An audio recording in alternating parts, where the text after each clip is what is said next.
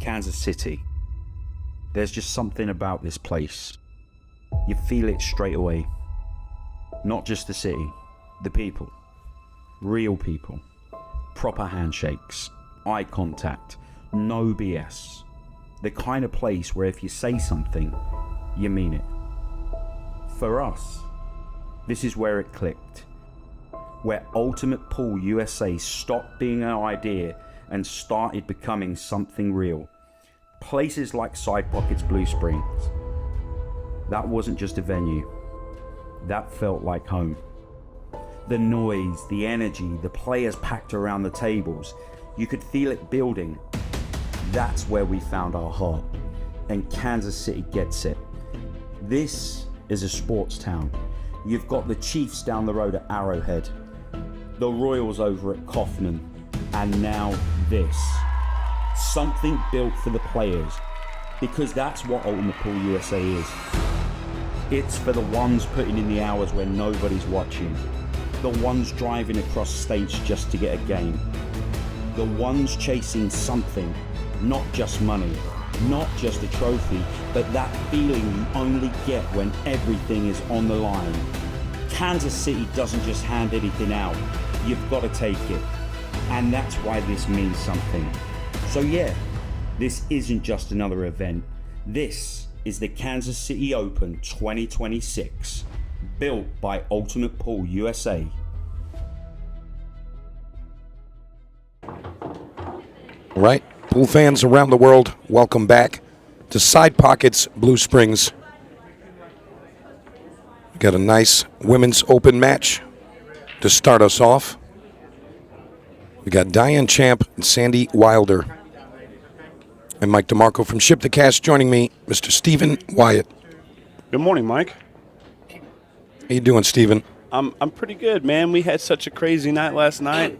It was an incredible feel, an incredible atmosphere.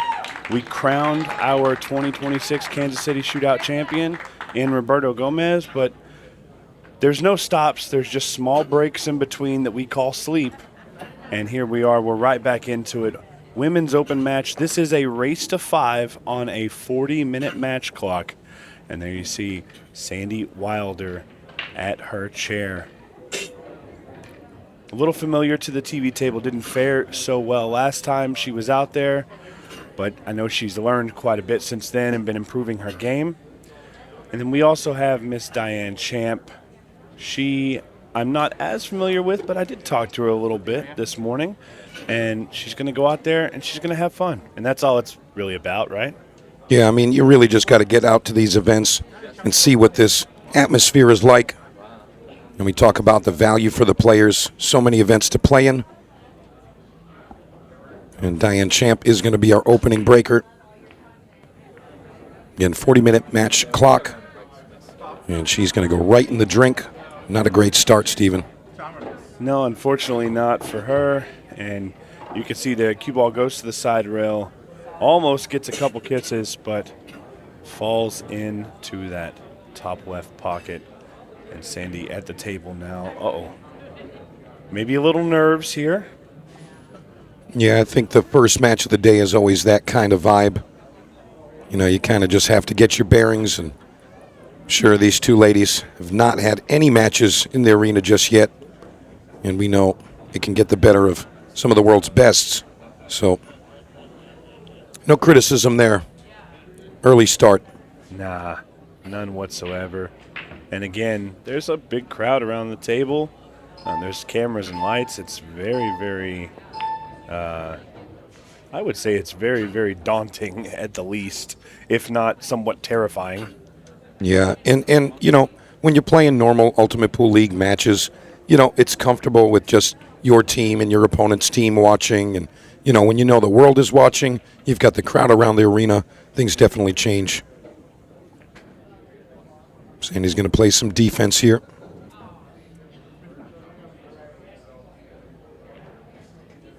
Not a very open table to start. And looks like it's going to be the green 6 heading to that top corner. Diane just aligning here.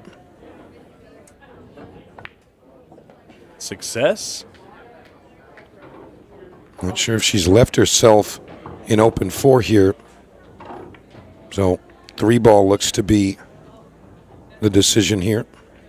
Yeah, she was just a little stuck there, maybe trying to play the combo or the 3. I think she's making the right decision here, taking the shot that's most comfortable.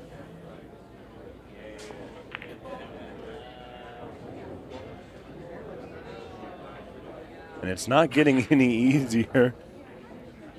No, I'll tell you, Sandy's not getting the best looks so far.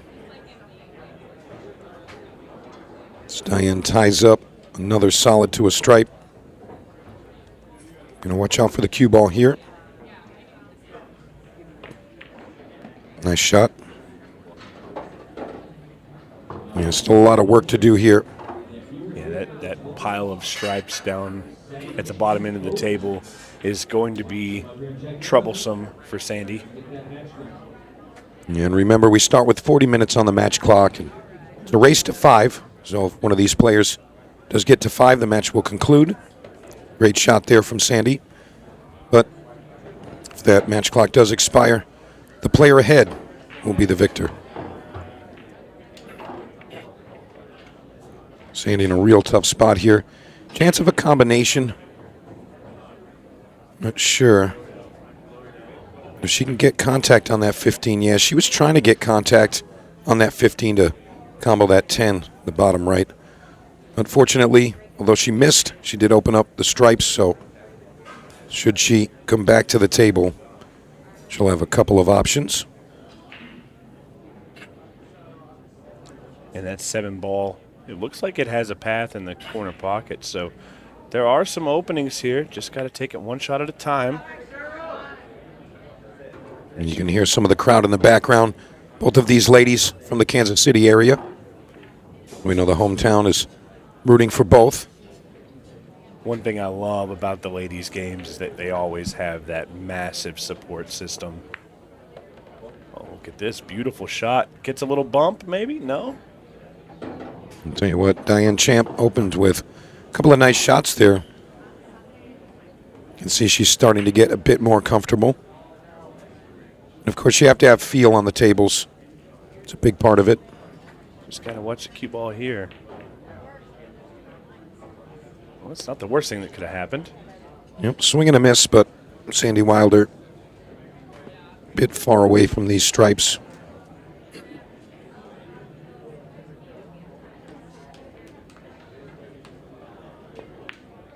Big shot there. Gets her right into control. You know, when you're playing the game, always looking for that one control shot to get you into line. And for Sandy Wilder, it was the 9-ball there. Shot here would just be to slide the cue ball over to the left side. Wants to play the 12. Just center bottom will get you there.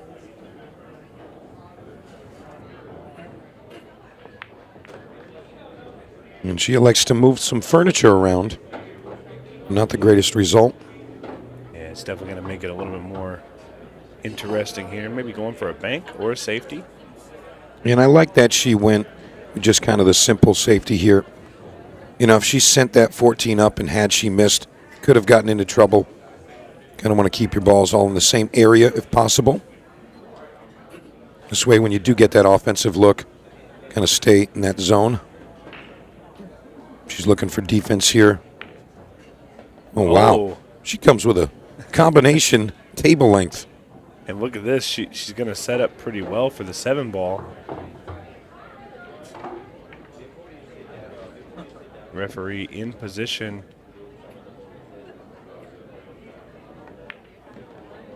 Nice shot.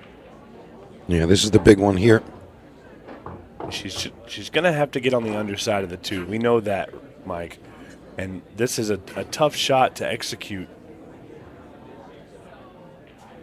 Looks like she's playing a bit high on the cue. Yeah, sometimes trying to work the cue ball can throw you off with your aim on the actual object ball going in. And I think that's what happened. So Sandy Wilder with another opportunity here. Doesn't want to hit this one too firm. Wants to leave herself on the 14 or the 10. And it should do. She can really go either way, 10 to the top right or 14 to the top left. Either one offers position to the next. Yeah, just got to be weary. Obviously, you never want to think you're going to miss, but sometimes it pays off to have that two-way shot in mind. Oh, most definitely. And she comes out pretty good here, Steven. You know, just a soft 2 rails and out, I think would be in order. She can play the 1 railer, but got to manipulate the cue ball just a bit to stay in line. Like to see her just play a touch of right-hand spin. Just kind of float over left side of the table. Trying to leave herself for the 8 in the side. She could come back above it as well. Yeah, speed looked okay, but she's rolled a little far. Yeah, playing the 1 rail shape, you kind of need to spin it with some inside. That can definitely make the shot more difficult. So Sandy's kind of reverting to just the B button. Cut the ball, cut the ball. And sometimes that's what you need to do.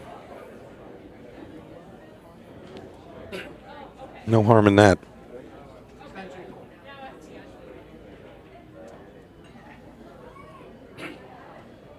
She's got to be careful with the speed she hits this. You know, because she's coming across the cut line. If she hits this too slow, can actually grab the 8 ball and push it to the right side of the pocket. And she hit it perfectly. Great shot. Sandy Wilder takes rack number 1.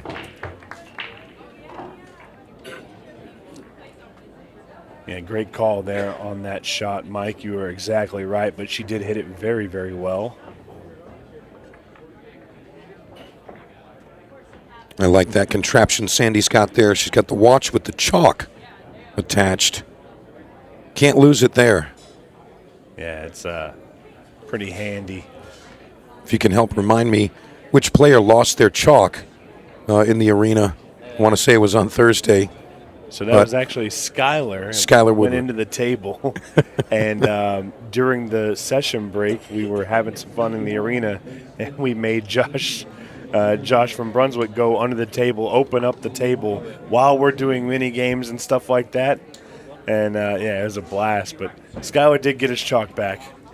I'm glad to hear about that. For now, Sandy Wilder leads 1-0 over Diane Champ. And we're in rack 2. Oh, bad kiss. Yeah, that's 2 scratches on the break this opening match. You're going to see the path.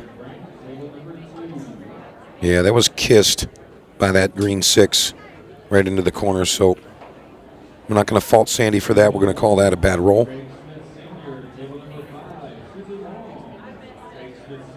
Again, both players from the Kansas City area. So Missouri natives getting some support from the locals. Big stroke on that one from Diane. You know, and that's the thing, Stephen. You know, you practice, play in league, play tournaments, prepare for events like this. And really, you have to find a way to bring your best game when it's called upon. You know, sometimes you see players miss shots and, you know, they think to themselves, how do I miss that? I always make those. But in the heat of battle and on the arena table, things can change.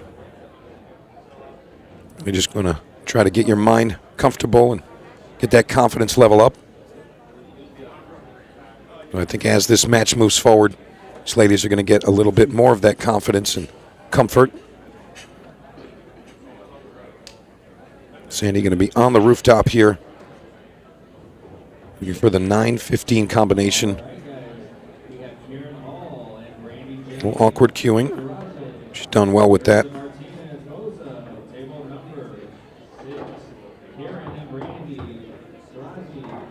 Well, 13 does have a solid hit. She would have to put a bit of right spin on it to pocket it. She's not comfortable shooting the 14, so she's going to go with some defense here. And that's the smart play. Sandy's looking for a win, not a highlight reel. An interesting stat here while we see Diane line this shot up. Both of these ladies do play Ultimate Pool League, and really incredible feature that we have on our app. I can pull up any player in the U.S. at any time and check their stats. So Diane Champ is a 251 up score with a right around a 50-50 win-loss record. So has held her own. She's also been nominated as player of the match twice, which is a really cool accomplishment. I love that feature in our league. We're able to nominate those players that have done well to help their team. Really cool feature. Yeah, that is pretty cool. Yeah, I like the access to the players, the stats and all that information. Definitely helpful.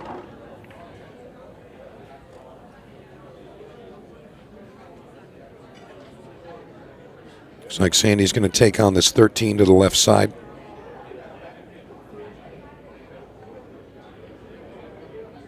She played that very dainty. And she got where she wanted to be. Likely the 10 ball here. Sandy's really just got to be concerned with that purple stripe frozen to the purple 4. The other balls are relatively open.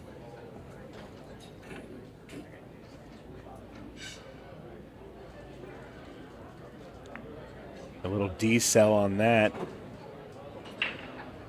And I'm just wondering, was that a legal shot? It must have been. Yeah, cue ball hit the rail after contact, so legal hit there. I think Sandy was really just kind of being mindful, as we mentioned earlier, the two-way shots. I mean, personally, I'm a fan of the two-way shot. Can't go out there without any insurance. If you're just not sure, just protect yourself a bit. And Diane Champ showing some pool intelligence there, pocketing Sandy's ball and alleviating her issue.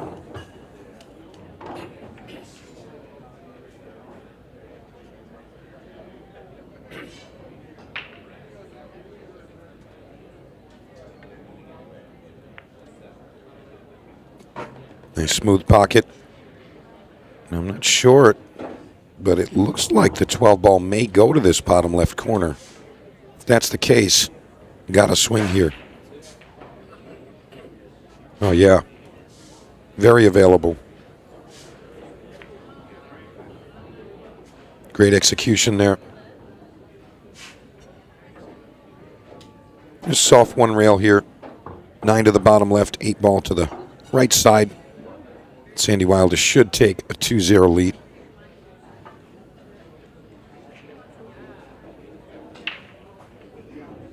Not a lot of cue ball movement here. Just pocket it. And she's come out perfect.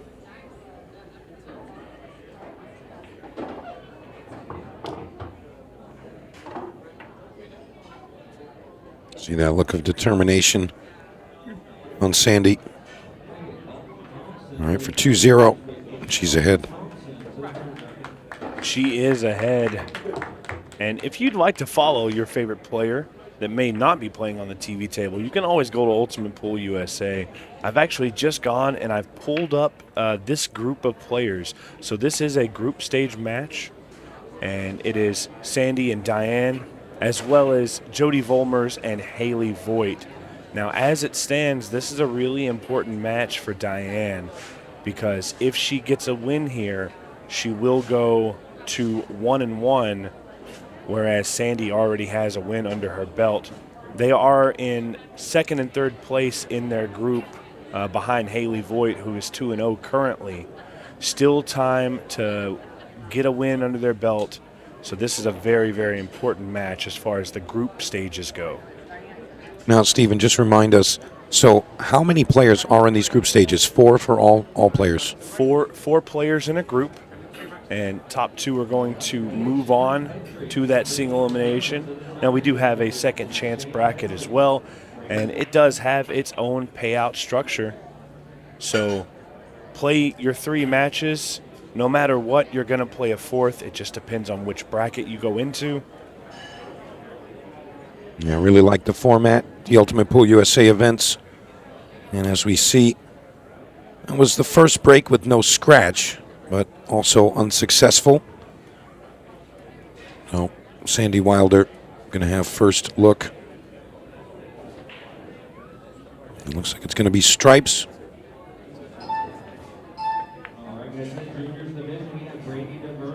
Yeah, Sandy's not afraid to travel and get into the mud with some of the best players. I've seen her around. So I think she's definitely going to be handling the pressure pretty well.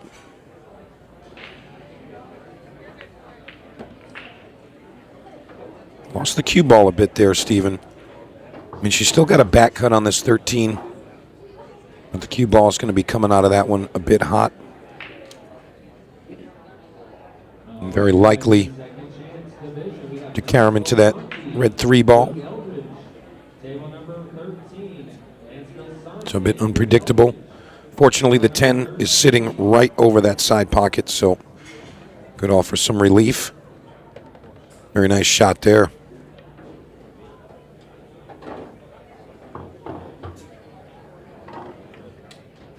Kind of pick of the litter here.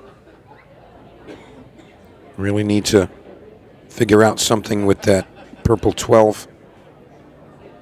And likely to use the 10 ball to alleviate that. Yeah, big shot here.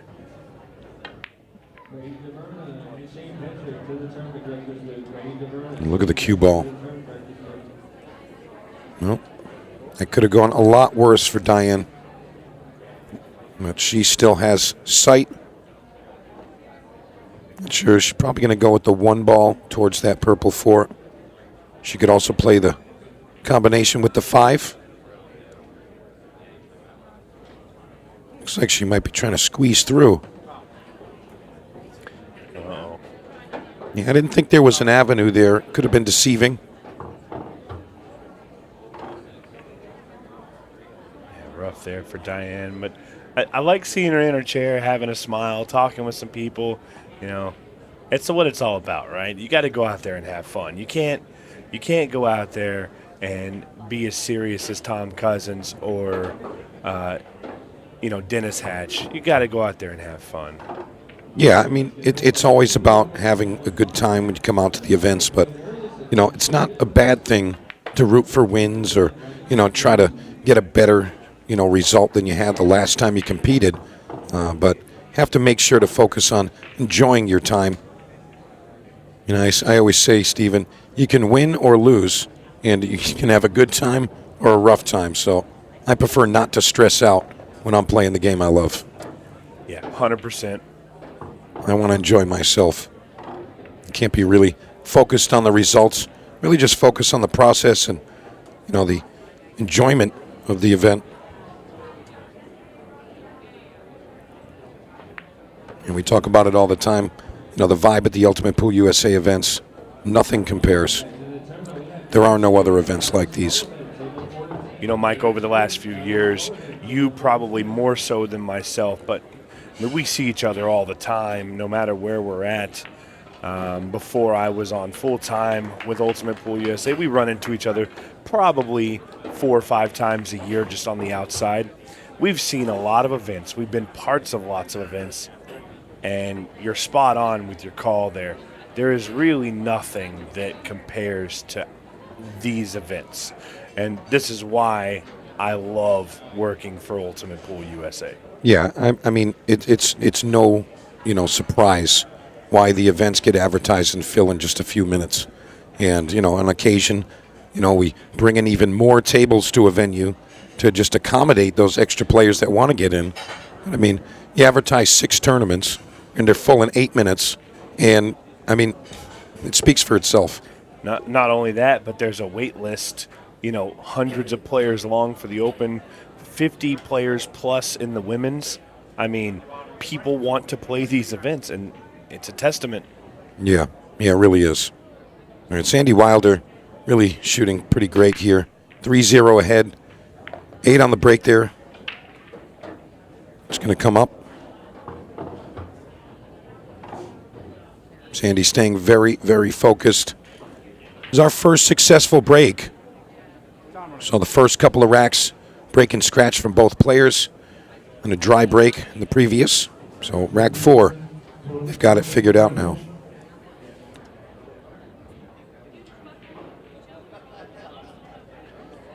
Big rack here for Diane. There's still plenty of time for her to get back in.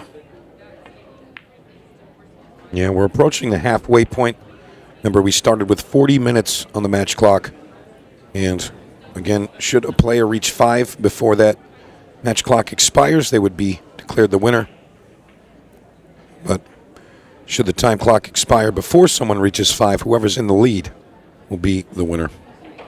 And then, as we're very familiar with at this event, if it were to go to a tie game, once that clock hits 0, we will see a 6-ball shootout. Oh, looky here. Sandy's going to get the 9-ball to trickle in for her. I'm sorry, Diane. Yeah. Called a stripe, shot at a stripe, and made a stripe. That's all that matters. Trying to take the bank there. She may have gotten a little fortunate. Didn't quite get there to hide from that 4-ball. All right. Wilder back at the table. She might be able to negotiate maybe a carom or a thin cut here on the 4. The alternative would be a bank, but it looks like she's going with the cut here. Very nice. The 1-ball cooperates. There's still a lot of congestion right around that 8-ball, the center of the bottom table. Bottom portion of the table, I should say.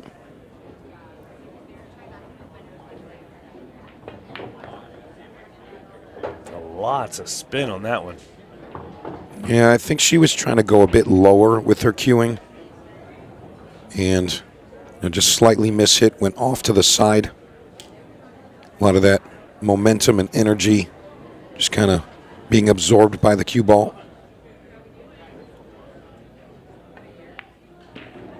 Nice clean stroke there. Position a little spotty. Looks like she has an avenue to that orange 5.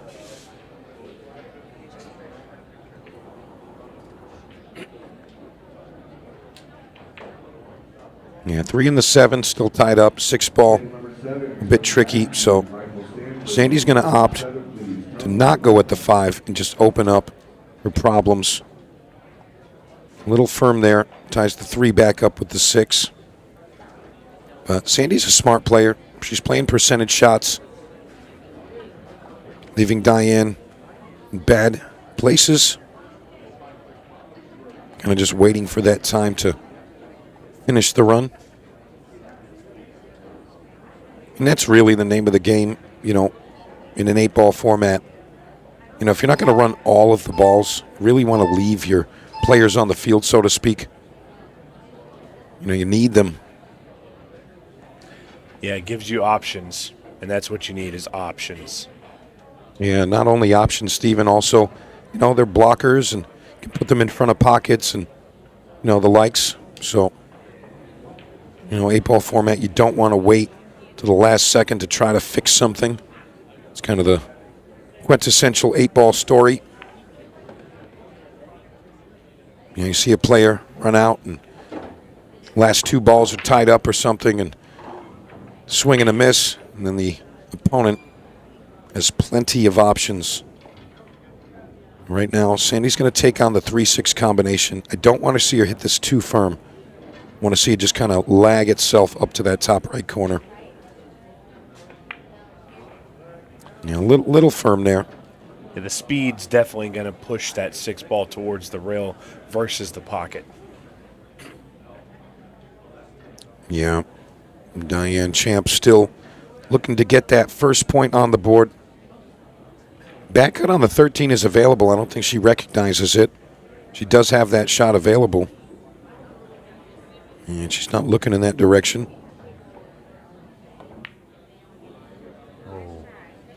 Very valiant effort there. That's a tough shot to have to take on.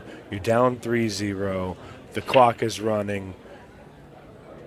I mean, anytime your opponent comes out strong and they're getting the points, they're finishing the job. If the scoreline's 3-0, every shot gets a little tougher. Sandy taking on this green 6. No, again, playing smart. And look at the speed of the 6. Essentially forcing Diane Champ to shoot at this purple stripe 12. Really smart stuff from Sandy Wilder. Pool intelligence way up. Look at the bank shot from Diane Champ. What a shot there. Gets a line and just fires it in. Yeah, that's definitely replay worthy there. It's not an easy shot. Oh. You know, a lot of times, Steven, you make a great shot, you got to take a quick lap around the table. You know, you get that energy and the adrenaline pump real quick from the good shot and kind of lose sight of, you know, some of those fundamentals at times. And anytime you come with something and, you know, you feel all excited about it, it's usually a good idea to kind of just take a quick lap and then reapproach the table, kind of reset your mind. Yeah, it's easy to let that adrenaline get to you. Most definitely. Nonetheless, Sandy Wilder, ball in hand here, got a tricky layout here.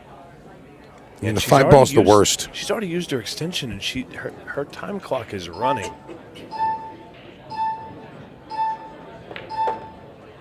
All right, quick decisions there. Not really an offensive shot available. She could try to get the 5 off the back of the 15 to the corner. Not sure what she's thinking here. Maybe the same shot for the 3 ball. Nope, she's going to try and open it up, but she didn't get underneath it. So now she's just in a weird spot here. Yeah, she's just trying to make it so that Diane can't really get rolling. You know, she's putting her in bad positions, and she continues to do that, which is really smart. Oh, and she got the touch, and she got the rail.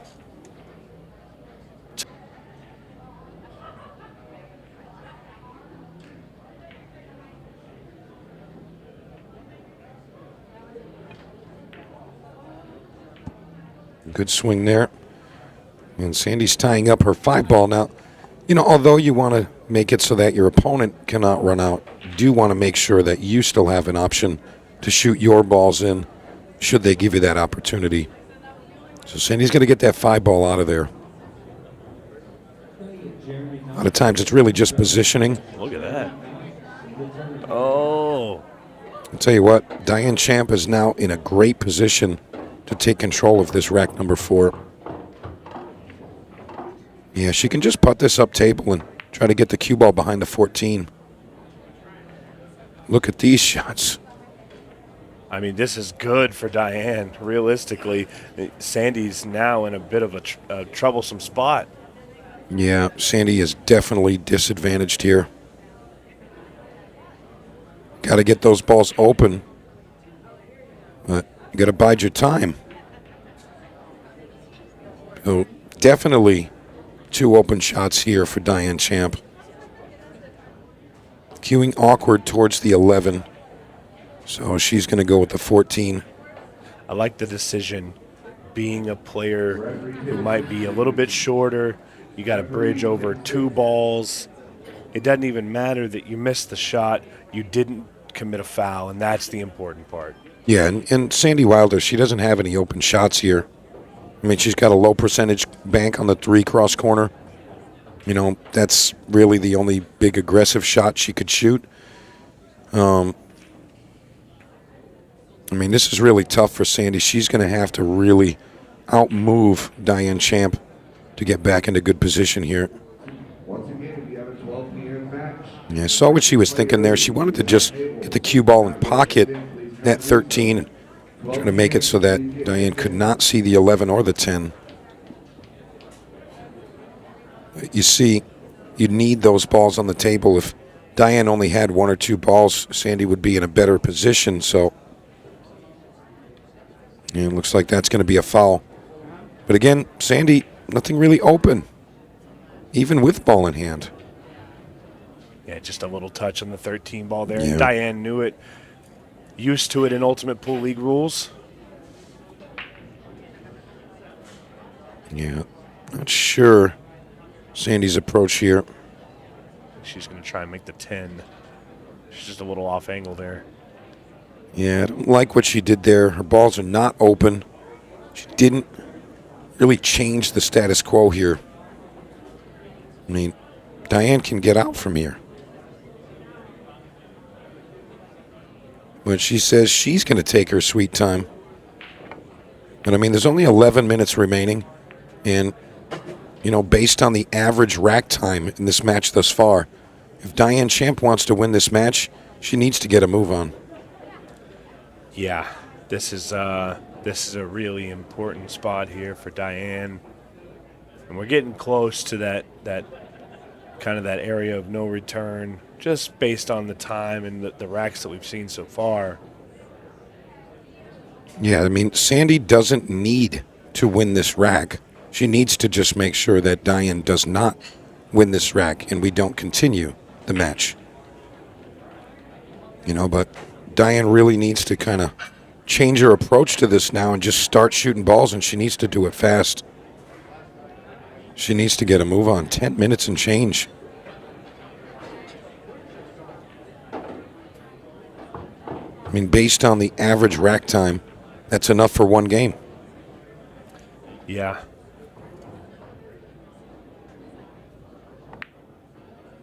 What a shot that was. Very nice. Yeah, you got to start stomping around that table, Diane.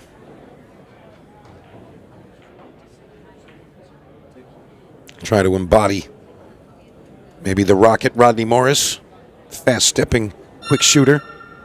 You hear that chime, Steven? What does that chime mean? That chime means that we are now on a 15-second shot clock.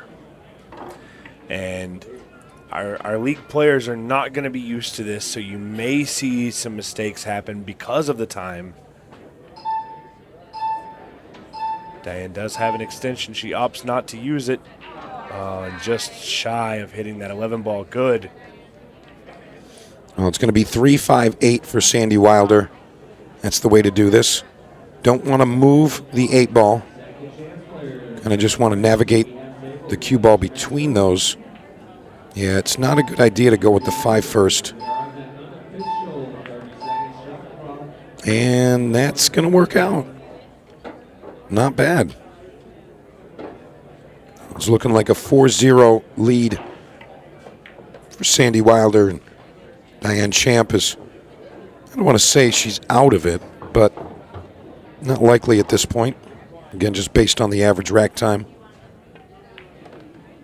All right, Sandy goes up 4-0.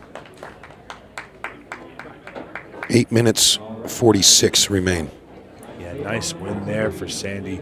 I do want to talk a little bit. Of course, our next title that we're going to give out is our Kansas City Open Mixed Pairs title.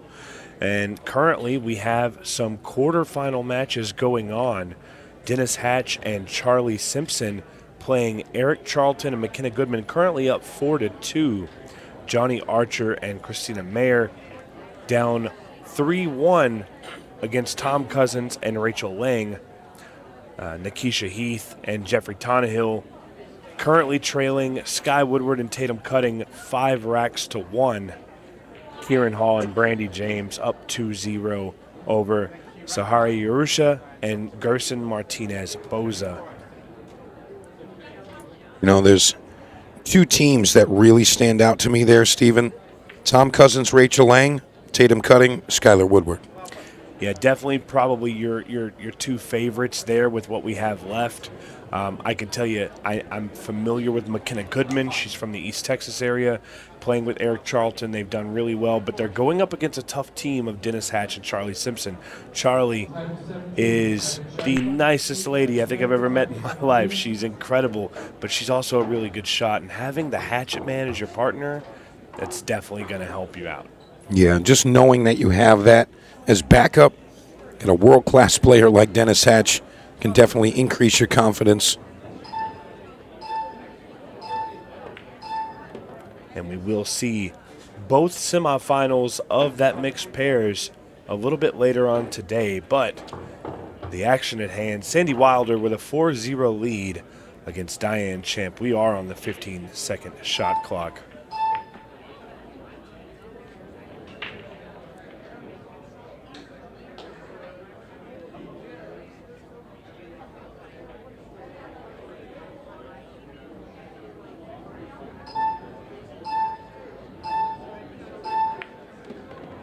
All right, Diane Champ still continuing to push here, but her opponent, Sandy Wilder, sitting on the hill with just 7 minutes and change.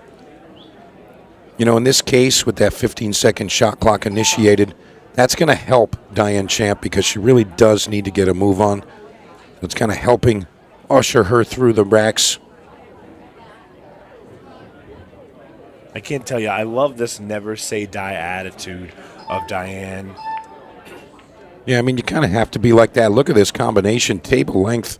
What a great shot from Sandy Wilder.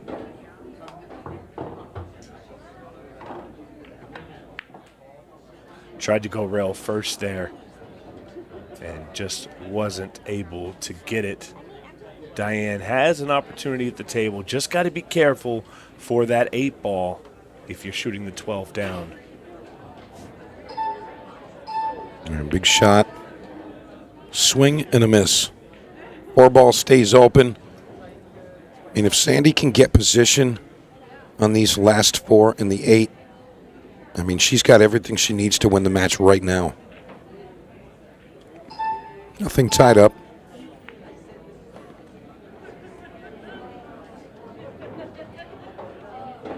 You're really all about just kind of shot selection here.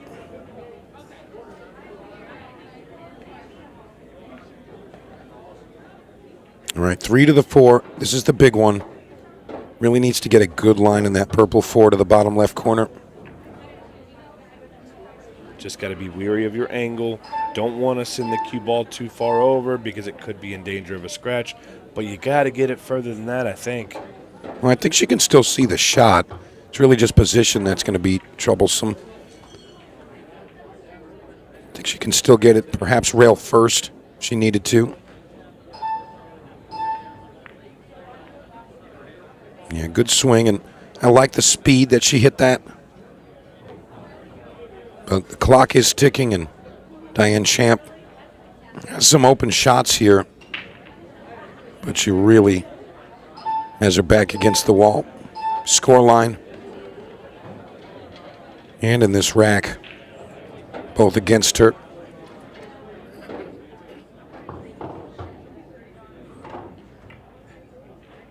Every shot critical here. Oh no, not this. I'll tell you what, that cue ball hung on by a thread.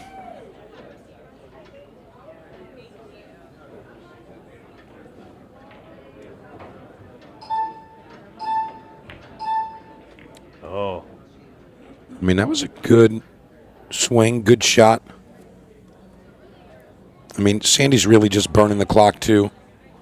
I mean, at this point, Diane Champ, I mean, we've seen sub 1 minute runouts, so, I mean, you have to see that. But at this level, I'm not sure if Diane's going to be able to get there. I think one thing that Sandy's kind of forgetting here is that every rack she wins is worth points. And obviously, you know, you're playing smart. You're trying to make sure that you don't give up racks to your opponent. But also, winning those racks is really important. Just like in league, every rack won is worth a point. And when we're looking at those group stages, it could be the difference between moving on. But it looks like she's going to get there. Yeah, if there's enough space to get that 8 ball in there.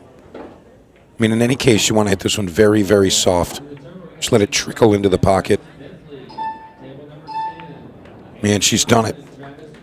All right, congratulations, Sandy Wilder, taking out Diane Champ, our women's open match. And when we return, I'm going to be back with more action right here from Side Pockets Blue Springs. Be right back.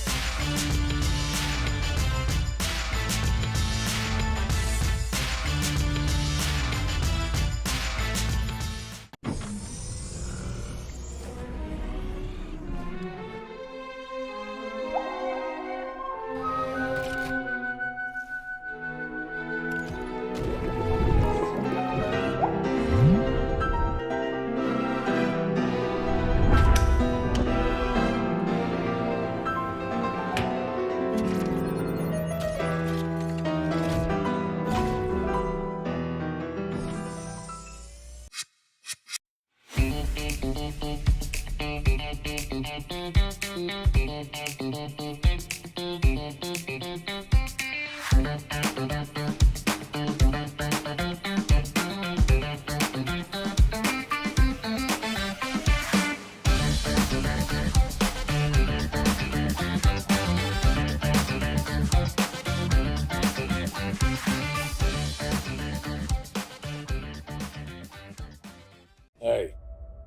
we're back. Everything that's happened over the last year is going to come to an end. Some team of amateur pool players are about to win $100,000. That's pretty special. Apron and Southbound are your national champions.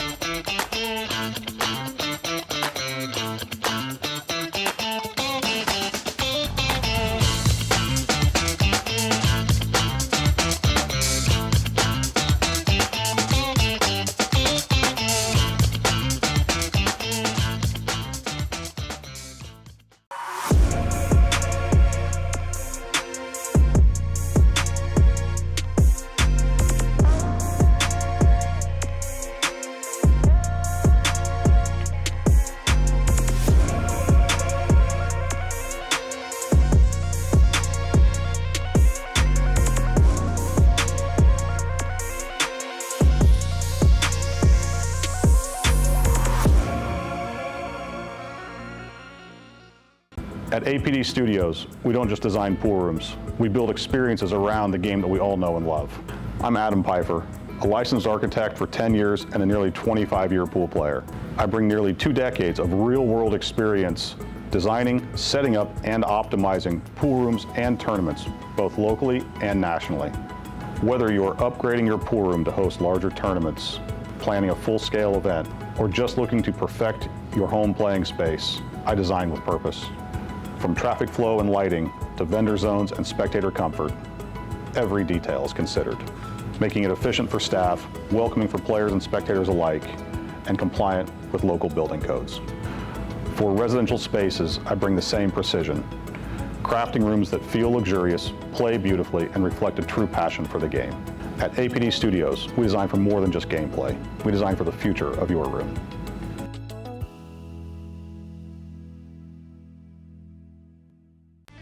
With over 175 years of billiards history, tradition, and expert craftsmanship, Brunswick is a name synonymous with our game, which makes it the perfect partner for Ultimate Pool USA's vision of fun, fast, and exciting pool for the players all across the United States. Brunswick, Ultimate Pool USA's official table partner.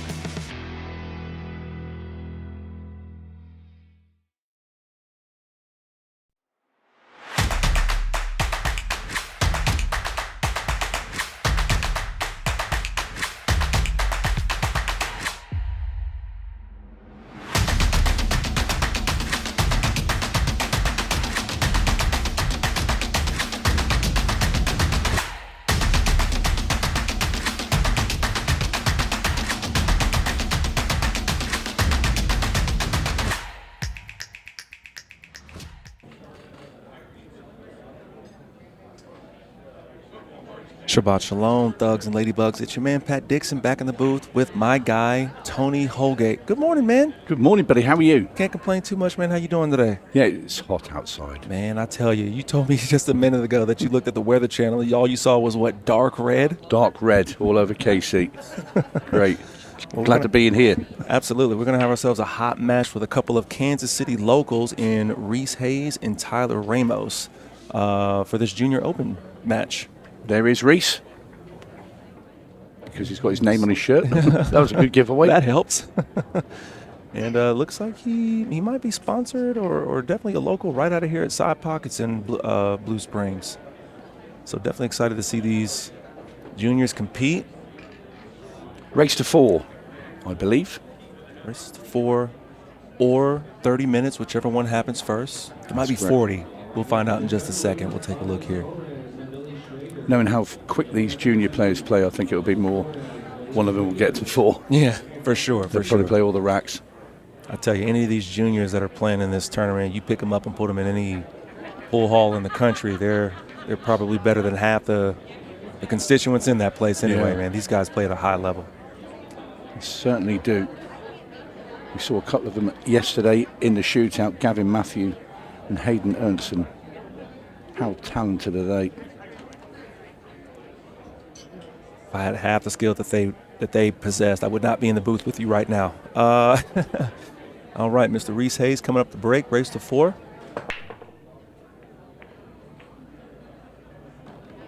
Gets the ball on the break.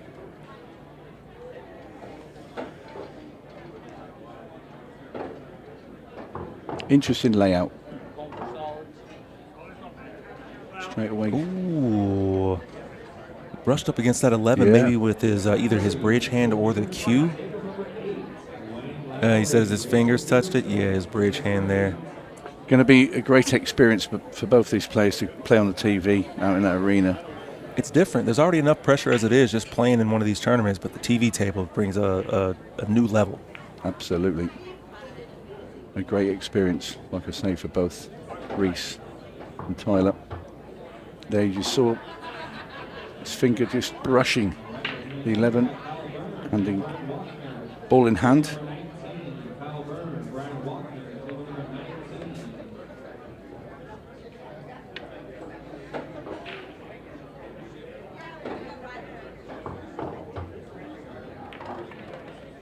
And they're obviously both very talented players, but it's going to be about who can remain the calmest, I think, in the environment. Who's got the poise? Yeah. Stripes look very good here, though. Nicely done. Perfect weight. Very confident shot there from Tyler. And the other thing they've got is the shot clock. They won't be Yes. used to that if they've been playing on the outer tables. No shot clock out there. She's got a little bit heavy into that shot. And the other thing is, yes, they're the identical table because they're all Brunswick Tournament elites, but this table plays a little bit quicker. Constantly brush, and also with the TV lights over the top, makes the cloth warm and it will run a tad quicker than the outside tables. Nicely done. And if you combine that with the 4 1/4 inch pockets versus the slightly larger ones out there on the tournament floor, gives us some exciting matches for sure. Ooh, rattles the 8 in the corner. It's going to give Reese an opportunity. In this session in Ultimate Pool League, we are able to have juniors come and play. So if you're 16 and up and you want to come and play in the Ultimate Pool League and some UPL, you have the opportunity to do so right now. So you can have a chance to get used to that 30 Do you have second to be shot 16? clock. You got to be at least 16. If you're 15 3/4, call me when you get that extra 25 cents, right? But 16 and up, you can come and play, have a great time, and get used to that 30-second shot clock that you were mentioning earlier.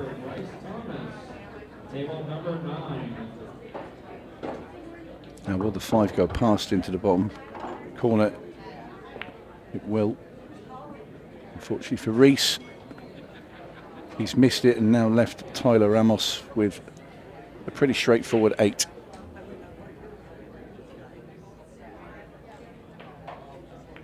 Tyler Ramos drawing first blood, going up 1-0 in the race to 4. Kansas City Juniors Open. I need that watch, big dog. Let me borrow that. A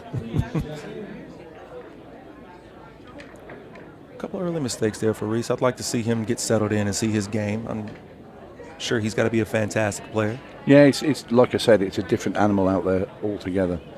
You know, when you're on the outside tables, there's a lot going on around you because you've got somebody playing next to you and nobody's really paying a whole lot of attention to your match. But here, all eyes are on you. Absolutely. Absolutely. And definitely that's something to think about. You know, you got the cameras, the lights. I'm thinking about, well, I'm trying to focus on the game, but I'm thinking about the people behind me and then the millions and millions online watching around the world. Well, yeah, I mean, and there are, because I got a message yesterday from few South Africans are watching it in Cape Town and beyond. It's awesome. Which just shows you, you know, all around the world this is being viewed. Nice break.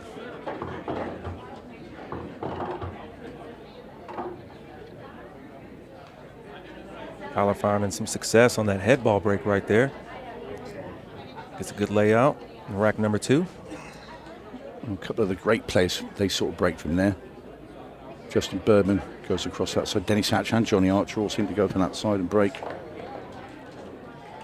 Tom's got one of the most interesting breaks where he's holding on to the rail from one diamond off the center.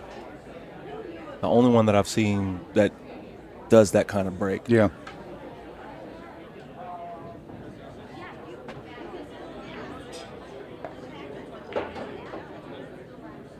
This layout's looking good for him here, Tony. Looks very composed.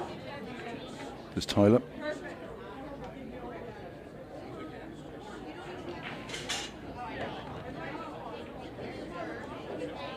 Got to get up the table a little bit off this 3-ball.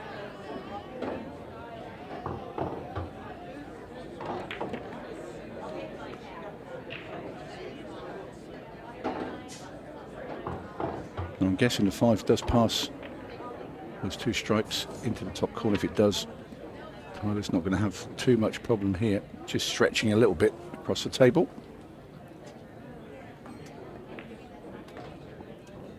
Played that well. We might be looking at a break and run. He's looked very calm indeed. Impressive. Tyler Ramos to go up 2-0. Ooh, It did wriggle its way in.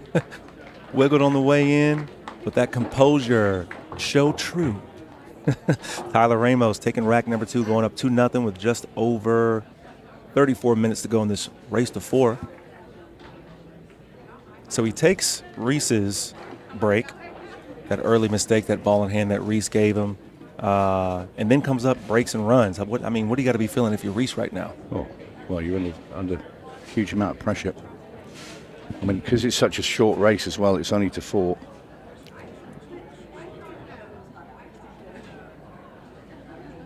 Smiles on the face. When you look that good and you're playing that good, I'd be all smiles too. This guy's shining. Nice haircut, clean cut kid. Yep. He's got the game to match. Playing on these beautiful Brunswick Tournament Elite tables. Man, I tell you, down there in Charlotte, I keep trying to tell everybody how great these tables are. I like the seats as well, actually. Yeah, they're great. Prefer that to a low seat, I think, if you're playing. It's easy to get back up off if you do get back to the table quickly. And also you've got the little ridges there to hold the cues. Little cup holder right there for your beverage. They're nice. They really thought about that. Got a dry break here from Reese. Not what he wanted at all. What do you like here looking at this layout? Isn't it a little bit more congested in the middle there? Yeah, they are. Stripes for me. I don't like the 1 and the 3 over there. Again, there's not a ball nearby to get into them, so I think if I was Tyler now, I'd be looking to play stripes.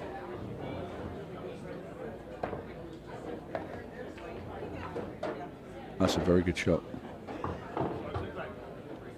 You see, checking to see if the 12 goes in that side pocket.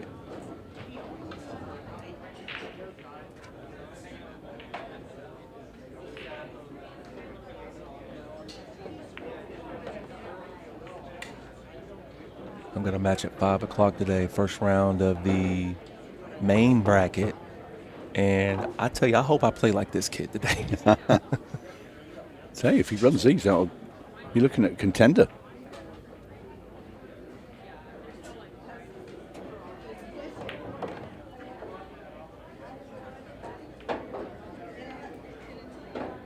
And with the field as strong as theirs, you put all the juniors' names in a hat. Let me pick one out and say, yes, I get to play like them today, you know? Yeah. Talent out the wazoo.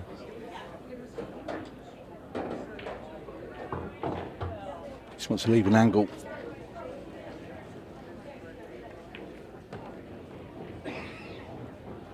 Played off the 3. I think I'd have left those 2 there because they're they're a problem if you do fall over on this finish. I'd rather leave Reese some work to do. By doing that, he's now opened up all the solids. He's landed in a bit of a sticky one here because trying to get onto that 9 from there, you wanted an angle where you could shoot down to the top, come off that side rail and come behind the 9, shoot out up there and the 8 in the side.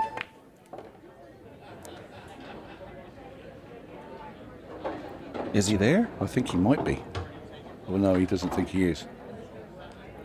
2 must be just sticking out a little bit too much for Tyler.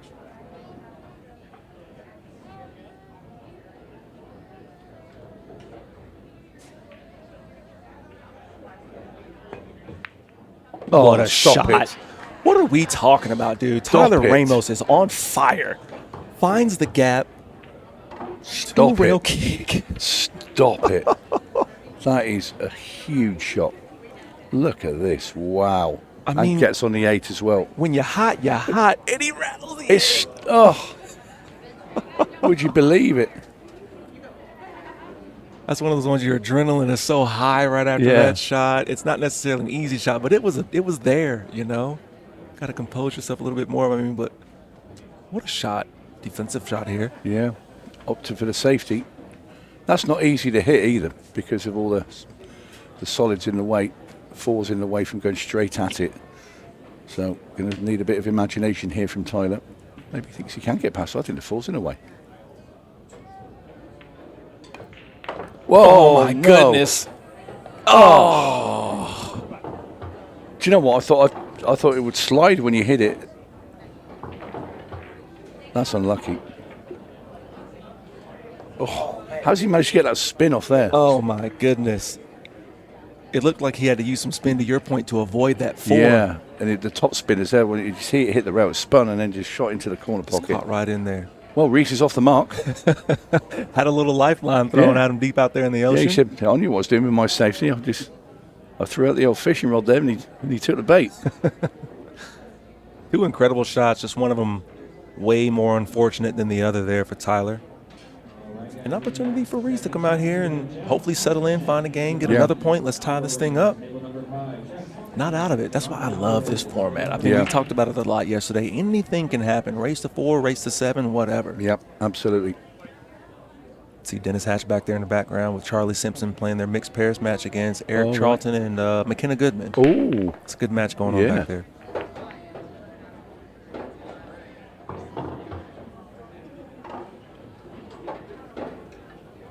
Tyler makes balls again off his break.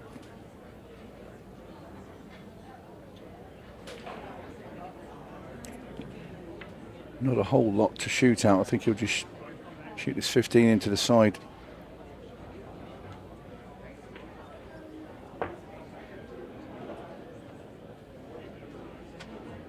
Well, unexpected miss there. Now, with that miss and Reese coming to the table, what are you looking for here? Well, again, I want the stripes. They're more open. I don't like.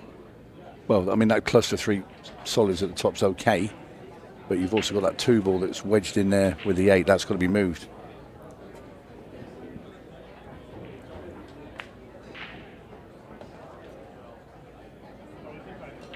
Tried to kick the 2 ball out there immediately, and you want to address your problems early.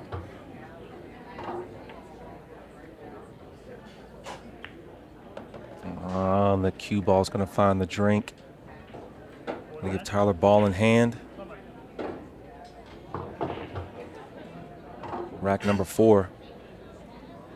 Just crossed underneath that 30-minute mark. Let's race to 4.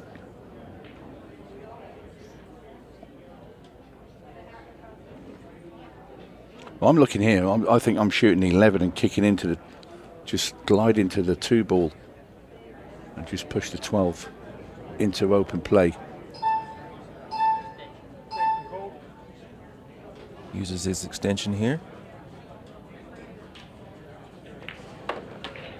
I'm impressed he remembered, because if you're not used to this, you go out there and you especially when you're concentrating, your mind's on your normal shot. Right, I'm going to move this out here and forget all about that completely. He doesn't move the 8, Tony. Nope, didn't need to. It's got a good stroke as he hits the ball. I like it. Very smooth. Yeah.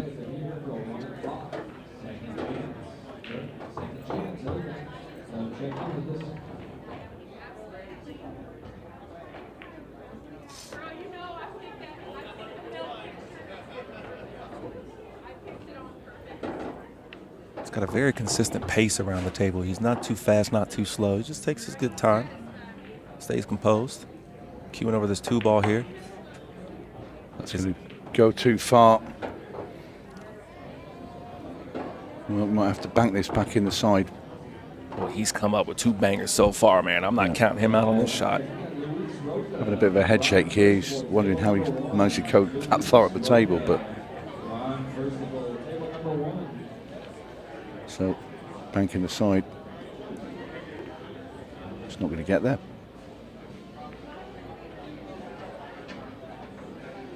Reese with another opportunity here.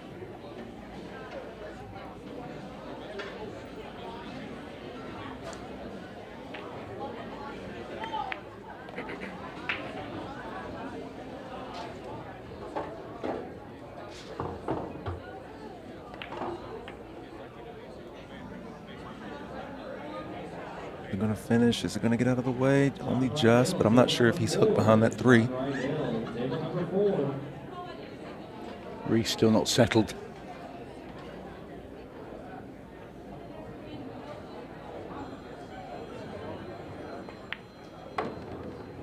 Very nice shot right there by Tyler. Looking to get to the hill first. And he does just that. It's going to be 3-1. Yeah, he's looked very good, Tyler Ramos. That he has. Like I say, people watching think, oh, it's easy out there, and I can tell you it is not.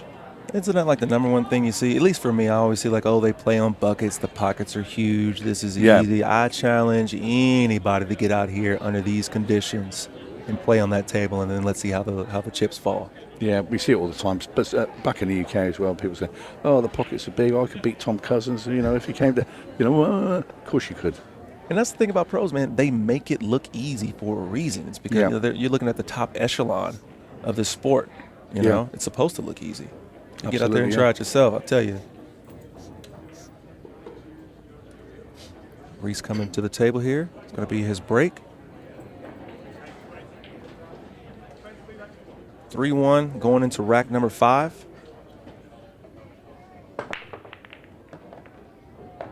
Makes a couple balls here. Again, a big cluster in the middle of the table. Seemed like he let off a little bit on his break there. Yeah, doesn't have the same explosion that Tyler has on his break.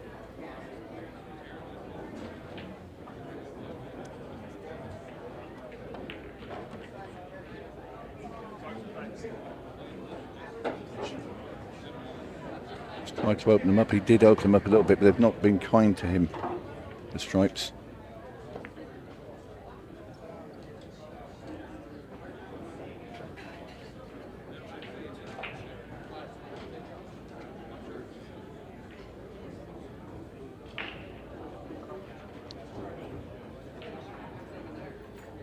Right after this match here, we're going to have Brady DeVerna versus Shane Petrick. Another juniors match coming up. That's going to be an exciting one. I'm not sure about Brady, but I know about some Shane. Shane's yeah, I know both of them. That's a great game. Yeah, Shane's here. His mum and dad are here as well. David and Shannon. Great family. Yeah. He plays all over the place as Shane. I know he's over in Valencia in Spain not all that long ago. Great finesse there on that shot. Shane's mom made me a custom 8-ball bracelet. She's got a... I had... she made a... it was a little thing you hang around. A little clasp. Yeah, that was it. Yeah, it was pretty cool. She made something for my whole family, man. Thank you so much to her. Shout out to her. Top Spin Designs, Top Spin Custom Designs. Find her on Facebook. She's awesome. He's taking a look at this shot all the way down the rail.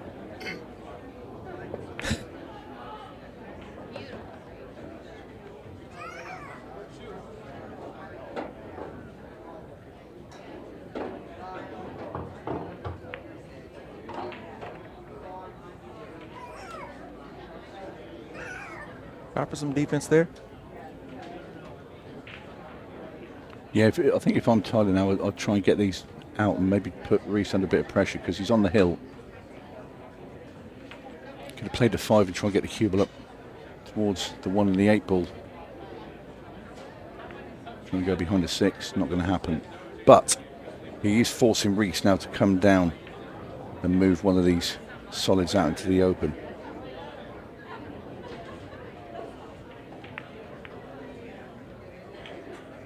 For me now, I glance off the 4 ball that's there stuck to 11 and try and come off that side rail and try and get behind the 1 maybe.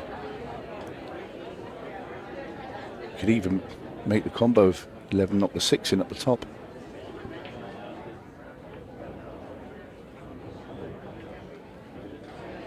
Or you could push the 4 into the side pocket and make the combo at the same time. I'm looking at trick shots now, but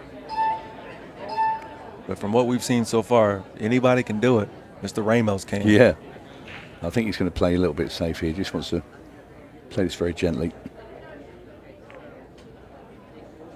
He's going to get behind the 1. It's a good shot. That is a very, very good safety there from Tyler. That shot right there for me is just as impressive as that kick up the rail. Yeah, to get the weight right and the angle. I have to say, been very impressed with Tyler Ramos.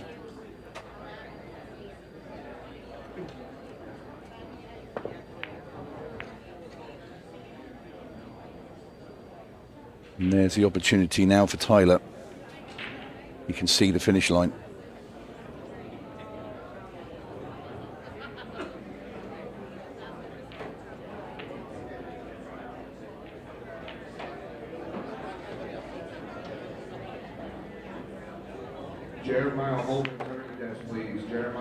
Nice shot. Just gets all of those balls out of the way. Yeah, he didn't like that just to stay over the side pocket. And what's happened there is he can't get to the 6, I don't think, straight. Might have to either bend round or he plays the combination. He was thinking of the combination and he's now switched. Trying to little dink it round that 4 ball. Yeah, needed a hit down on it then. It's like just a little swerve shot. A little masse around yeah, that 4. He thought he could just do it with a little bit of right-hand spin, but does put the pressure back on Reese. Yeah. Almost a full table shot here.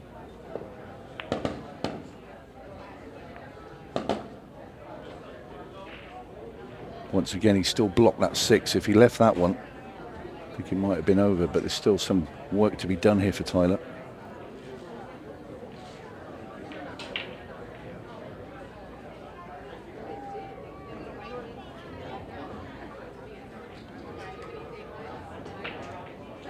Plays the kick. What a shot.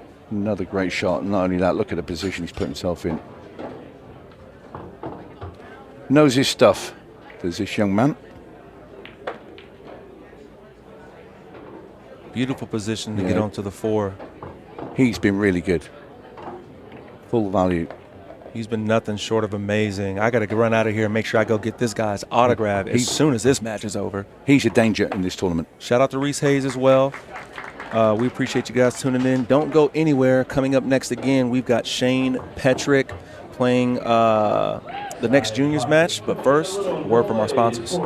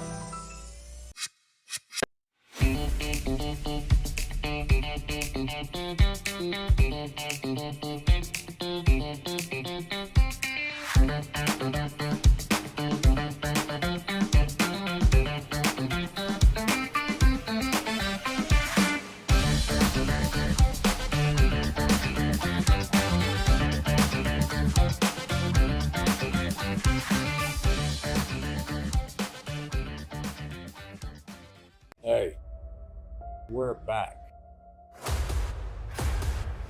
Everything that's happened over the last year is going to come to an end. Some team of amateur pool players are about to win $100,000. That's pretty special. Edgerunners Southbound are your national champions.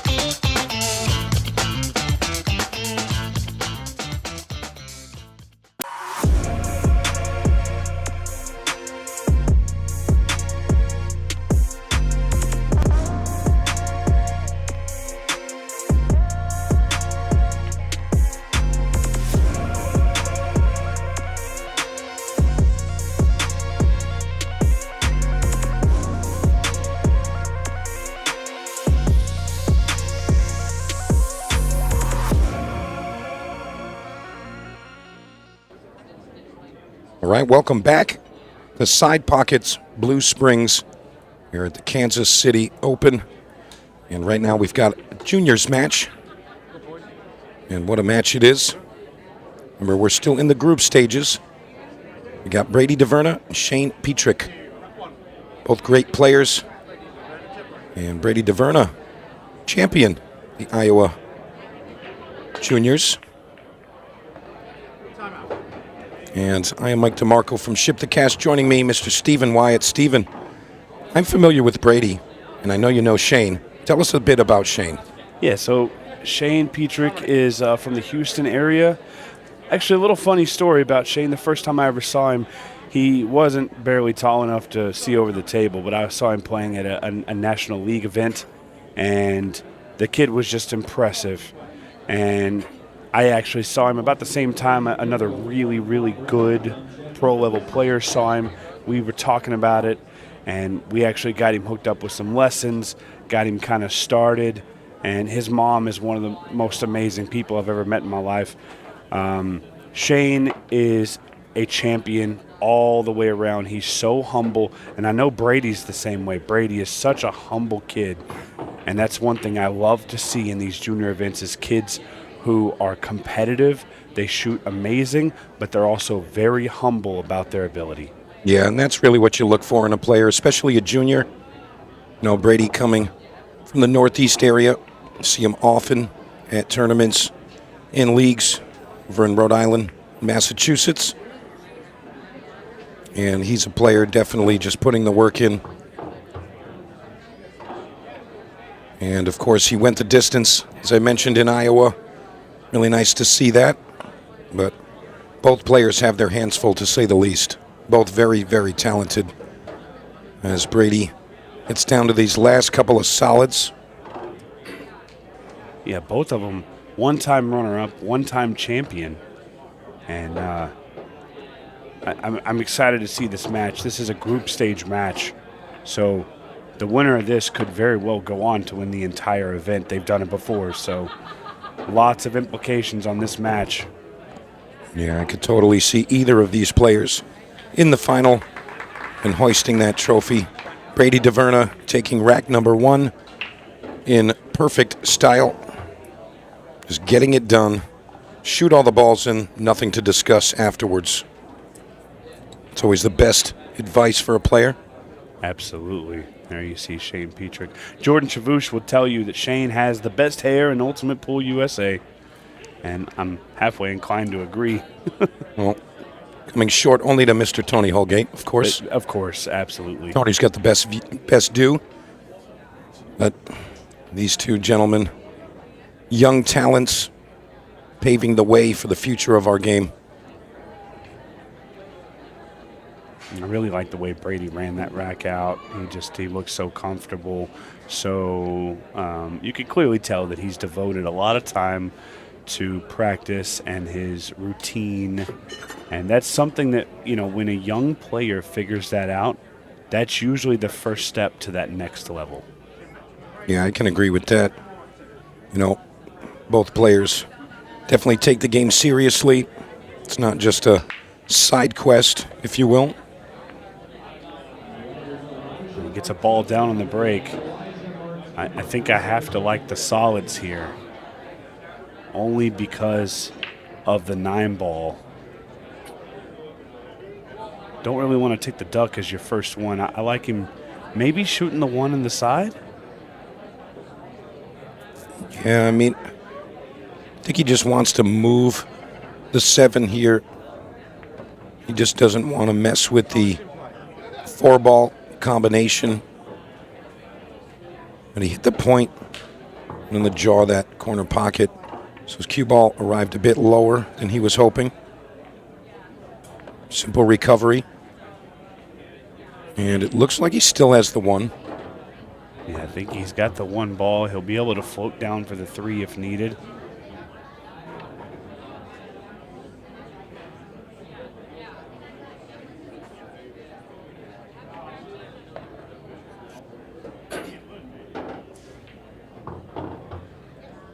Yeah, Shane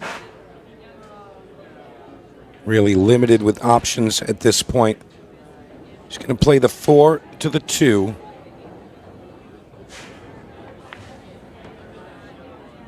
And you see him pulling back just a hair. He wants to stay under the 6 if he can. If he can draw it towards the 13, that orange stripe, that would also do. Just needs to have a natural line to get up to that red 3, right above the 8 ball.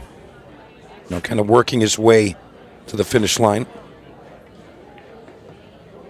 And he's lost the cue ball.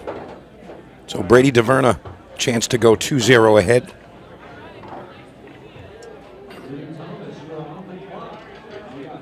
Yeah, big moment. Yeah, definitely. Brady looking to take his last juniors title here in Kansas City as he just turned 18. So this will be his last swing as a junior. Just graduated high school. And he'll be attending the Embry-Riddle Aeronautical University. That's incredible. Yeah, absolutely. He wants to be a pilot. And you know what? He's going to be. Well, and I gotta love that. Somebody who sets their mind to stuff. We've seen him set his mind to pool, and he's done well in it. And to see him be a pilot would absolutely be incredible. Yeah, Brady's a 4-time Rhode Island junior champion. Of course, we mentioned he won the Junior Open in Iowa, Ultimate Pool. Last year, he was the runner-up here in Kansas City. And in Florida, Junior Open, 3rd place. Incredible. Yeah, Brady definitely managing his, his life goals and career, and at the same time pursuing his passion for pool. It's awesome to hear. Yeah, Shane just turned 16, and I think he's still just weighing his options on what he wants to do. He's still got a lot to figure out there. Yeah, a lot of time, too. 16, just a baby. Yeah, absolutely. But he definitely loves pool. His schedule is always packed full of pool events. As you see Brady take down rack number 2. Yeah, 2-0 head start for Brady DeVerna. 34 minutes remaining. The one thing I love about these juniors, and you walk around this room the same as I do when we're not on, and I can ask you the question and know that you'll know the answer. If these guys aren't on a match, you can find them in one spot. It's the only open table in the event because it's a snooker table. And there's probably 10 juniors wrapped around it waiting for their chance to shoot because all they want to do is play pool. That's right. Yeah, they're still just having a really, really good time, having fun. And I think all of the adults that are competing this week can take some cues from the juniors. Just enjoy yourself. Have a good time. the results will come. Just do what you're supposed to do. Play pool. 100%. All right, here we go. Rack 3, Brady DeVerna. Took a little bit off that one. I think it's going to cost him. No ball in the break. Yeah, still some congestion. Had some time to talk with Brady about his break, and he said that was really his only struggle so far in the event. Not really getting it where it's dialed in. So, he actually went over to a neighboring room and practiced the break for a little bit yesterday. And he came back today and said, hey, I've decided I'm going with a second ball break. And he's going to try to hit medium speed. That's what he's going to be working towards here. So, things like that, taking it that serious. Hey, I don't have a match till X time tomorrow or later on in the night. You know what? I'm not just going to sit here. I'm going to go work on my break. I'm going to try to get this done. Well, and that's what it takes.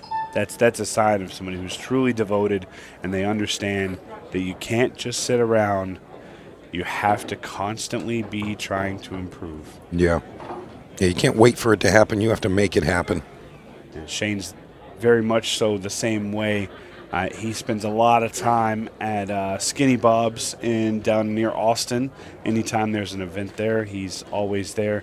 And the only tables that they have available for practice down there are a couple of 3-cushion tables. So himself and several other high-level players tend to sit there and play 3-cushion in between matches. He's, I would say, a prodigy of Roberto Gomez. Roberto spent a lot of time with Shane. Perhaps he took some hair coaching from Roberto. Possibly. Possibly a sponsorship with the hair gel. I would go after it, honestly. Yeah, why not? Shane definitely pure talent. And at just 16 years old, there's no telling what heights this young man can reach. First 2 racks got away from him a bit. But we know that it's going to be tough.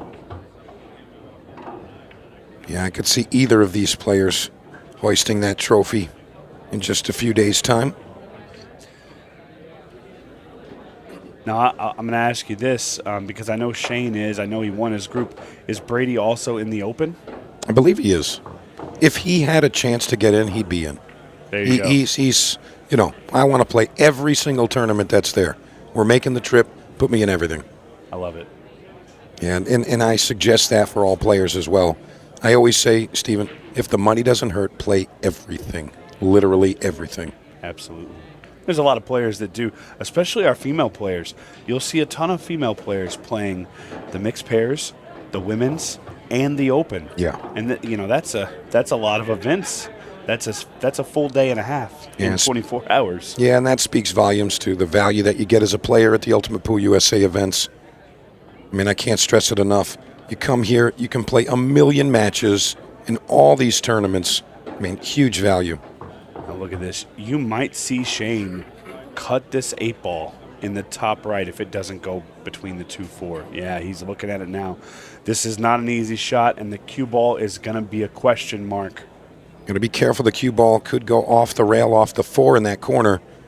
Got to be mindful here. Need a bit of good luck, too. Oh, it just falls.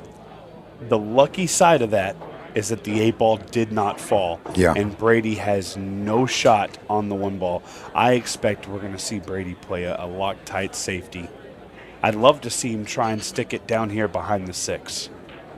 He's going to try to make something happen. Let's see what he's come up with here. This could be dangerous.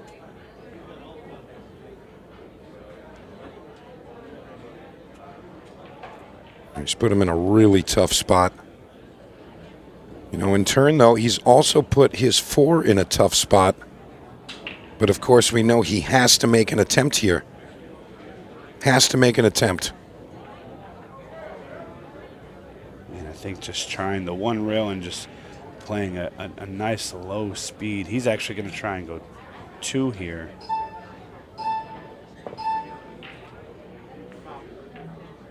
Yeah, just tough to get the angle. You really had to come in, trying to come in between the 1-4, and it was just a tough one. But, yeah, like you said, Brady's going to just keep moving this now. You got to be careful here, because if Shane isn't left with an opportunity to shoot a shot like this, this will be a stalemate, I'm almost positive.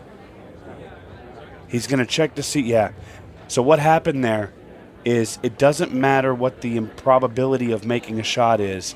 As long as there's a path for the cue ball to pass, it will be a good play.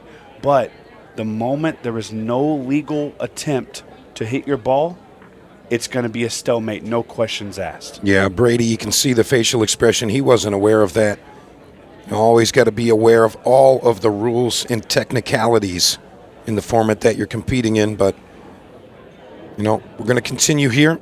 There is a bright side to this. Brady did not let Shane get the rack, and all that time spent on that rack is gone. Yeah, so we still got the lead, and the score hasn't changed. As you mentioned, just more time off the clock.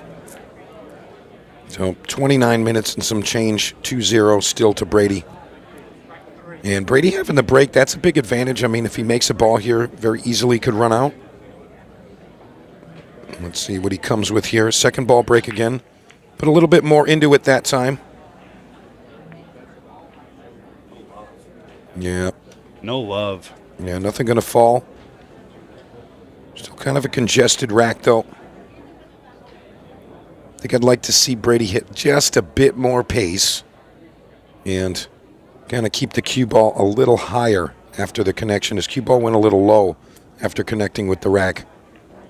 So he could put a little bit more power, same positioning on the cue ball. That would be a good equation. Now, Shane has the solids at this point, and the 3-ball looks a little tough, but honestly, if you are able to get a straight shot on the 6-ball, all you got to do is roll up. He doesn't get straight here. He's actually going to be running into the 3-ball, I believe. You got to be careful here. I think he's going to dig and try to nudge that 4-7. Just like you called it. Yeah. Just try to get yourself more options to get there. He's got the 5 that he can drop down behind the 3. Perhaps the 3-ball does pass that 14. I mean, it looks like he was eyeing it up.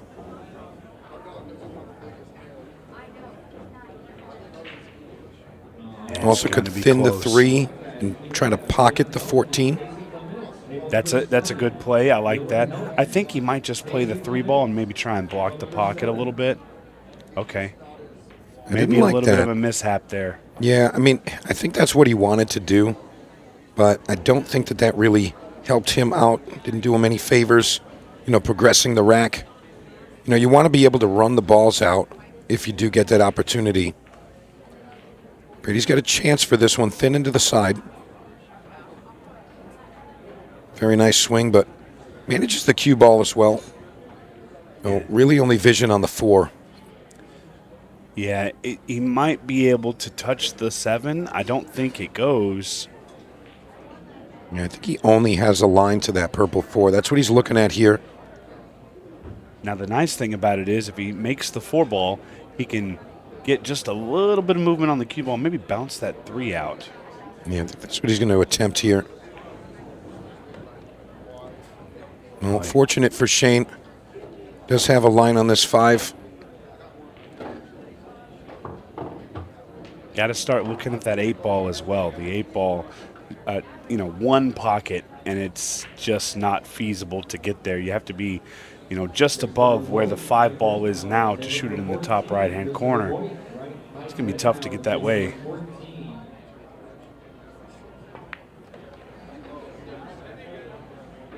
I'm not sure what his plan of attack is. I mean, he's going with the 7 here. You have to. But as you said, Stephen, that 8-ball is in trouble. He's going to have to progress that somehow, and it's, again, that quintessential 8-ball story. Save the problem for the end. Can be problems. All right. He doesn't really have a shot.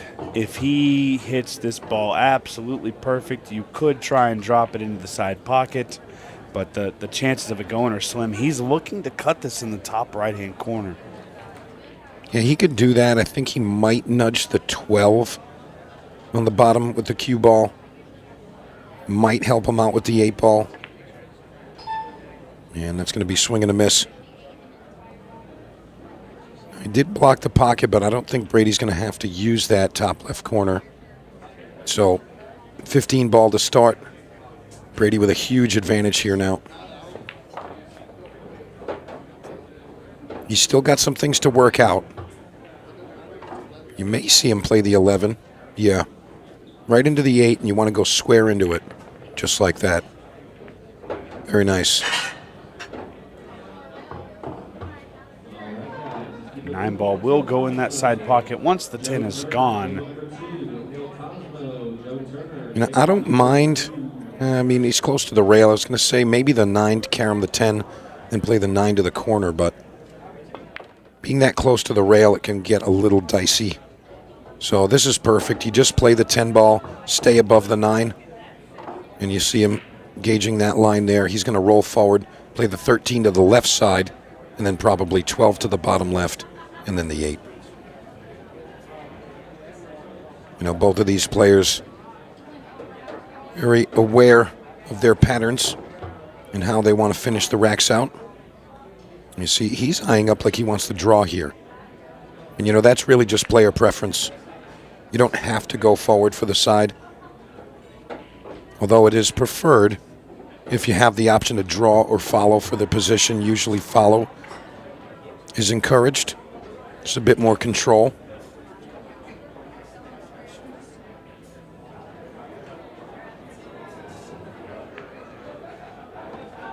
Very nice shot, and he leaves himself just the right angle. He can float out and play the 8 to the left side pocket. Really fantastic play by Brady so far. Really, his only true mistake was not realizing that stalemate would end the game, that safety that he played. And a dry break. Yeah, dry break. And that was it, yeah. He's played fantastic. Yeah, great stuff. Young Brady DeVerna from Coventry, Rhode Island. Very determined individual. And there it goes, 3-0 ahead, Brady DeVerna. Giving the Northeast some nice praise there. And Shane obviously going to be a little annoyed with himself, but I'll tell you what, you would never really know it because I'm telling you, there's adults out there that could learn a ton from this man's demeanor. He's so respectful and just, I can't say enough good things about him. And you can tell that his support system, his parents have done really well to raise him correctly. Same as Brady, very respectful. I love seeing these juniors. It might be my favorite part of the entire weekend is seeing kids who play so well. Yeah, I mean, I could never say anything is my favorite part because it's all my favorite. You couldn't get me to pick. It's like a menu with all of my favorite foods on it, and you say, hey, pick one. It's like, nah, just give me all of it. But, yeah, I agree. I mean, this juniors event, really nice to see. You know, kind of a looking glass into the future of the sport and get to see what's to come. As Shane Petrick looks to attack rack number 4. I mean, it's a race to 4. So, got to be considering the time and the score line. 23 minutes. And Shane's got a lot of ground to make up. Definitely possible. You know, definitely a tall hill to climb, but not out of the question. You know, Shane Petrick more than capable of some quick runouts.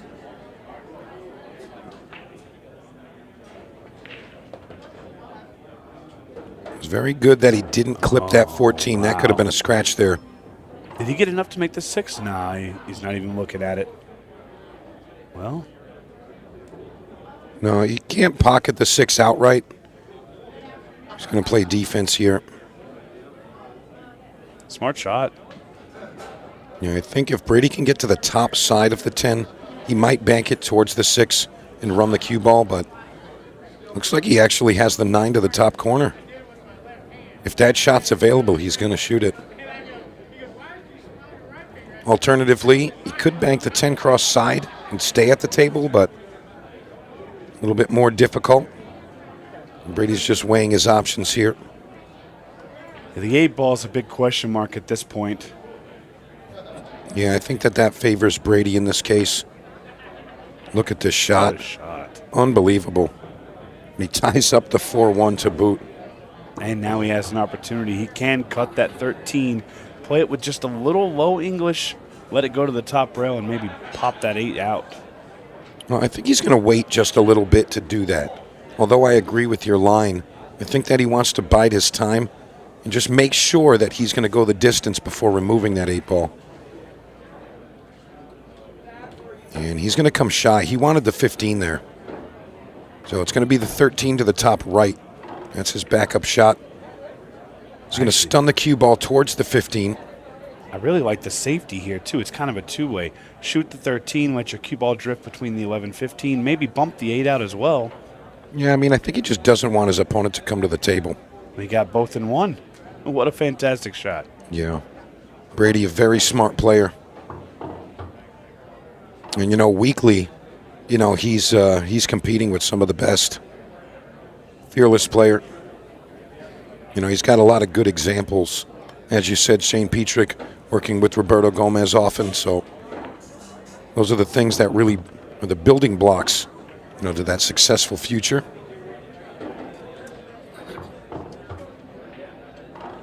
Brady playing this rack out absolutely incredibly smart. He was very technical, knew exactly what he had to do, and he's executed it well. And he is just an 8-ball away from the win.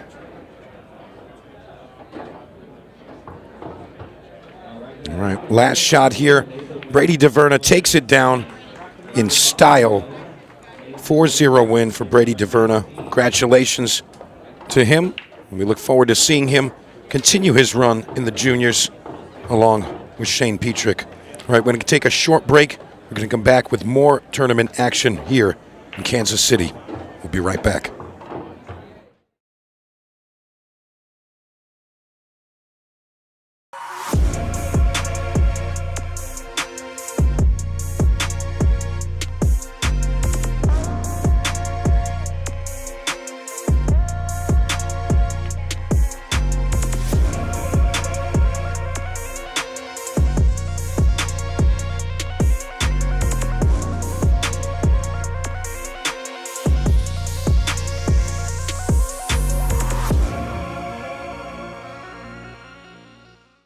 At APD Studios, we don't just design pool rooms. We build experiences around the game that we all know and love. I'm Adam Pfeiffer, a licensed architect for 10 years and a nearly 25-year pool player. I bring nearly 2 decades of real-world experience designing, setting up, and optimizing pool rooms and tournaments, both locally and nationally.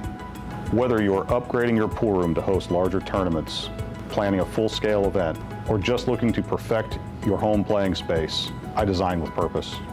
From traffic flow and lighting to vendor zones and spectator comfort, every detail is considered, making it efficient for staff, welcoming for players and spectators alike, and compliant with local building codes.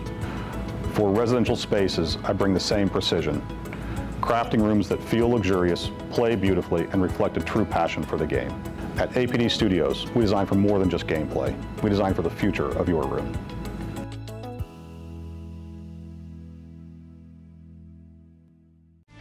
With over 175 years of billiards history, tradition, and expert craftsmanship, Brunswick is a name synonymous with our game, which makes it the perfect partner for Ultimate Pool USA's vision, a fun, fast, and exciting pool for the players all across the United States.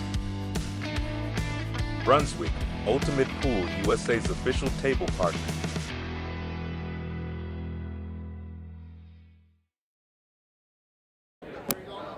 We are back. It's Pat Dixon back in the booth here again with Tony Holgate from a brief hiatus. Tony, what's going on, my guy? Yeah, it's all good. Just watched a bit of the Brady DeVerna game there. He played very, very well. Yes, he did. And we've got another junior showdown coming up. We have Dalton Comstock versus Gavin Matthew. I don't know if Gavin has a nickname yet, but it's got to be something that matches that frenetic, incredible pace that he has on the table. Yeah, I mean, we saw him play yesterday. He was immense. And this young man, Dalton, he's going to be up against it. New to the arena, and you're playing somebody that's been in the shootout, got to the quarterfinals of it. He's also a junior open champion as well in Florida. 12 years old. 12 years old. It blows my mind every time I hear it, man. Incredible kid from an incredible family. Both these juniors.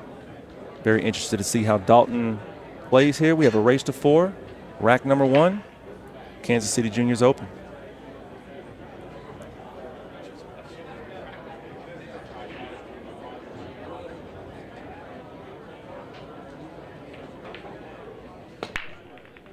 It's a good break. Well, doesn't get the reward he deserved. And very quickly out of his chair is Gavin Matthew.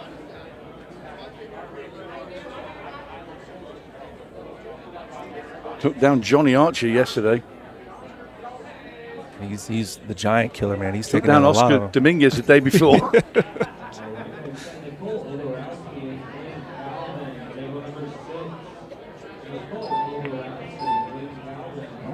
Well, he didn't do any of them yesterday. Yeah, I guess if you're going to do it, let's do it now. Yeah. Get him out of the way. Get settled in on the table. Still kind of early by pool player standards, you know. Dalton coming up here is taking a look. Looks like he's playing with Keelwood shaft as well.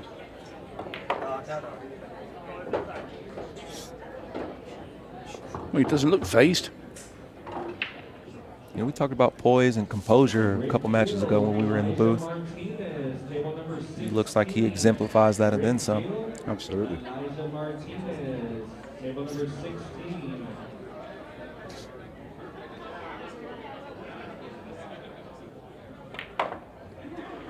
I gotta tell you, so far he kind of is like a baby Tom Cousins to me a little bit. If you watch how he approached the table and his stance, and then the way that he was breaking initially as well, not look, he talks like Tom.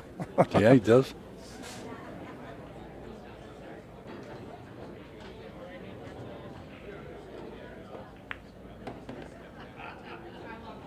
Lost the cue ball a bit there. And that's going to be an awful position to land in there to try and make, well, he can only shoot, I think, at the 5 ball. And that's a cut back up into the top right. Huge shot here.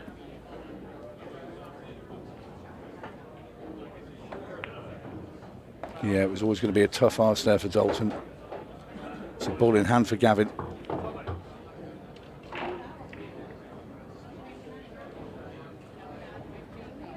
Any foul after the break, ball in hand anywhere on the table. There's a scratch on the break. Start your shot in the kitchen here. As Gavin looks to get out. Strike first blood.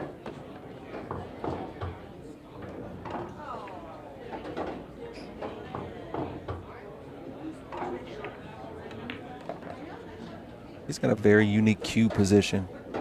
Kind of underneath that left eye across the face. We got a professional back in the UK that's even more across than that.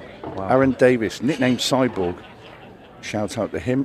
If he's watching, he's probably playing because we got the European Open going on over in the UK. But yeah, and Aaron's a really good player. He's further across.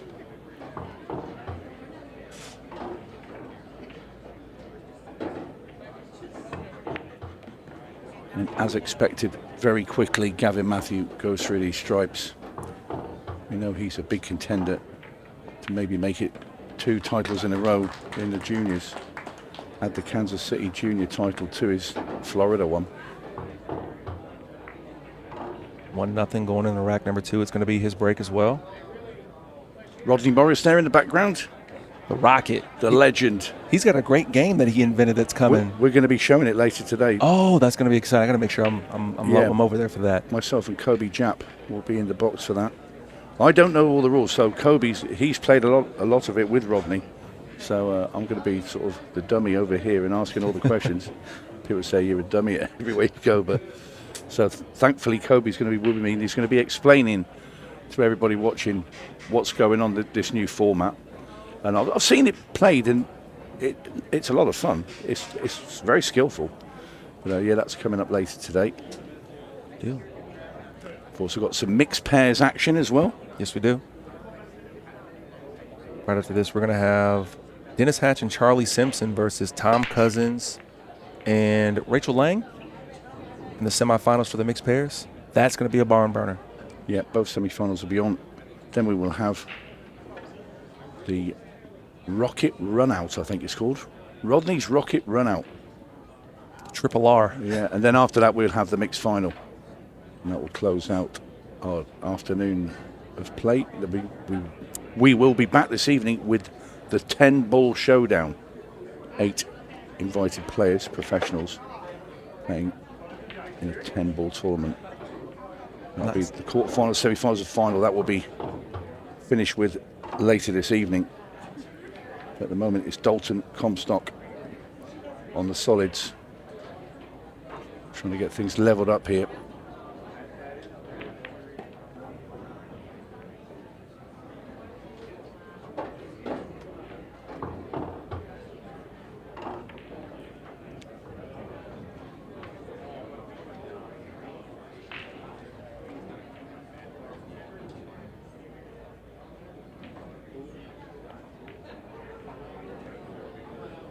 His eye off that one. Gavin coming back to the table with the majority of his work right down here towards that bottom left-hand corner.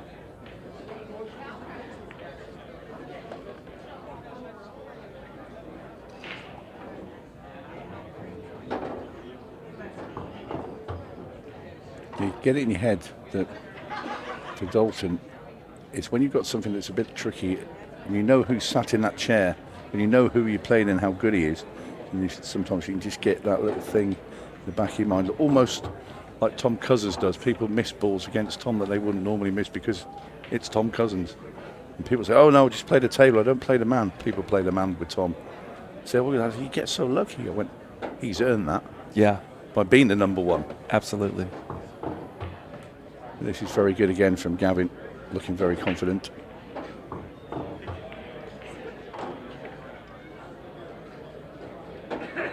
Does make the game look very easy.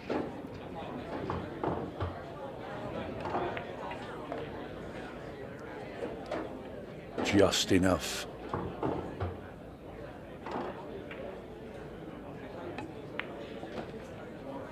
Super control, and this is going to be 2 racks on the board for Gavin Matthew. Nicely done once again. 2-0 in a race to 4 with 33 minutes to go. We might see this timer run all the way down to 0, Tony. What do you think? No. That's the thing, it's such a short race. You know, if you lose the first couple of racks, your opponent's halfway there. Definitely a lot tougher with the shorter races, to your point. Yeah. Opening up with a couple of mistakes, a couple of misses, especially when you, like to your point, when you've got a player as talented as a Gavin Matthew, can't leave him anything. No, and there's some really tough groups in the juniors out there. One in particular, where we just saw that match previously, Brady DeVerna and Shane Petrick, who are both great players. They've also got Hayden Ernst in the group. It's a group of 4, but only 2 go through. So one of those 3 is going to be in the second chance. That's unheard of. Incredible. Whoever goes in there, they're going to be a big favorite to win it. For sure. That sounds pretty reminiscent to the Florida Open as well. It was like they had like 700-800 level upscore players all throughout the second chance tournament. Yeah, scary stuff. That just shows you the standard. This is a great break right here. Phenomenal break. 6 and the 15 parked together on the left-hand side is obviously going to be the problem. Be interested to see what Dalton decides to choose, but what a great break. He switched things up as well. I believe he broke more towards the middle of the table the first time.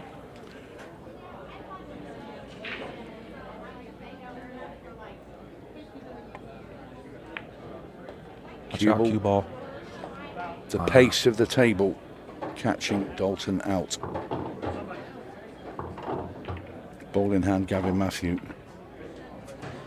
And it is still an open table. He can still take solids here. He want to because where the 4 ball is, but you've got to break that 6 out. So he's looking to see which is the best ball to do it. I would have thought I'd use a 3 ball. Put the cue ball right on the top rail and come down. Well, he's taking the stripes. See, we're taking the stripes. I'd have wanted to play the 9 and kick the 15 out now, and then probably left that ball there till later, even though it was tricky to get on. But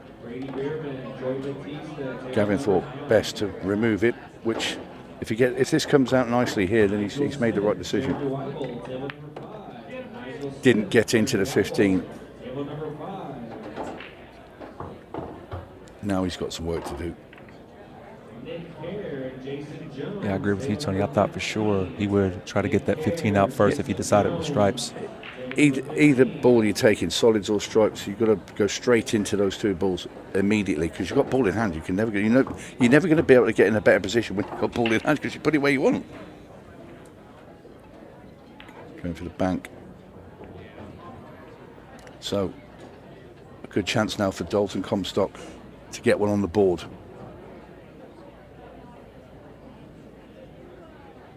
I take the 1 me straight away. Take the 1 into the right, well, either corner. You're on the 3, 6 down the line, 4 over the pocket. Because even if you miss the 1, look where the 15 is. It's not easy for Gavin Matthew. And sometimes the pressure of the situation can make you make the wrong choice, or maybe not the higher percentage way to get out. Yeah, because you're not thinking as clearly as you normally would because of everything that's, you're in the arena thinking, oh. And this is his first real open chance as well. He's going to go off the 3. Not sure he tried that. At this point, we'll take it. Yeah, we will. Get that ball in that pocket. Let me see something else. All day long. Still got a missable one here. He should dig deep into the cue ball as well. Get back up, hold for that 3 ball. Oh, and just right into the side pocket. Whatever lifeline was there might have just been snatched right back. That cue ball finding the drink again. Gavin Matthew looking almost guaranteed to go up 3-0 here. Getting to the hill first in a race to 4. I always worry when people move the cue ball around with their cue, to put it in position when you've got ball in hand. Because I did it once, many, many years ago, and I touched the cue ball with the tip of my cue, and it was a foul. So I never did it again. I just used my hand all the time. You can never go wrong. So anybody watching, my advice, not to do that.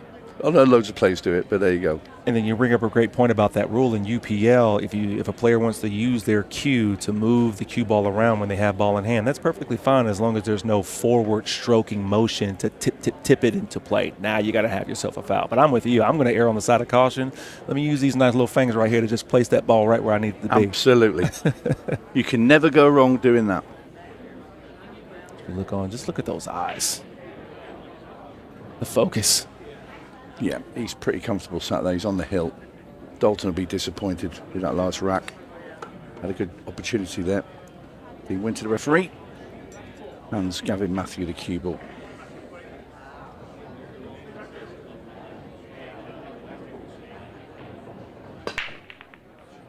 Really loaded into that one. He'll be dry as well. Incredible.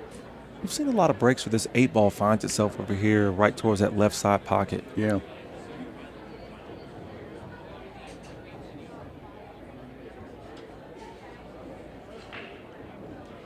What do you like here with this layout? What are you going to start with? Well, he's going to start with a 14, pretty much because there's no real easy solid to go at, so it has to be stripes.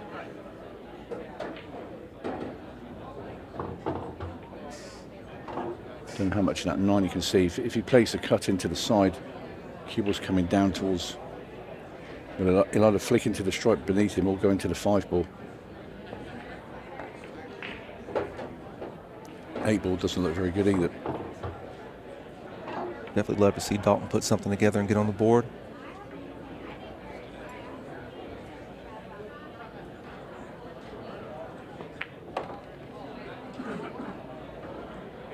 Friendly bump on that 12.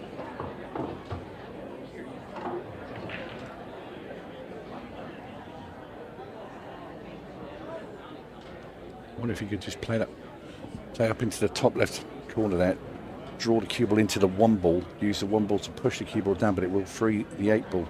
So I think it's stuck to the 1 and it won't go, certainly won't go up into the top left. And you really don't want to be shooting it down here because you've got to be straight behind it. decided to pull back.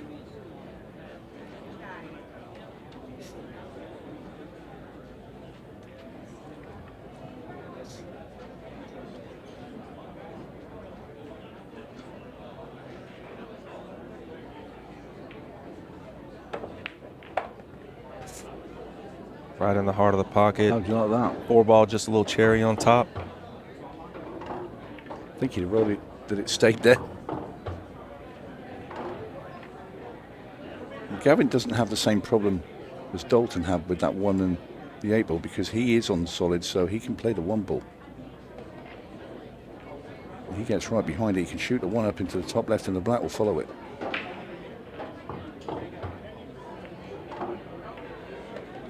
That's nice speed there. I thought he might have got rid of the 3 earlier. It's made this a whole lot harder now. I think to get rid of the balls at the top, I like to get rid of them in areas. So then if everything's down in that bottom half of the table, I haven't got to run around. You just split the table in half and kind of work on I'll one half try at a to, time. Yeah.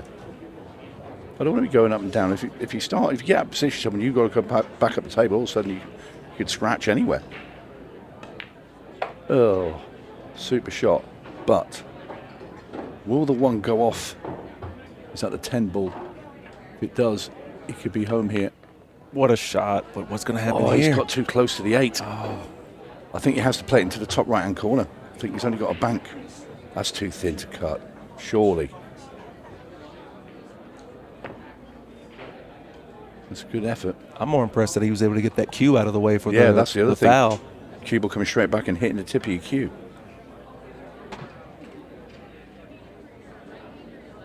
This one's a really good chance here now for Dalton. Get on the board. Nice to see him get one on his side in the arena. I'm sure the crowd will go wild if he gets that point. Yeah, just gently does it here with the 15. Overrun. Top left past the 8 ball with this one.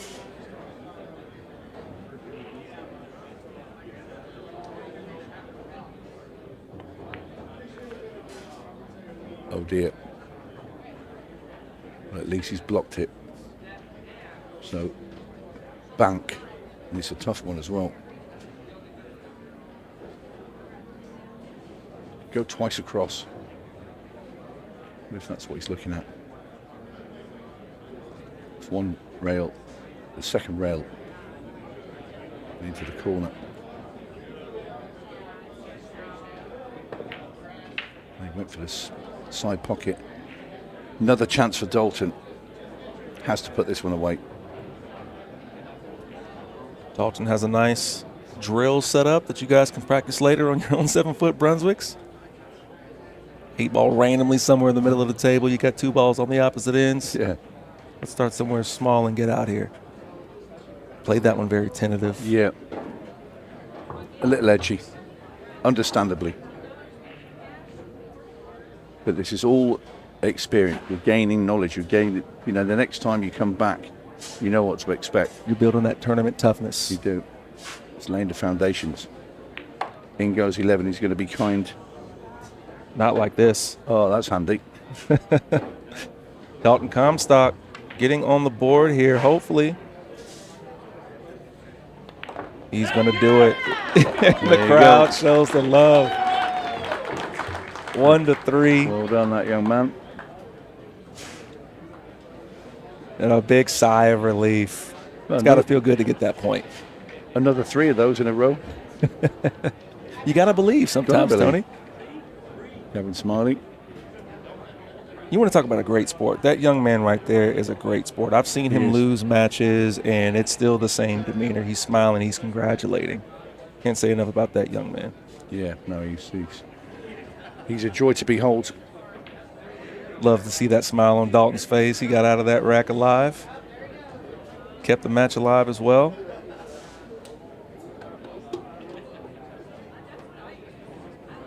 Moving into rack number 5. The Kansas City Juniors Open. It's going to be Mr. Comstock's break here. He's Going back to that side break.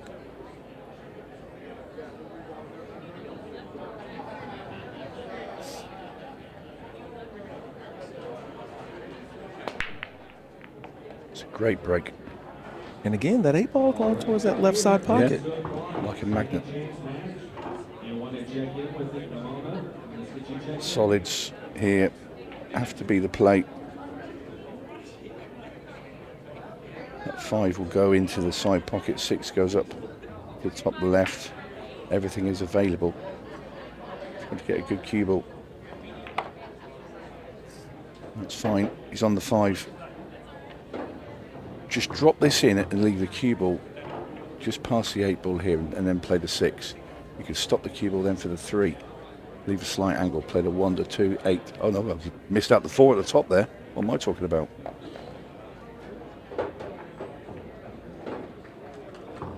Simple shot that he just made, but I think one of his best shots so far of the match, just controlling that speed and getting right onto the 6.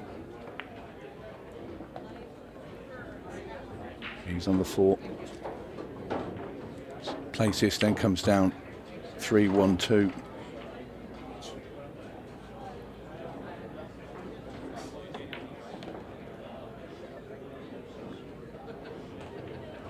A little bit too much juice on that one, but the 1 I feel will go into that top left if it does.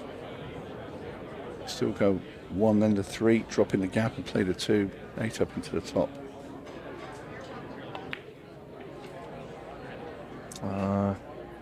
And I'll tell you what, if you got that one and the held position on the 3, all of a sudden 3-2, and then, you know, Gavin's looking over his shoulder, then it makes it an edgy one. Still might. Yeah, it's not over yet for sure. He's got to play the 9, surely. Just cut that down there and play the 15, but it's going long.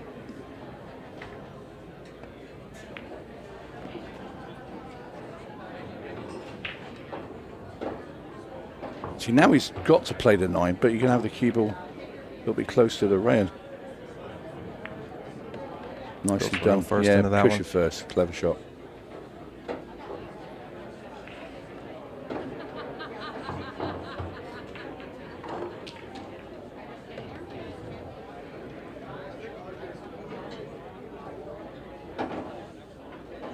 Gavin Matthew looking to close this match out here. 13 up top left. Well. Didn't expect that.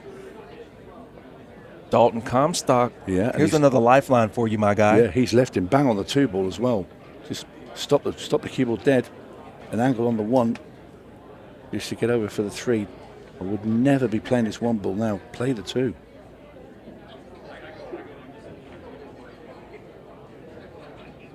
Maybe he sees 1, 3, 2, Tony. I mean, to your point, I think I was going to play the same shot. But this is trickier. Now, you can slow roll this, but it's very dangerous because the speed of this table, that cue ball could go right behind the 8.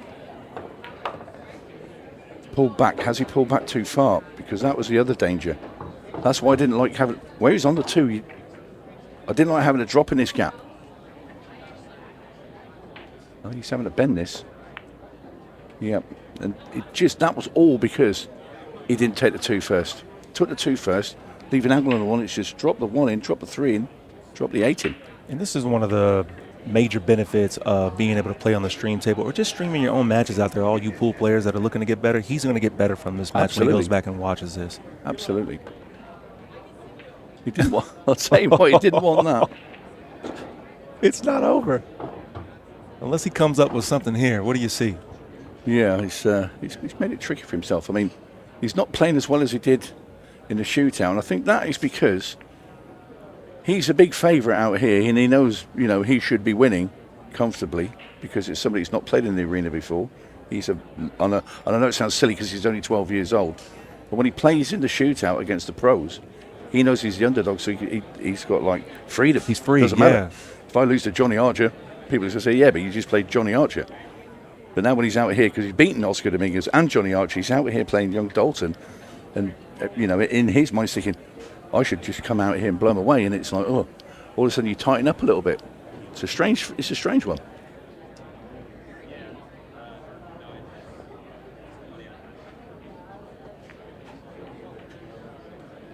Ooh, that was a really good shot there by Dalton. He's a bit unlucky there. Could have glued that right to the 8 ball.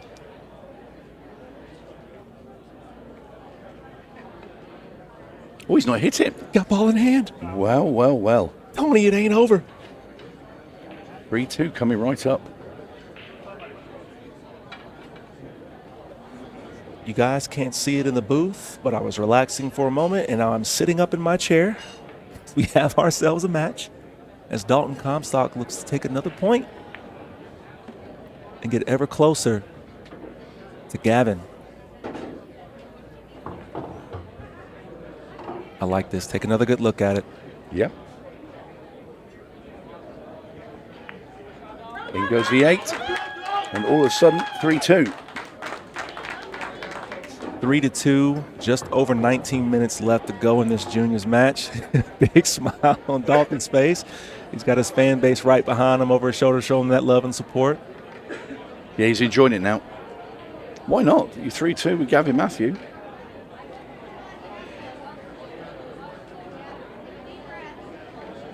Gavin having a chat, explaining what he did wrong.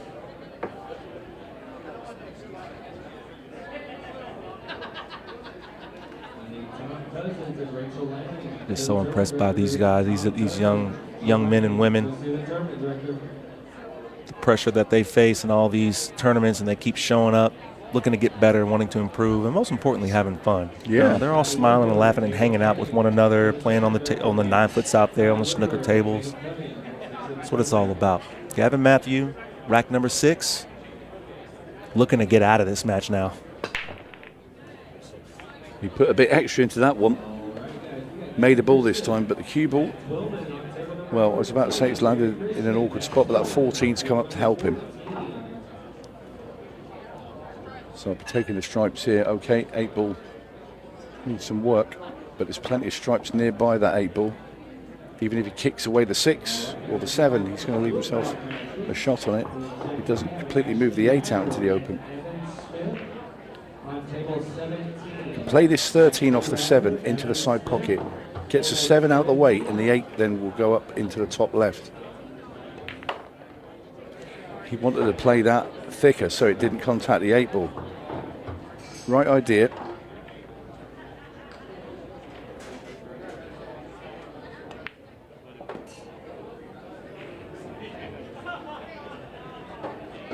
Did it just get weird?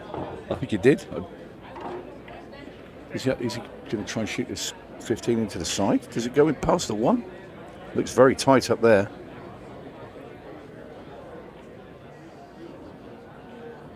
No, it must go. Well, well, well. I don't think it did go, you know. Dalton Comstock back to the table. He's got an angle on the 4 ball. Fire that into the side pocket. Split the 8 and the 6 apart.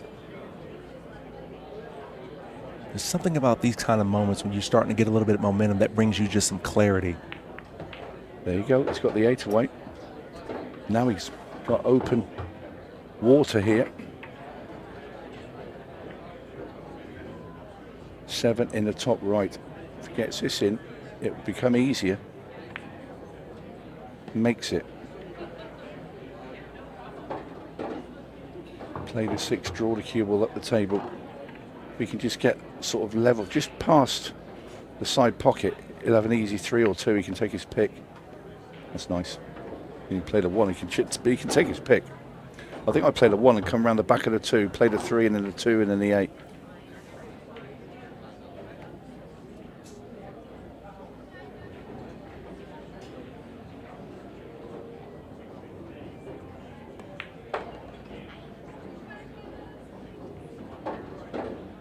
Going to play the 3 now, but he's going to put distance between 1 and the cue ball.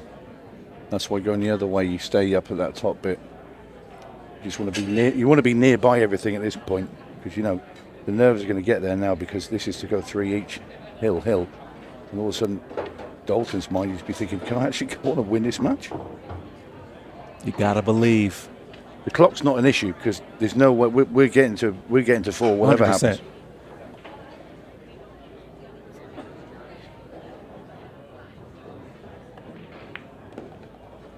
How's it going to finish, Tony? He's okay. Probably didn't want to be on the rail playing this shot, but he can see it. One straight cueing arm and keep still. Look at your target, head down. In it goes. We are hill. And the crowd goes wild.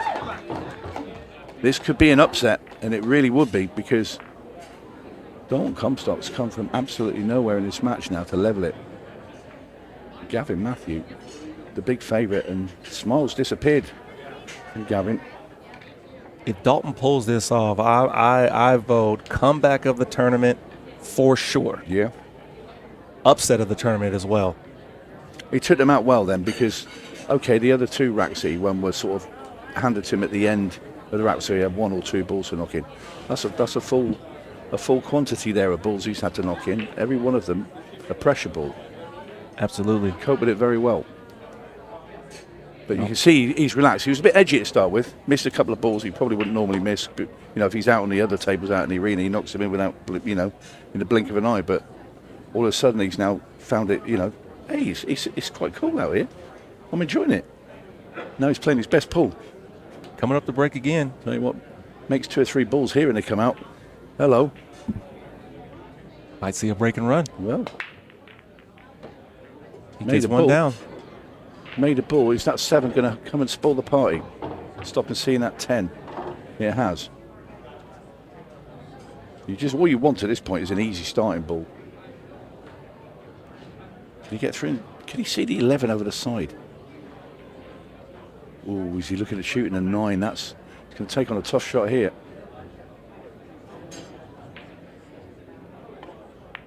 Oh, he's got the confidence now. I'll tell you what, point. stripes are available. If you can play this combination shot here, just bring the cue ball back a couple of inches, you can be on the 14. And I think it slides past.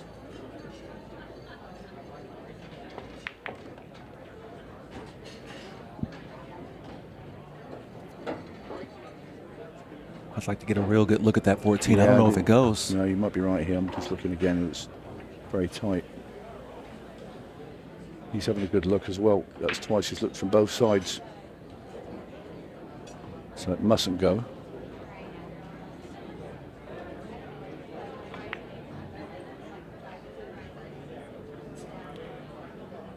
Yeah, it's a bit of a desperate shot there, that one. He's running out of angles to get onto anything, so Gavin Matthew will get a chance here, but not easy. Pressure's on.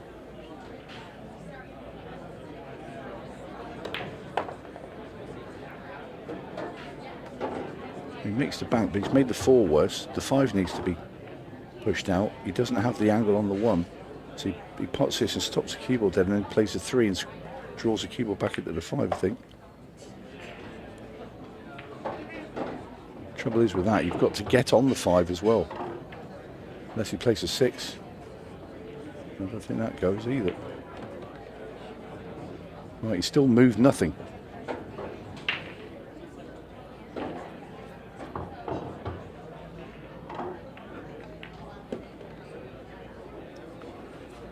Six in the side, rubs the 4 out, so he runs into the 14 ball here. Has he got an angle? Can he draw back into the 5? Oh, it's not come out far enough. And just look where those stripes are. They're not difficult. They are at 3 all in a race to 4, but I mean, they're open. Gavin knows now he has to make this ball, else he's going to give Dalton a chance to win this match, and it will be an upset. I'm on pins and needles, Tony. Yeah, I think Gavin Matthew will probably be on pins and needles as well here. Did he go for the double? I don't know what he tried to do there, to be fair. But what he did do is he's knocked those 2 stripes there, not left an easy shot for Dalton. What do you do here? Easy safety. He can run into the 14. I think at this stage, at 3-3, I know he can kick it, but I don't take the risk. Oh, that was handy. Dalton Comstock coming up with the goods. Now he's not left him to kick either.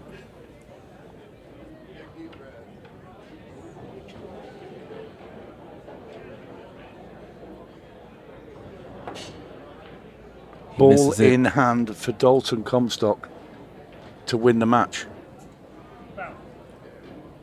Incredible. Absolutely incredible. He just took a big intake of breath there to try and calm himself. He's thinking, right, 5 balls away. Draw the cue ball back here.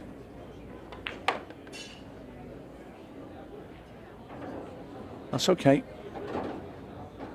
I think I'm taking the 14. And I'm coming off 2 rails and coming back. Wants a firm hit on this. Looks a bit soft, so he's going to have to probably play 15. But he has a slight angle. Have to crunch this into the pocket. Then the cue ball to the left-hand rail. Oh, he rattles it. Look, he's not the 8. And blocks the pocket. Oh, this is not over. This is insane. He's had a huge slice of luck there as Dalton. The drama is thicker than a pot of cold grits right now at the Juniors Open. Might be just going to play this off the railing into the 11. Oh, that's a clever shot. Plays a loss of turn, knocks in the 11 and leaves that for Dalton Comstock. That was a very, very mature shot at a critical time by Gavin Matthew. That shows you clarity of mind there, right in the moment, because it was easy to just have a wild throw of the dice there, and he hasn't. He's thought percentage. Only shot here. I mean, you could really play this slowly and try and stick that next to the 8 ball. I wouldn't recommend that because at 3 all and your arm's going to be shaking a little bit. I think he tries to clip it and bank it into the bottom right. Now we have another factor coming in, Tony. Now we're underneath the 15-second shot clock. Never thought we'd be here. No. He would have got it as well. Is he going to make this 5? Oh. And look at where the 8 ball is. Oh my goodness. It's insane. I feel you, Dalton. I'm in the booth looking just like you, man. Like, I can't believe it. Oh, my word. A smile there. You can't believe it, Gavin Matthew. That's two slices of luck. He doesn't have an extension. I know he hit it in time. Well, at least he's hit the 8. He hasn't given ball in hand, but what's he left? He's left the goods. My word. He's left the goods, Tony. This is incredible. Look at Dalton Comstock's face.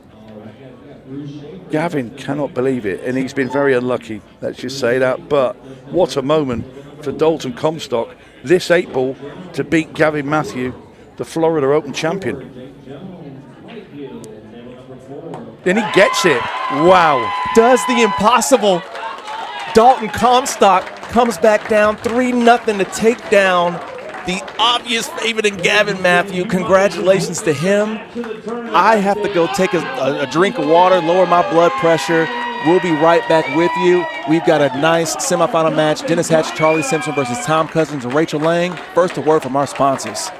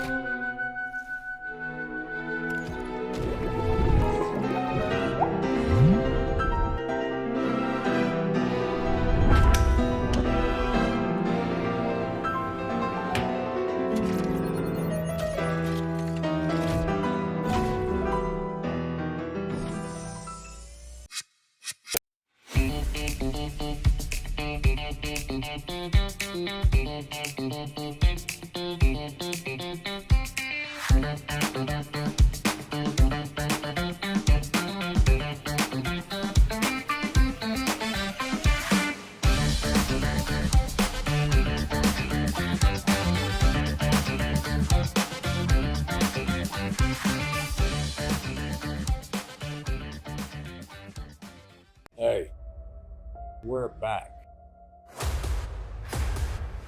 Everything that's happened over the last year is going to come to an end. Some team of amateur pool players are about to win $100,000. That's pretty special. Apron and Southbound are your national champions.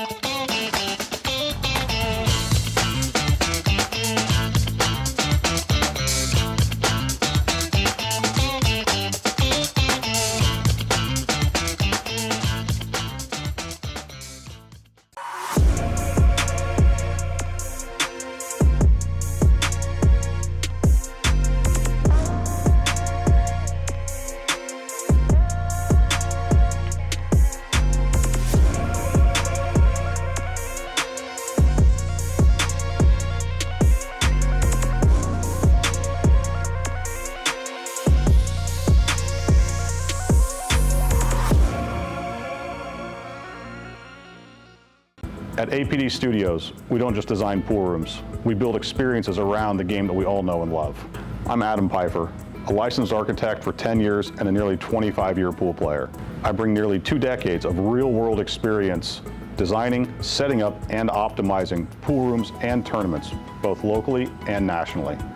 Whether you're upgrading your pool room to host larger tournaments, planning a full-scale event, or just looking to perfect your home playing space, I design with purpose. From traffic flow and lighting to vendor zones and spectator comfort, every detail is considered, making it efficient for staff, welcoming for players and spectators alike, and compliant with local building codes. For residential spaces, I bring the same precision, crafting rooms that feel luxurious, play beautifully, and reflect a true passion for the game. At APD Studios, we design for more than just gameplay. We design for the future of your room.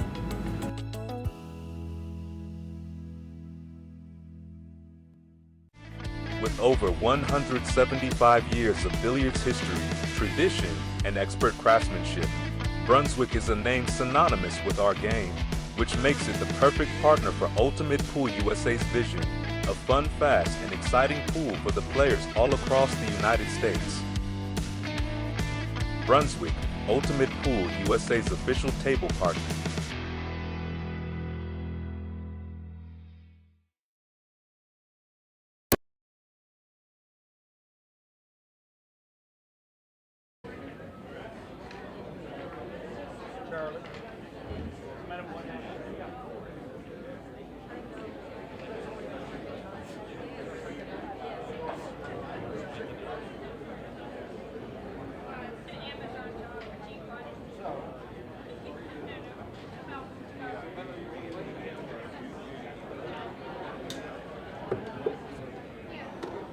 Dino, it's right.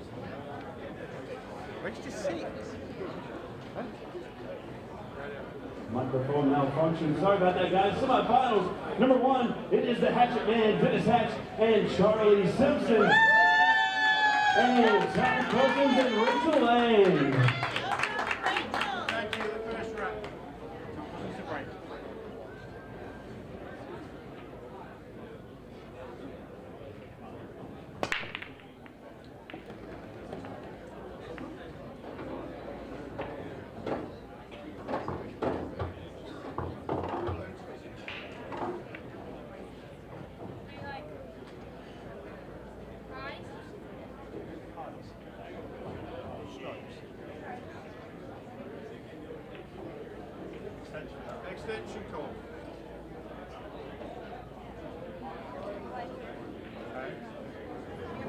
And welcome back to a little bit more action from your Kansas City Open. This is our Kansas City mixed pairs. And we have Dennis Hatch and Charlie Simpson taking on Tom Cousins and Rachel Lang. My name is Stephen White, and shortly I will have with me Mr. Johnny Archer.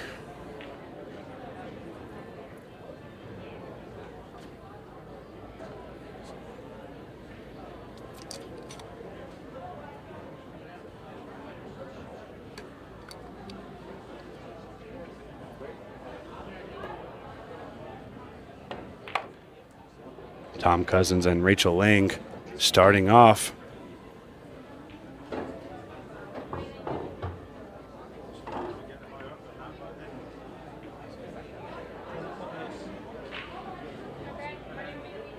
Of course, Tom and Rachel had a very, very good run at the Florida Mixed Pairs event and immediately said, hey, let's do this again.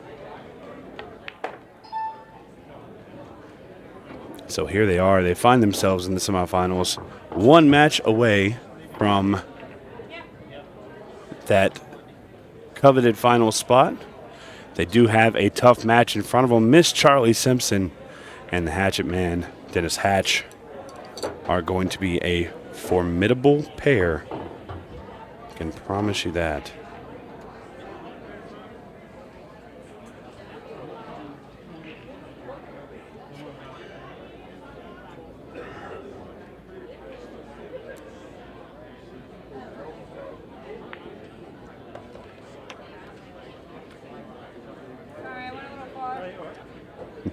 You hear Rachel say, sorry, I went a little far.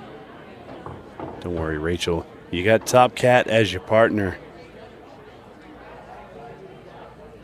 who's been playing quite well throughout the events so far.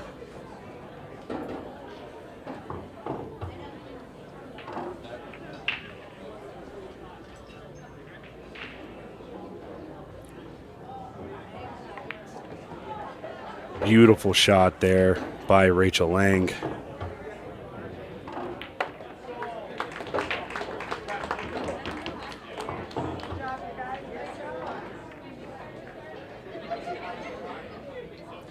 And that will give them rack number one. So Charlie and Dennis, not much opportunity at the table.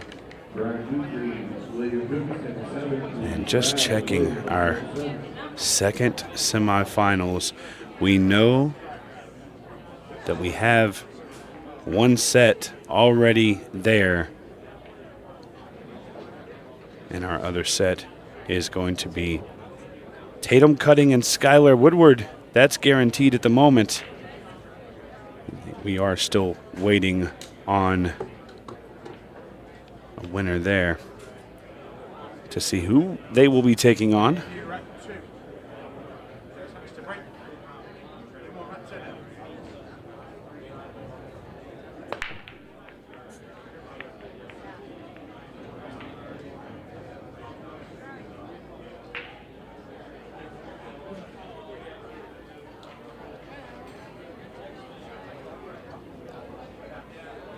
And if you watched the final last night, Dennis Hatch will tell you his break was simply not working for him.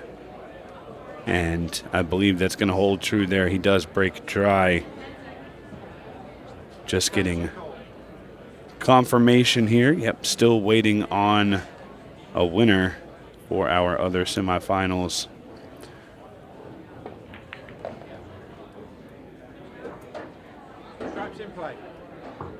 As Rachel and Tom take the stripes there.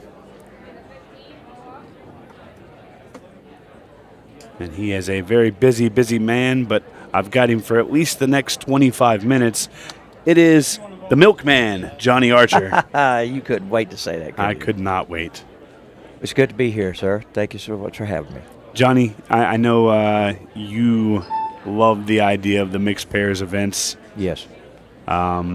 This is a tough match right here. Dennis Hatch and Charlie Simpson taking on Tom Cousins, Rachel Lang. Rachel Lang and Tom, they went well in the Florida event and said, hey, we did so good, let's try it again. And, of course, here they are in another semifinals. Well, we caught a piece of them today. They just beat me and my partner 6-1. Played really, really good. Rachel played well. And of course, we know Tomcat, how he played. So. Yeah, Rachel's a threat for sure. Yeah, she is. I've known Rachel for, a long time, since she was a junior. Always been a good player. She's very competitive, really hard-nosed, and she's going to fight for every ball. I'll tell you that. And then I know Charlie, also Charlie, that's with Dennis. She's in our Atlanta League. So she comes up to Dalton. I've known her with Jose Teixeira. Yeah, she's a good player. I think she's South African. But yeah, she'll be of course you all know Dennis. You know what he's good, but. Yeah, well, Dennis in the finals of the shootout last night against Roberto Gomez. Was a very entertaining, very fun match to watch. And I know you were just out there. What'd you think of those juniors out there just a second ago? Man, I tell you what, that was pretty cool. The kid that won has only been playing for 7 months. And they just he didn't have a shaft yesterday. They just got him a shaft, and that's what he was played with. So I hadn't even hit a ball with it until today. The Keelwood shaft, I'm telling you, the Keelwood shaft is I'm sold on it. I don't know who I don't want to try to hurt nobody's business, but I'm sold on the Keelwood shaft. I went to it, and I'm not going to anything else. But yeah, so back to the game. Let's talk about what Tomcat. We're gonna name him Tomcat instead of Top Cat. He likes the name. Okay. You got straight. Watch out. No. Man. I almost said, there's always a chance that he kisses that ball. That was definitely there. It was just one of them where, you want to hit the high part of the 15 here, but he has to make sure he gets past the side with the cue ball. So, it's very. Anyway, that's kind of, you would say it's unlucky, but not really. I mean, the shot was there. It could scratch, but that's what he had to play. Okay, so we got Charlie here. I like the 3. I don't know if, depending on how full she can get on the 7. Okay. Oh, don't jack him up. That's okay, I think. Yeah, he's got enough of the side of the ball. Okay.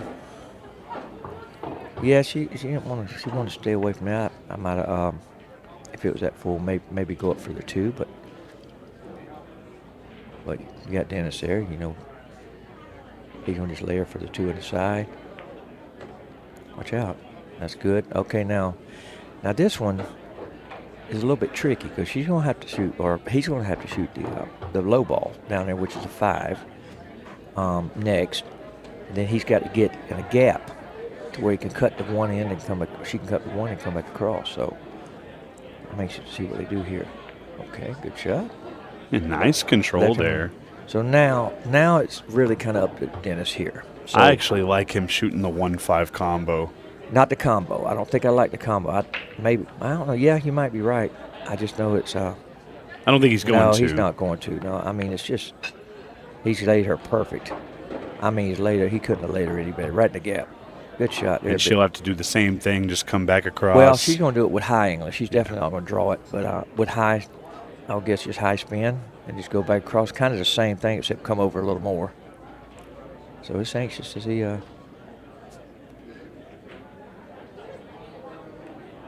it hard enough? Not hard enough. Yeah, she's going to leave him the bank, but Dennis Hatch is, he's got to be a 75% plus to make this ball. Yeah, I mean, it's definitely a bigger pocket over there, but I mean, he got to hit it kind of firm. Yeah. Wow, he hit it nice. Watch out. Oh, he's going to come up for the corner. Yeah. Kind of 50-yard line, ain't it? Well, I think it's a little less than 50-yard line. But I think she's got to make this ball. I think so, too. Just got to be careful about your cue ball. Good. She's good. Now, did you see that? Good shot. Good camera angle there. Good job. Okay. First game. There we go. Good out there. That was a good out. Yeah, their first opportunity to table. Dennis Hatch broke dry. And the mistake from Tom. Yeah. Puts Well, them in a yeah. position where it's now 1-1.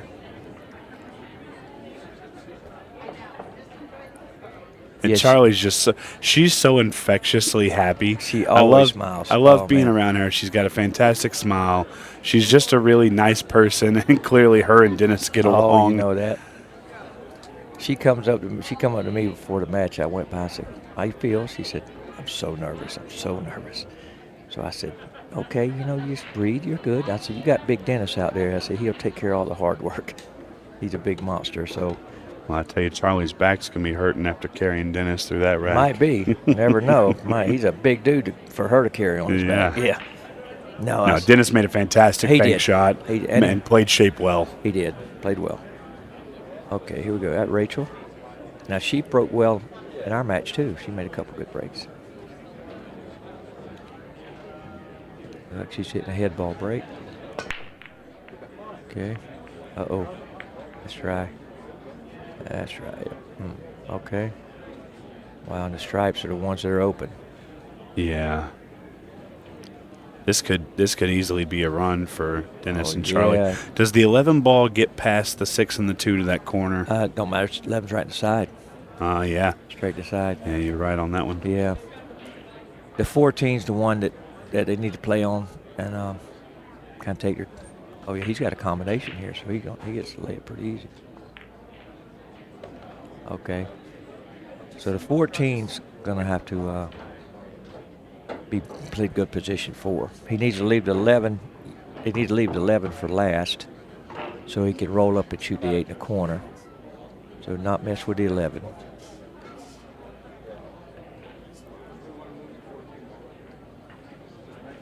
He's got her shooting this combination here. Now this could be missed, but she's got to make a little bit of cut on this. Good shot. Good shot there. She gave a good firm hit. Yeah, that was fantastic. Yep. Let's see what Dennis does here. He's going to draw it up. He's going to draw it up, and I think he's going to draw it, hit the 7. Just kiss the 7.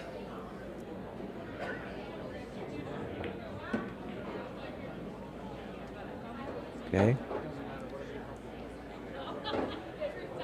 Now I actually see. Well, I'd shoot the 14 first before I shot the combination. There you go. So she's going to shoot the 14, and then it's going to play the combination again. Oh, she hit it way too hard. Oh, Lordy. That is. Okay, he got a combination down there. Yeah, she got a little fortunate there, and it's actually going to play well because Dennis can cut this ball, send his cue ball across. No, he does. So he's just going to go across and get the 15. Oh, boy, he gave it a little bit of a scary hit there for a second. Now she can make the 11 without touching the 15. Yeah, she can. But the only thing, see now they had to move to 11, so now it's going to be much harder to get on the 8. May have to even set up for a bank shot, unless he gets perfect. Oh, okay. Nice Well, little bump. That actually helped her. So now he's got to try to land her in a gap, because he's kind of going toward the 6 a little bit. Well, I know it's high. That's perfect. Good shot, D. Yeah, just one more strong shot from Charlie. It's going to put them up 2-1.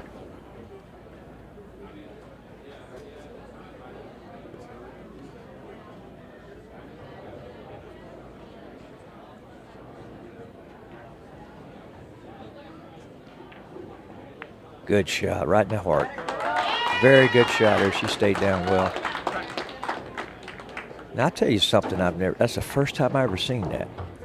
She's got chalk on her watch, on her hand. It's funny you say that. I've never seen that before. In the first match of the day, another young lady had the same thing. Really? So they're making these now that look like watches. They have a magnet in them, and you just set your chalk there. She was so nervous a while ago she couldn't get the strap in. I helped her get it. I thought it was just a watch. And then she stuck the chalk went around. I said, "Wow, look at that." Yeah, I don't know if I'd like that thing right in my eye view. I'd have to put it on my backhand for sure. Well, I had to put but then it's kind of. No, I'd have to put it on my back end. I think or back or something right there. I've seen a lot of male players put them on their hats. Okay, just that's clip them golf. on their hat. that's kind of like the golfers, you know. If you see the ladies tour, you know, the marker, they got a little thing that it magnetized right on the bill. Okay, see what Miss Charlie does here. Looks like she may go. She's gonna go. Yeah, she's going head ball. Yeah, Head ball they're doing this cut head ball break. Cut head ball. Okay.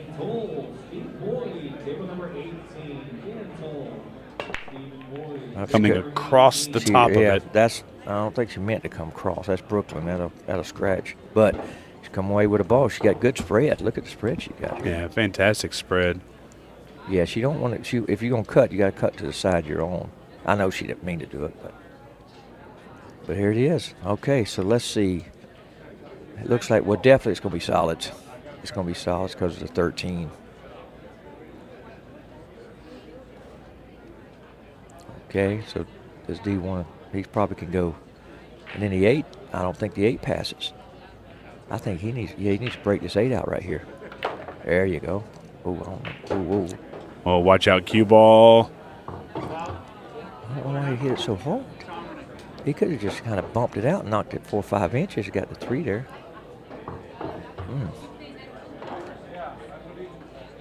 Well, that was definitely a mental mistake because he really didn't need to hit it that hard. Sometimes, you know, Dennis, he's a big guy, so probably had a lot of adrenaline. But now we got the one that don't have any adrenaline. That's Tomcat. He's just as smooth and, well, like a Tomcat. Yeah, he kind of sneaks up on you. You know, he, for the most part, Tom has that, you know, couldn't be bothered attitude. Yeah. But it's because he is confident and he just plays his game.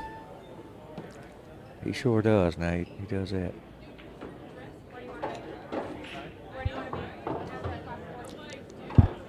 Ready to say, where you want to be, I'll put you there. Now, once again, this is a race to 6. However, we are on a 30-minute match clock, so the potential for a 6-ball shootout is very much so in play. It is. It definitely is, yeah. Okay, he's just gonna play this stripe and then come down and try to start taking care of the balls on this half. Okay. I think yeah, he definitely wants to play the 12 to the left and not the right. I mean, he could shoot it. Yeah, he's doing it right. Okay.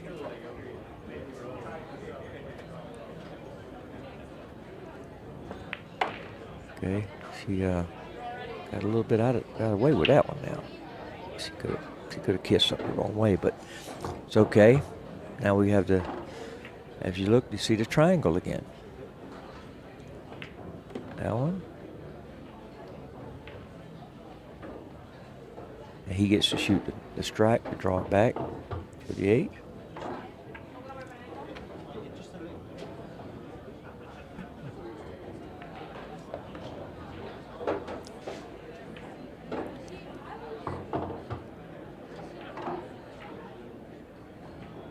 Be one rail out to the center. Just laid ideal. You couldn't hardly put it with ball in hand any better. Very good. All right. It's a great run there. 2-2, all tied up. 14 minutes left in the match.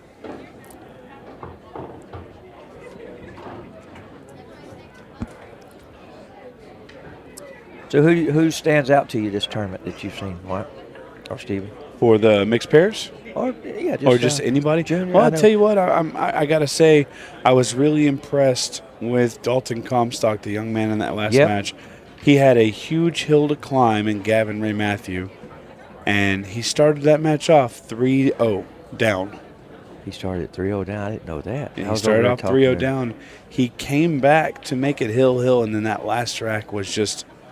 It was insane. I seen the last track. He missed that ball, and then looked kind of made Gavin's ball where he had to kick at the 8. Yeah, a few different things. Hey, he got a little lucky, but it's better to be lucky in pool than it is anything else. And the shots that he made were fantastic. Right. Very good. And he was so excited. I seen him. He come up and hug me and crying and thank you. And, oh, man, he was a real cool kid. Yeah, very emotional. And he had a big crowd behind him, and he said it off mic. And I felt inclined to go over and talk to him and give him a chance to tell everybody in person, out loud what he wanted. And he told the crowd, thank you for supporting me. Yep. Cool moment for a very, very cool dude. Well, in our game, that's who we need to represent our game coming up. We need the kids like that. That's, and I know Gavin and his dad, they're really Christ-based. And, I mean, to have that in our game is just so wonderful to see. From the juniors to the ladies to, everyone else. I mean, it's just really, that's what's going to make our game go places. Yeah, fantastic people. And yes. Gavin, of course, in defeat, was still very humble. Yes. Probably a little upset at himself and a little upset at the way things happened, but still able to shake the young man's hand, tell him good match. That's right. And walk away with his head held high. Well, that's all he can do. I mean, he won the last event. Mr. Dalton, it's funny, Mr. Dalton, that's city I live in, Dalton. Anyway, good kid. All these kids are just great kids.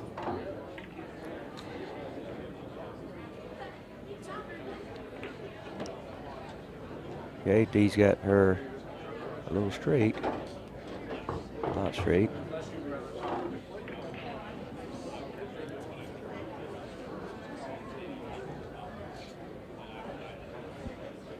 All right, she's going to put her nice draw stroke on this one. Oh, boy, that was smooth. Yeah, very smooth. Did you see that? The timing on that Man, was I'm going to tell you what, now, fantastic. that was smooth. That was no force. I mean, she just let the cue do it. Very good fundamental. And D, he's just a massive shot maker. And Dennis Hatch and Charlie Simpson showing why they're in the semifinals of this event right now. An 8-ball away from taking the lead.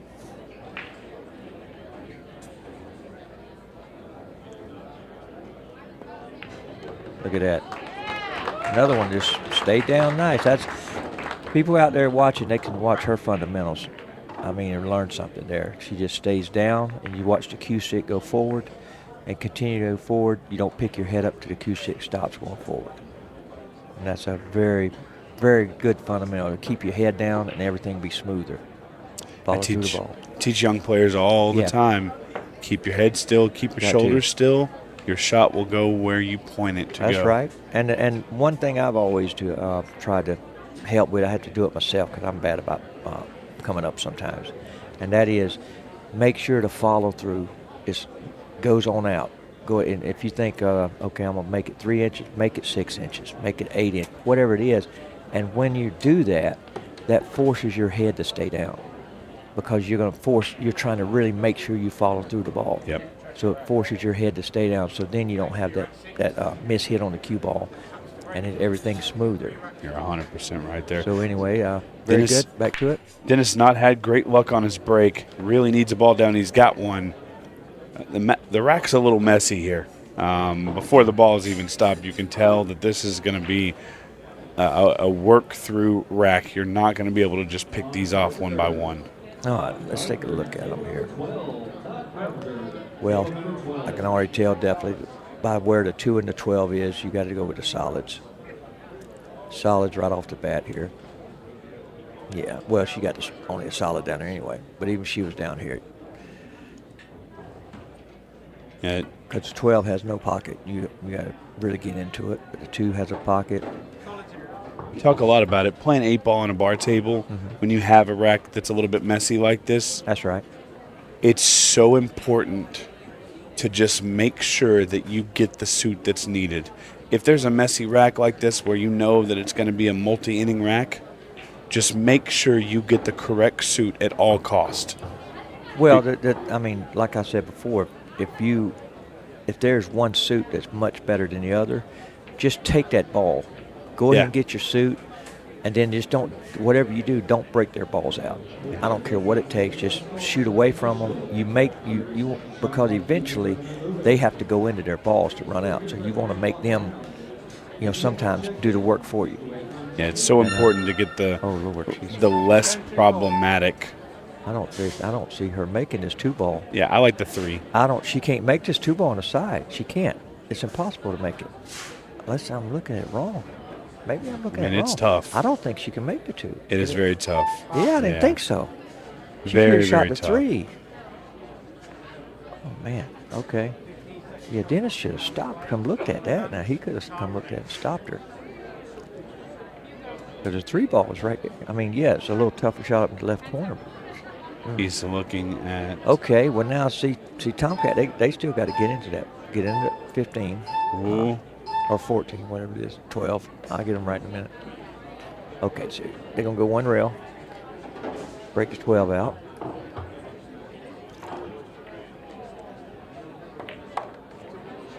Okay, she got lost cue ball a little bit. Yeah. She didn't want to lose it there. You take the 15 down past the 4. If it goes, I do. If I don't, I like that cutting in the side. Yeah, I like this one, I think, better. They may even play safe. No, he's cutting it right in the side. There you go. Just take a shot. Okay, they're back in the mix. Now they got the 14. I think from right there, probably just going to roll up 4 or 5 inches. Yeah, so he can shoot that one. Tom's looking like he'll drag the cue ball between the 3 and 4 for the 9. Oh, it's too hard. Well, it's okay. She got this one, but it's jacked up. This is not easy here. Well, I think he can just play this natural, just pocket speed, and give Rachel the same shot on the 15. She'll just be able to draw back for the 8 in the side. I don't know if he might be able to. Okay. Wow, good shot. What a good shot that was here.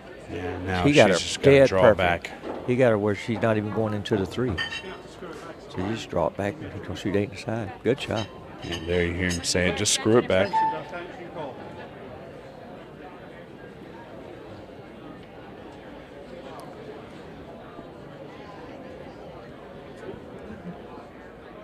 All right, big shot here from Rachel Lang. Uh-oh. Uh-oh. I think she got enough. She got enough for nothing. I think she got enough. He can't make that ball. He can bank it maybe. He's not going to be able to cut it aside. So he's going to, yeah, he's got to bank. He can bank it. Yeah. Oh. Yeah, he couldn't even have enough to bank it. You could tell that Rachel was real worried about that shot, even though she's just, pulling the ball back. You could tell she was a little nervous about it. Right.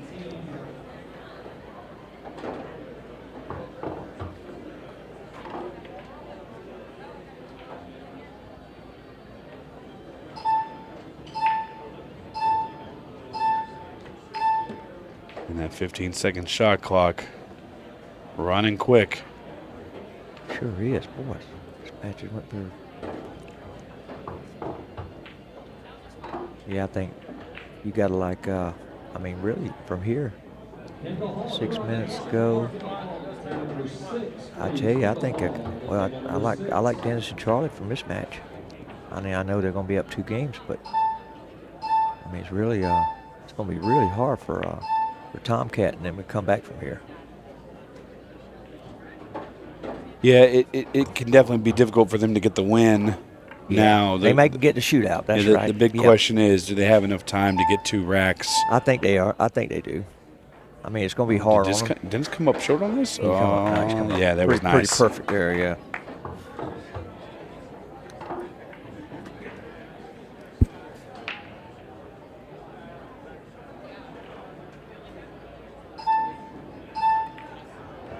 Great shot.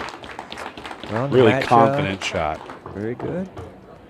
Okay, right. we got a couple game leads, big. 4, 5, 6 minutes left. Yeah, a little debrief in the Hatch Simpson corner there, talking about what went on. And I always love that aspect of the pairs, the conversation. Yeah. Yeah, Charlie's looks like she's been a little smoother. Yeah, just a couple shots with Rachel. But it's only come down a couple shots. That's all it's been. That's how close this is. Yeah. So Rachel looks a little down on herself, but she's just disappointed because she knows that she can play at a high level, and that last shot just wasn't quite at her standard. Right. Well, now they just need a shot here. So if somehow Rachel doesn't make a ball on the break, then it's really going to be difficult, because then Dennis and them could run some time off. And wow, she hit them now. Wow, she went on and hit them. Good. Well, in order for them to have an opportunity, she had to have a good break, and she got one. She sure did. Good break. The one ball needs to be pushed a little bit closer to that pocket. The 9 ball is inaccessible, as well as I think the 11. He could do it with the 6 here, I think. Yeah, I like that. Cut the 6 in the side, get the 11 out. If you don't get it, you still have the 2 ball. He's going to take care of this in the table first. No, I think they're going to do that. But what they kind of want to do is, you don't want the 6 too thin, because then it goes into the 9. So you want to kind of have it a little bit full where you can. And they can even go down table. They can go down table and break it open with the ball there by the 3. Yeah, it's hard to get to it with the 3 though, isn't it? Yeah. Okay.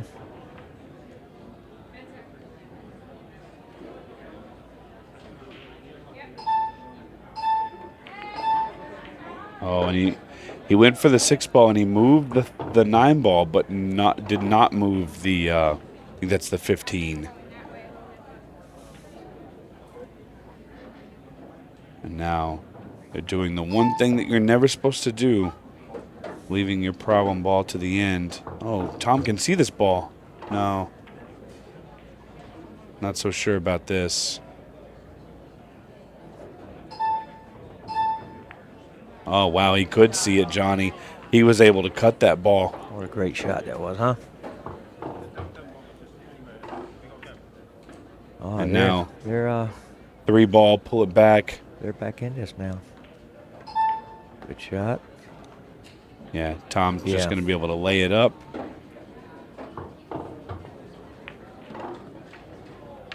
Eight ball in the side. Going to have about 3 minutes and 35 seconds left, roughly.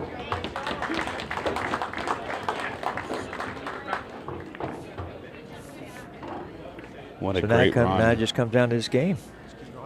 Breakham Jim can win it. It's a good chance to go in the shootout. Then, it may even come down to that exciting game there at the end.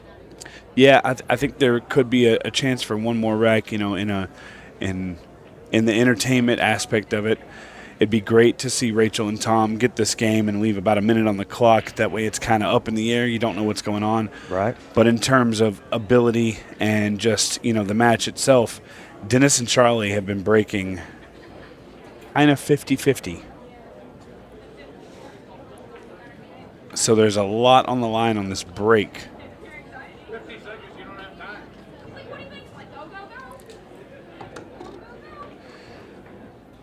Dennis talking to Rachel across the arena saying 15 seconds, you just don't have time to do anything else, much less think.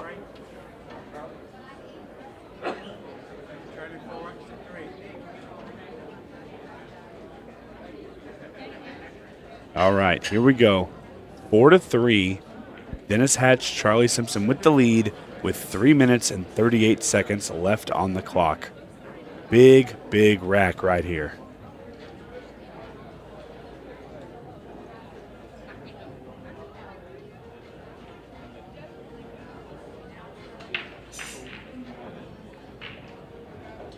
She's coming across this ball. She's going Broadway. I don't think she's meaning to, though. Yeah, see, she did a little bit there. That was a lot more solid. Ball in. That was a lot more solid than the other one. And the solids are definitely the play here because the 10 ball does not have a pocket. She put a good break into this thing. I'm telling you, that wasn't no weak break. No, not at all. Very good break, Miss Charlie. Your little self.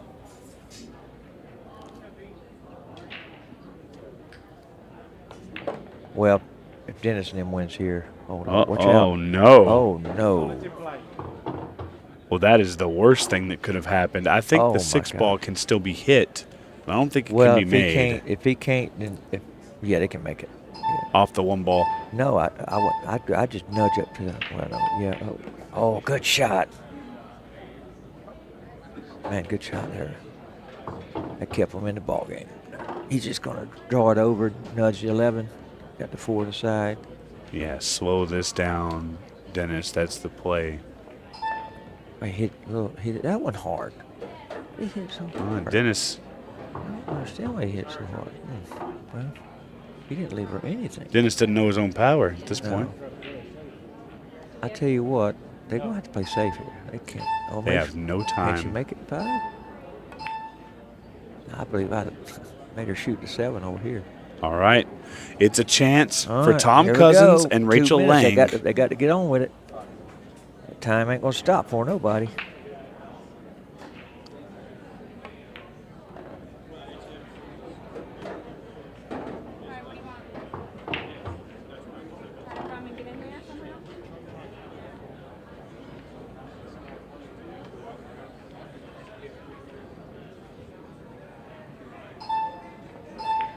Well, ball down, trying to get a shot on the 13 and the 14.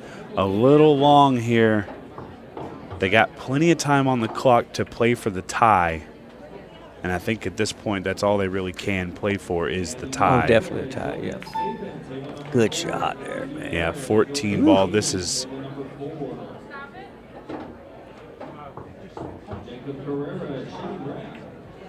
Table number 10, Jacob Pereira. Table number 10. Rachel very much so saying, how do you want me to play this? And Tom's just make the shot.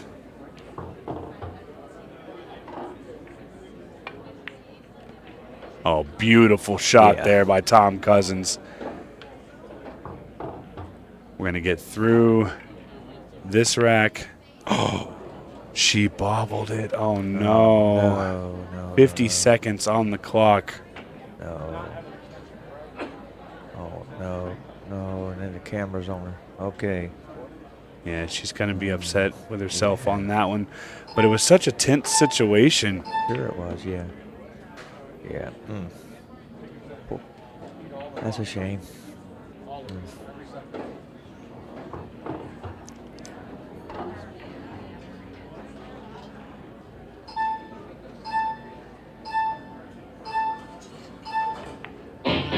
But they ain't out of it yet. That's the thing. Oh, no, they are out of it. Yeah. I was thinking another one team. Yeah, dang, man. Yeah, this is That going to would've be made- it. that would've made a Dennis doesn't tie. even have to shoot. So there it is. Dennis Hatch and Charlie Simpson are going to get the win, and they have made the finals of our mixed pairs. Little Miss Charlie. Incredible match there, and we will be back for semifinal number 2 right after this.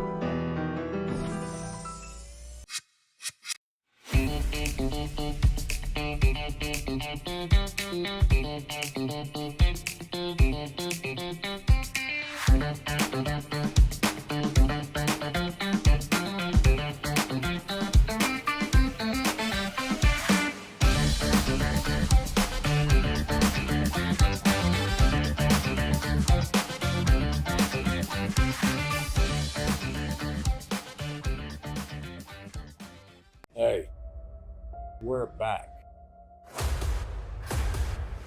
Everything that's happened over the last year is going to come to an end. Some team of amateur pool players are about to win $100,000. That's pretty special. And runners southbound are your national champions.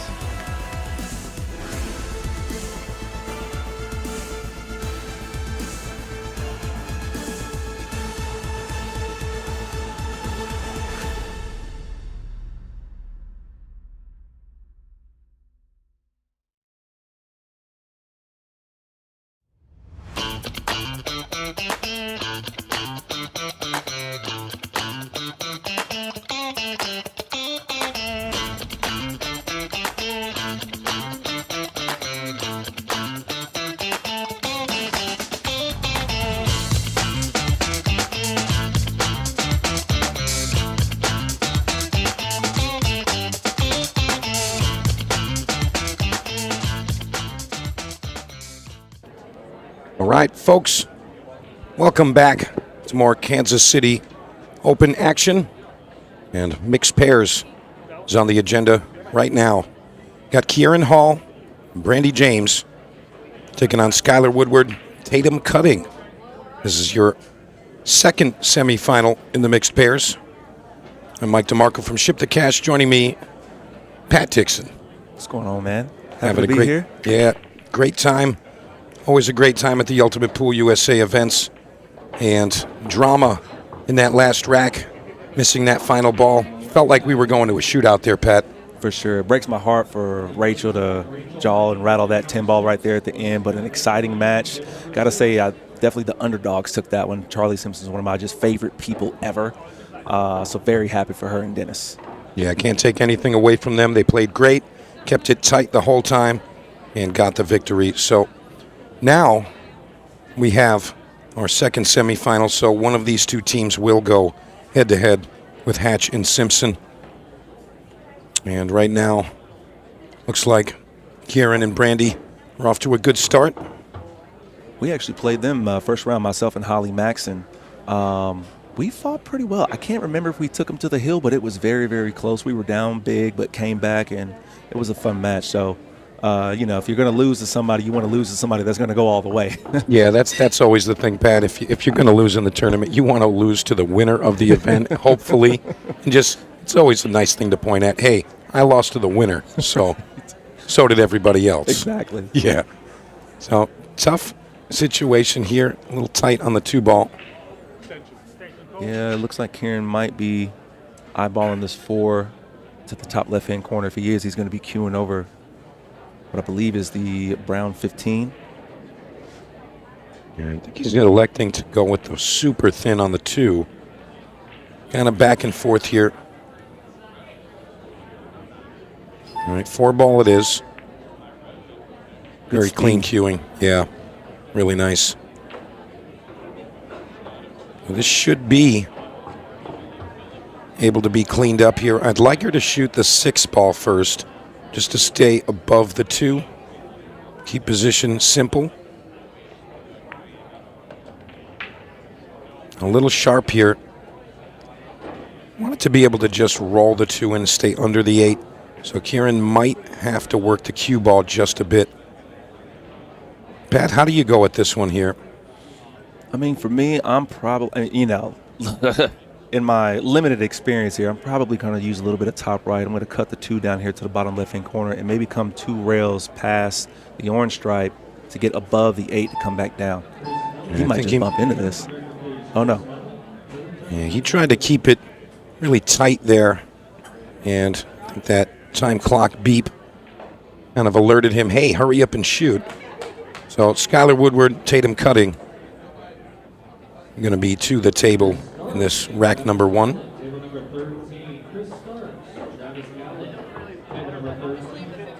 Things pretty open. Only the 2 blocking the 8 from the bottom left, but the 8 can definitely go all the way up to the top. She pulls this back into the rail. I mean, everybody's familiar with Skylar Woodward. Tatum Cutting, coming from Diamond, Ohio. Yeah, I heard he's pretty good. Well, Skylar's pretty good, but so is Tatum, let me tell you. Friends call her Tate, but how awesome of a name is Cutting? I mean, play pool. The merch practically sells itself. You're not kidding. Yeah, she's also the 2025 Women's U.S. Amateur Champion. So, if you weren't aware, now you are. Got to put some respect on that name. That's right. Yeah, she's also competing in the Women's Open, and expect her to go pretty deep in that one.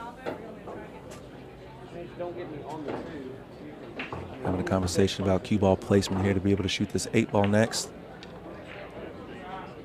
Very nice shot there. Skylar going to be delivering the first point here. In it goes 1-0 to the Woodward Cutting duo. And I'll tell you what, everything's been pretty smooth so far, Pat. I mean, the crowd's been great, the staff's been great. Definitely lots of drama in the arena.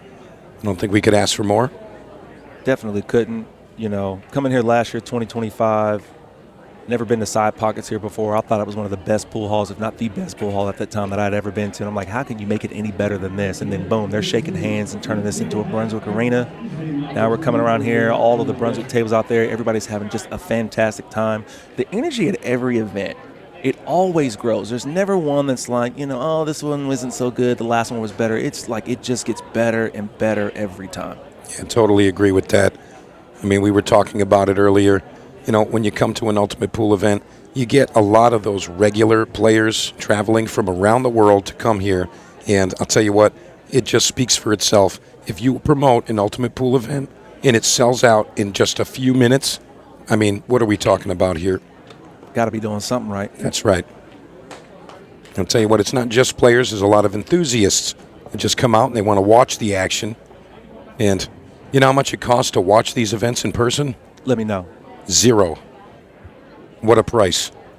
All right, Woodward to the break. They're up 1-0. Let's go with the head ball break. 1 ball finds a home. And 2 ball going to follow suit. Yeah, really only issues, you got this tie-up down here towards the bottom left with the 7 and 13 together, but if you decide to go stripes here, you got the 10 ball close, you got the 4 ball close as well if you wanted to take solids to try to bump that out. Yeah, it doesn't look like there's a simple opening stripe, perhaps the 9.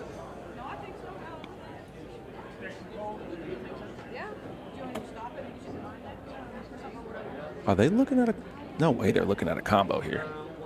4 ball combination.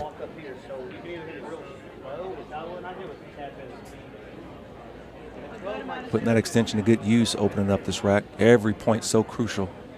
I think they're going for it. Yeah, it looks like it might be wired. There it is. What a shot. 7 ball needs to get out of there. A little bit of work still. 9 ball still available to the right side pocket. So still a bit of cleaning up to do, but open and available shots will help. Skylar having a bit of a chuckle with his partner, just solving one problem and creating another.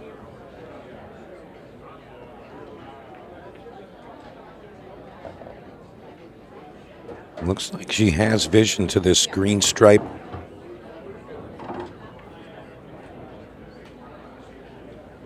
She may just try to hold this. No, she's going to move it right out of the way. What a great shot from Tatum Cutting. Really couldn't have asked for a better shot right there. Gets the 7 ball clean out of the way. Now you can get to work. Hopefully get up 2-0 quickly in this race to 6. Uh-oh. Minor error there from Skylar. I think they've established that that is a frozen ball, which means that that 12 cannot move. She's got to shoot away from it. She can really go to either side of the 12. If she goes on the left side, want to bump the 5, but I'd like to see some inside spin. And you know what? That'll work too. Certainly will. A referee keeping a close eye on an all-ball foul as she was bridging over that 3-ball, watching the hair, the clothes, the arm, everything. These guys are spot on.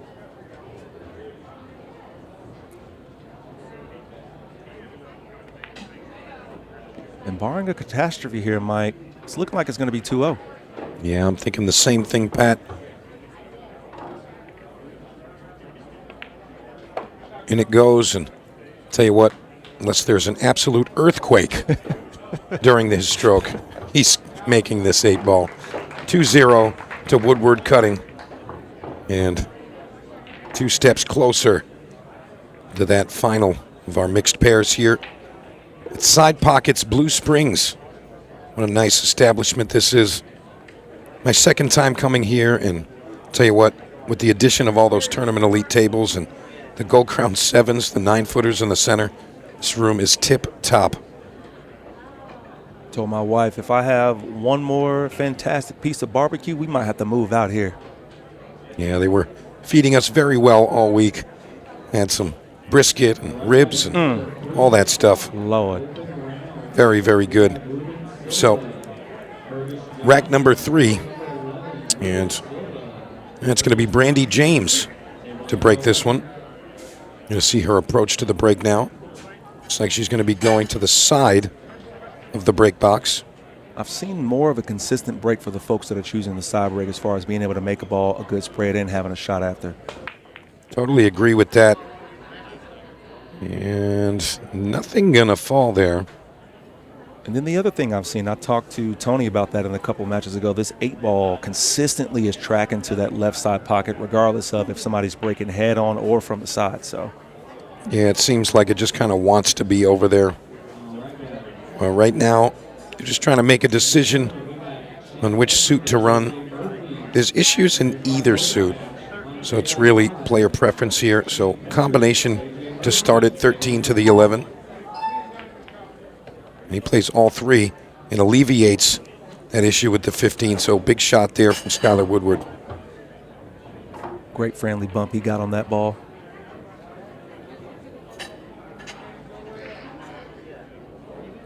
And now, I mean, if you want to call it an issue, really the only tough ball that I see you got to get on is going to be that 9-ball.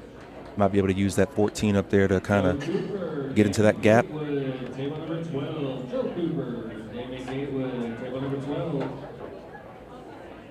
Skylar indicating where he'd like to arrive after potting this 13.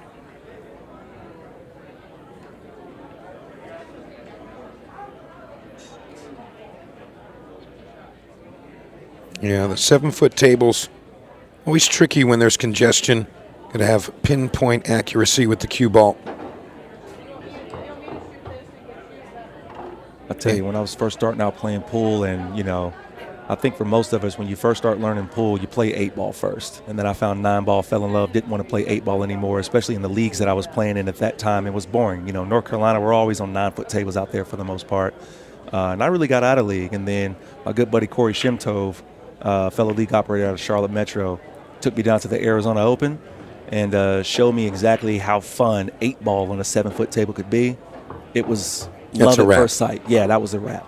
Yeah, I kind of feel the same way. And, you know, the same way it's revived your love for the format, you know, I think it's revived the love for the game itself with a lot of players. You know, we've heard Dennis Hatch talk about that time and time again, how he kind of just fell back in love with pool, and now he's saying, hey, I'm making a run for it. I'm going to be a full-blown, true playing professional again, and watch what I do. And you can't take it away. It's ultimate pool.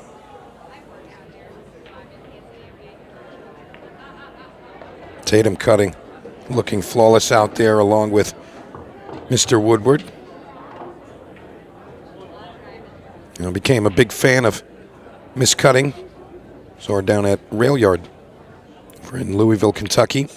She's competing in an event over there, and I'm like, who is this chick? Right. And she starts running out like crazy. I'm like, well, that's who she is, huh? I was so thrilled to hear she'd be here at the Ultimate Pool Kansas City Open. That's going to be 3-0 in a race to 6. We just eclipsed the 20-minute mark left in this other side semifinal mixed pairs match. The finals is going to be fireworks. Dennis Hatch and Charlie Simpson waiting on the winner of this one here. Yeah, I'll tell you what, either way this match goes, we're in for a great final. Charlie Simpson out of the UPL Atlanta metro area. She's a division rep down there at that location, along with Jose Teixeira, who's one of the league operators in that area. She was overcoming some emotions, being so grateful and just excited and happy to be in this position. Her and Dennis Hatch, they played together at the Iowa Open, as well as at the Florida Open too. So to be able to get this far, she's just over the moon, and I'm super, super proud of her. Yeah, and that's a testament to how resilient some of these players are. You match up together, you don't go the distance. You match up again, it doesn't happen again. And look where they're sitting now. They're sitting in the final. Yeah. Yeah. You just put a little work in and, kind of see what you can do. As you got a solid down in the top corner.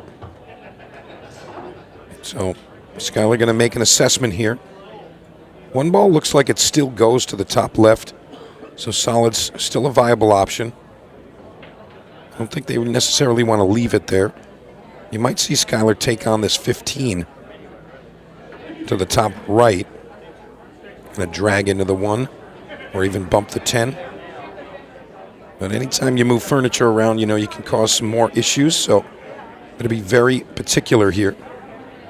Especially on that shot, you're going to be pushing that 1 and the 10 towards some other object balls, and you might end up making another problem. He came out really nice on that one there. Yeah, very deliberate bump there and very clean execution, if I might add. Yeah, the 14 becomes really the big one there, and of course the 8 ball. You have to arrive underneath to find a pocket there. It does go on the side and also by the blue 2 in the top corner. So they're going to be making their way down table towards the end of the run. 14 might also be able to play off of the long rail up here towards the top left-hand corner, if need be, past the 2. Going to see if they're approaching this.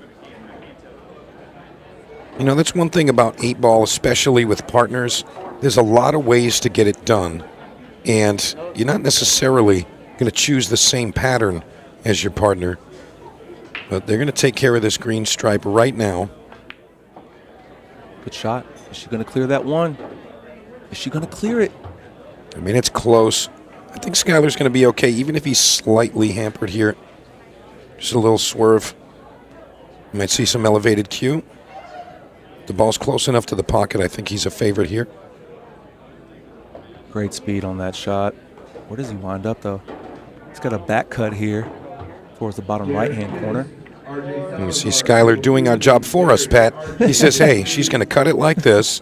Cue ball right around the backside of the 5. Give me the 10 to the side pocket.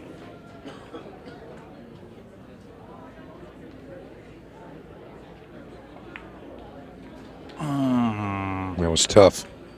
Just catches the point. Yeah, position was the reason for the miss. Really conscious about the cue ball, but got to be honest, I think that's the first missed pot we've seen. I think you're right. Now we've got Hall and James coming up to the table with a little bit of a lifeline, being down 3-0. This is a crucial point in the race to 6. Yeah, 17 minutes on the clock. So still time to get it done. But they've got to get a move on, put some pressure on the opponents. You know how it is, Pat. You're out there, and, if your opponent is pummeling you, sometimes your back arm just doesn't do what it normally does. Oh, I know exactly what you mean, big dog. It also works in the opposite way. If you're just crushing your opponent, it kind of feels like you can't miss, and your opponent's just going to give it to you in some cases. So, nice start to the run here. 3 solids remain. Ken with a nice shot pulls the cue ball over to the left side of the table nicely, giving Brandy some options here. I love the open talk as well. I think that's such a key component, and it makes it more interesting as well as a viewer. I want to know what the conversation's like. What are you guys talking about? Yeah, it's kind of more full spectrum teams. It's like if you're going to match up with another player, you kind of don't need just their skills. You also need their mind, decision making. Just communicating with your partner, working as one team.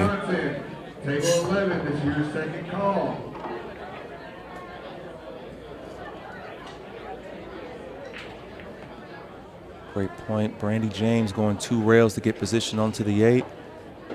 It's going to hold up for her. No problem here for Kieran as he looks to go up. Get on the board. It's 3-1 as we hit the 15.5-minute mark in a race to 6 in the semifinal mixed pairs match. Yeah, and you hear the crowd cheering them on.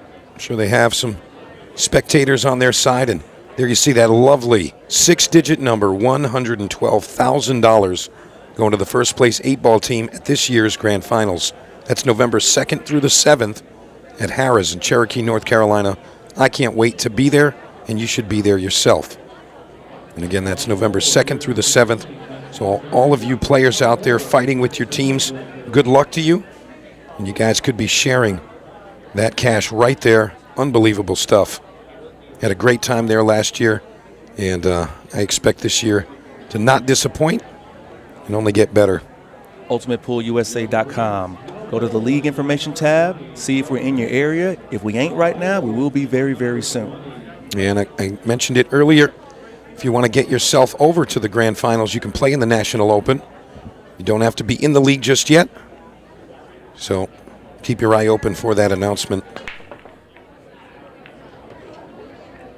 Big break there. A lot of power into it. Everything kind of floated up towards the top of the table this time. And what are you thinking, Pat, here? I think maybe the open combination to start. Not really sure.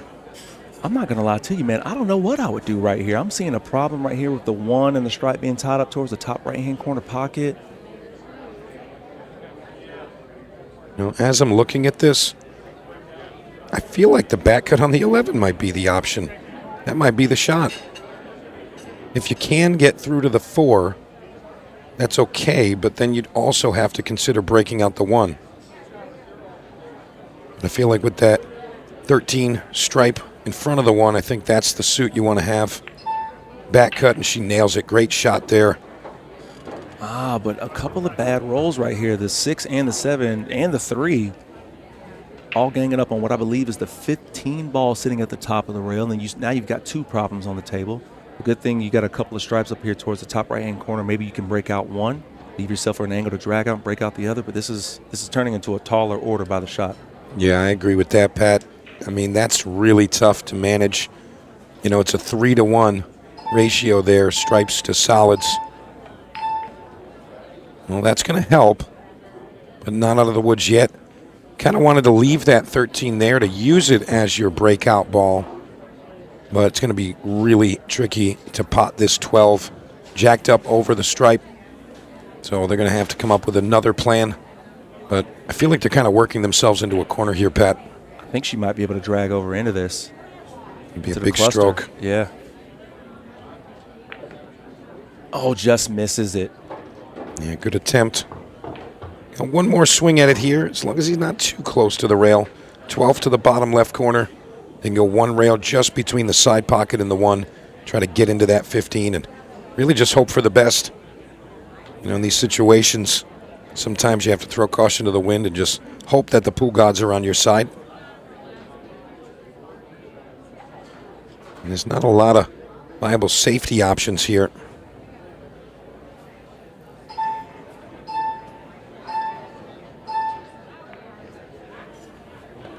And yeah, that's going to be really tough. I mean, 9-ball available, but you know the quintessential 8-ball story. You leave the problems for the end, and your opponents are going to have 12 ways to play safe or just run out.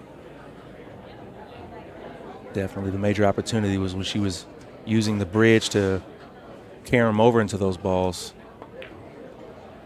And now you're going to give him ball in hand.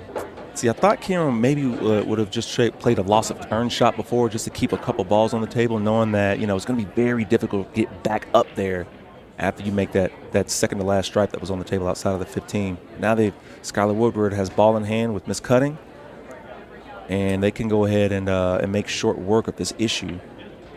Yeah, in hindsight, I feel like maybe 2-railing the 9-ball towards the 7 might have been the move.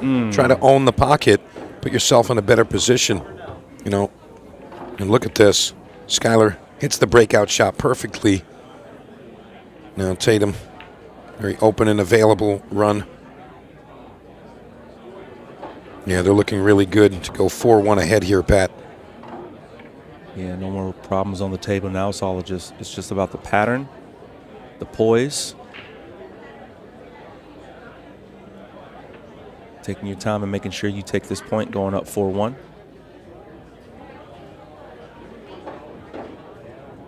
Little touchy there on that one. It should be all right. I'm always a fan if I'm playing doubles with someone and they have an idea of where they want the cue ball, let me know. I love that communication. Yeah, I mean, it's always key to have good communication with your partner in pool and in life, of course. But I really do like that aspect. And, you know, chemistry is worth more than skill level in a lot of ways when it comes to doubles. And in this mixed pairs duo here, I think they've got some great chemistry. They've been playing great together, and the results are obvious.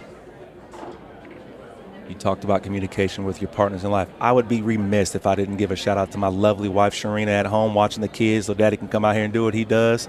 Thank you so much, baby. Love you. Harrison, Andra, Daddy misses you. Listen to your mama now. You know, Pat, I don't blame you there. I'm sure she's pulling her hair out. It'll be fine. It's kind of one word. All right, here we go. 8 ball to the side pocket. This will put them up 4-1. And I'll tell you, they're looking super strong right now. Any team facing these two going to have their hands very full. Getting closer to that 10-minute mark where that 30 seconds gets cut in half to a 15-second shot clock. And since we're talking about Ultimate Pool League as well, keep in mind that that is the one thing that does not happen in the league. We maintain the 30-second shot clock throughout your 30-minute matches. Yeah, they're having fun, and obviously, you know, when you're doing great, everything's great. And when you're not doing great, the world could be bad, but looks like our team trailing here, still in high spirits, smiles all around. And that's good to see because there's a lot of pressure out there. I mean, you're in a semifinal match right now. Things are going against you. It's not going your way. Don't get in your own way as well up top, you know. Keep the smiles, keep the camaraderie. Hey, everything's okay. No need to apologize for bad or missed shots or any kind of mistake. Let's keep pushing. Yeah, that's exactly right, Pat. I mean, you always have to keep that positive mental attitude. And, you know, if you start thinking, hey, maybe we're not going to win or maybe we're not going to get it done, it's just going to snowball and just kind of bring you down that dark path. So always got to stay positive. Absolutely right, Pat. All right, big break in rack 6. And Skyler scratches square in the side.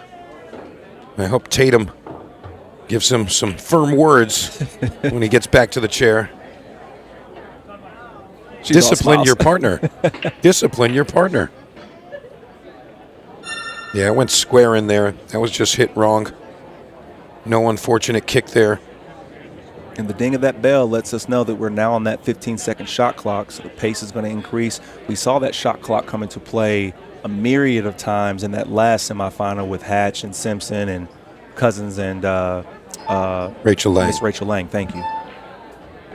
Going for stripes here. Yeah, I mean, the shot clock can add some pressure, but I think it actually helps players perform. You know, just keeping them engaged and just kind of relying on instinct versus overthinking situations where you kind of can't make up your mind and end up making a rash decision.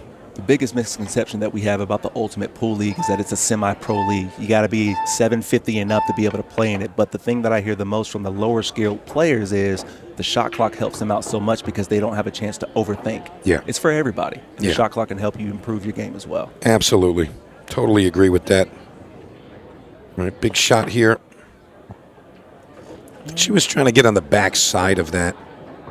Brandy James coming a bit shy. Still have the 13 available to the top right. Bank shot still good for the 15. So really just Kieran Hall going to show us what his preference is in this situation. Uses his extension here. So looks like the bank shot is going to be it. And we went square into the side. Look at the cue ball. Oh, and to get a little bump, but that 11 is still fine. 11 still will go to the bottom left hand, but no shot. No shot on the 13 to your point up to the top right hand. Is it? Is it there? Looks like she's got just enough. She does. She made it happen. Now it looks like the 11 does go. I don't really want to see him work the cue ball too much unless he's very comfortable with the shot. Looks like he's digging here. Going to drag it over. What a ball. Look at this. What a ball, dude. What are we talking about? How good can you hit it? What a shot. Perfect. Brandy James delivers the 8-ball. What a run. 4-2 now as we go into rack number 7. Remember, you are watching the semifinal of the mixed fairs. Kieran Hall digging into this, coming straight across that table, he got ball in hand position on that 8. You Beautiful literally shot. would have put it right there with ball in hand. Great shot. Brandy James having a great time out there, really loving that she was the one to deliver that 8-ball. Love the hair. Yeah. You know, I'm not sure the setup, but we do have somebody on site doing those types of designs. Braiding hair and integrating things like this. I think you need to go get in line, right, Mike? I think there's something like that's in your future. You know what? Unless they've got tape, I don't think it's going to work. I'll just get some streamers for the handlebars. All right, here we go. Rack number 7, Brandy James to break. And they're down 4-2. Still plenty of time on the clock. They're making the match of it, Pat. This is what you want to see. You don't really want to see, especially in the semifinals, somebody get railroaded. You want to see a close, competitive, exciting match, and they're giving it to us right now. Yeah. Dry break. Cut the wood coming to the table. I'm going to workshop that. You know what? I'll figure that out. I knew there was something in there. I knew there was something in the tank. I mean, I've actually said that in a sentence, like Skylar Woodward cutting the ball. That's the one. All right, here we go. Stripes in play. And arrives. Okay, there's a bit of an angle up table. I can't believe he got right through the 3 and the 5 like he did. Yeah, Skylar indicating he wants Tatum to hit the 6. Needed a little bit more spin there. She says, well, I went into it. He says, no, you didn't. That wasn't enough. Got to work on my Skylar. Is he going to the top left hand with this? Oh, yeah. Just there. It's going to wipe his feet and go in the pocket. But another problem. The 2 pushes up to the, what's the 15 here? Yeah, I mean, kind of forced to take the 9 here. As long as she gets around the 5-6, she can go up table. And I think Skylar can maneuver something from up there. Look at this. Kind of getting some added congestion to the top of the table. This is looking not so great here. I mean, he could play the bank here and drag into the 11, like right into the 5.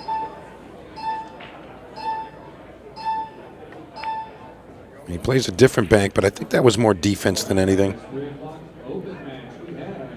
Big shot here for Kieran.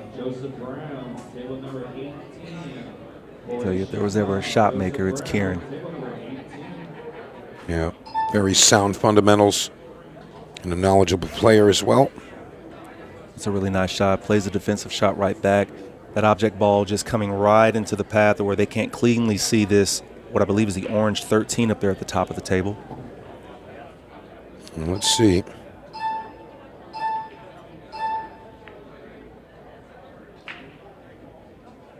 Now, something interesting here as well. Tick tock as we're going through this rack and we're kind of playing chess back and forth here. If you're down, you're running out of time. Yeah, I think Skylar and Tatum really need to kind of take advantage of that strategy right there. You know, just try to burn the clock as much as possible.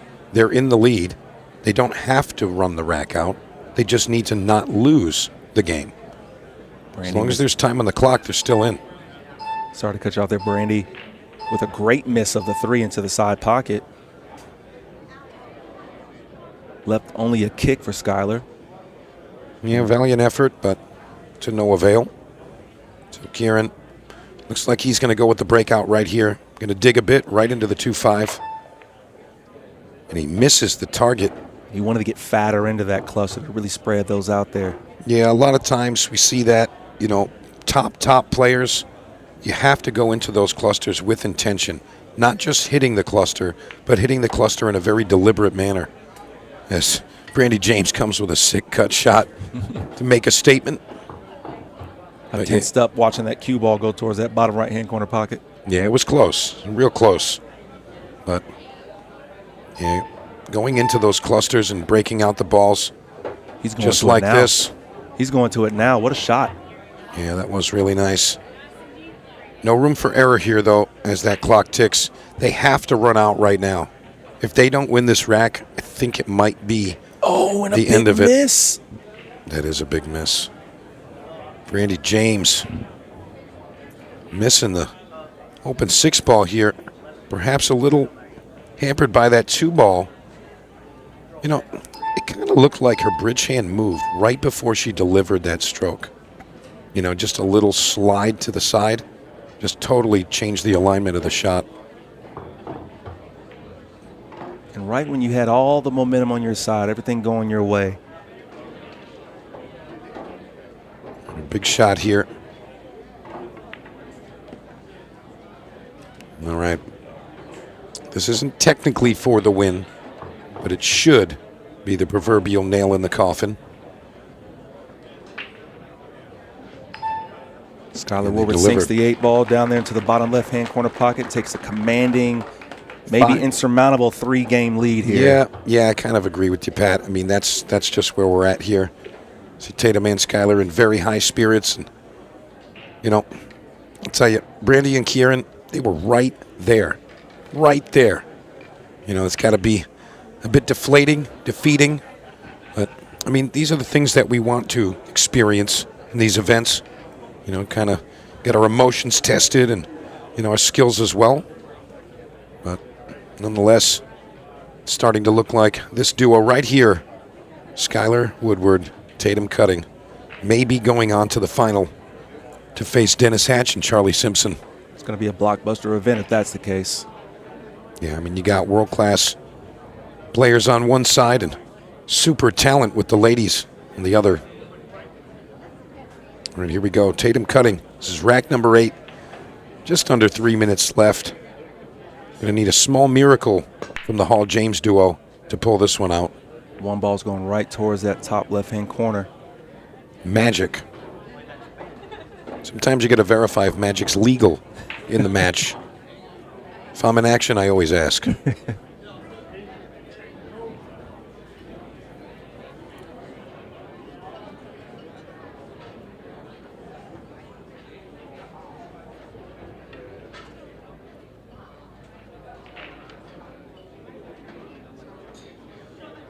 All right, so Skylar looking pretty good here.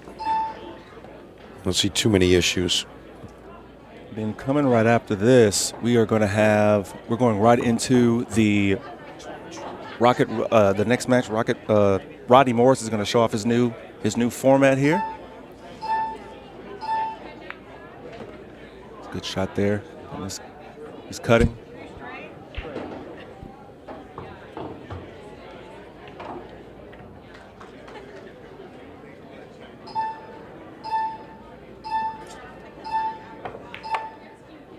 Yeah, we're going to have the Rocket Runout between the Rocket himself, Rodney Morris, and Dennis Hatch coming up. And you do not want to miss that. And you're going to have Tony Holgate and Kobe Japp calling the shots for you. The man from Montana. That's right. And Tony Holgate, the man from everywhere. All right. Very nice control of all of the balls involved there. It was all conscious. And as we approach that 1 minute mark, that's going to seal the deal. Tatum Cutting the 13. I like that. That was good. I'm picking up what you're putting down on that one. I'll tell you what, she's missed. However, only 40-plus seconds here. We may see a handshake, but looks like she's still going to fight Brandy James, Kieran Hall. 6 ball's going to hold up in that corner. They're going to make a run for it here. They're going to try to finish the game. Why not? Have a little fun. Honestly, I feel like you should always take advantage of time on the arena table. For sure. I don't care if you're down 7-0. You got a shot, go shoot them. All right, she doesn't need to get on the 8 ball, just leave the bank shot. And this will be simple stuff for Mr. Woodward. And there it is. You're going to see the handshake there. Congratulations, Skylar Woodward, Tatum Cutting, going on to the final with Dennis Hatch and Charlie Simpson for the Kansas City mixed pairs. We'll be right back with some Rocket Runout. Y'all make a little noise.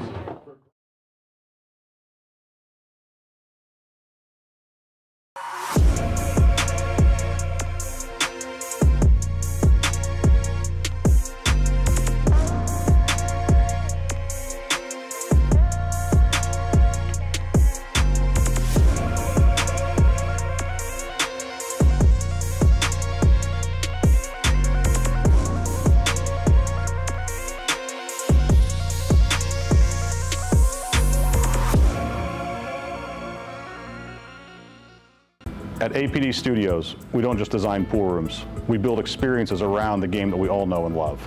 I'm Adam Pfeiffer, a licensed architect for 10 years and a nearly 25-year pool player. I bring nearly 2 decades of real-world experience designing, setting up, and optimizing pool rooms and tournaments, both locally and nationally. Whether you're upgrading your pool room to host larger tournaments, planning a full-scale event, or just looking to perfect your home playing space, I design with purpose. From traffic flow and lighting to vendor zones and spectator comfort, every detail is considered, making it efficient for staff, welcoming for players and spectators alike, and compliant with local building codes. For residential spaces, I bring the same precision, crafting rooms that feel luxurious, play beautifully, and reflect a true passion for the game. At APD Studios, we design for more than just gameplay. We design for the future of your room.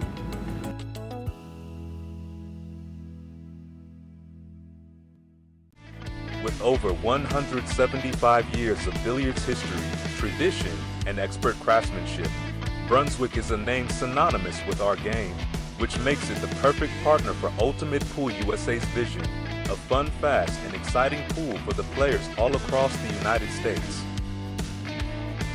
Brunswick, Ultimate Pool USA's official table partner.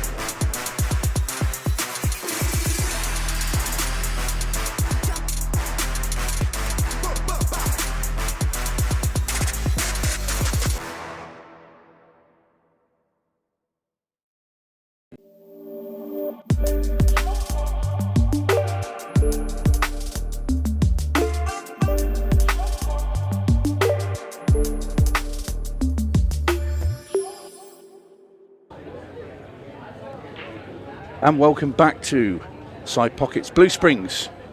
And we've got a very special match for you here. Rodney Morris playing Dennis Hatch with a brand new format, Rocket Runout.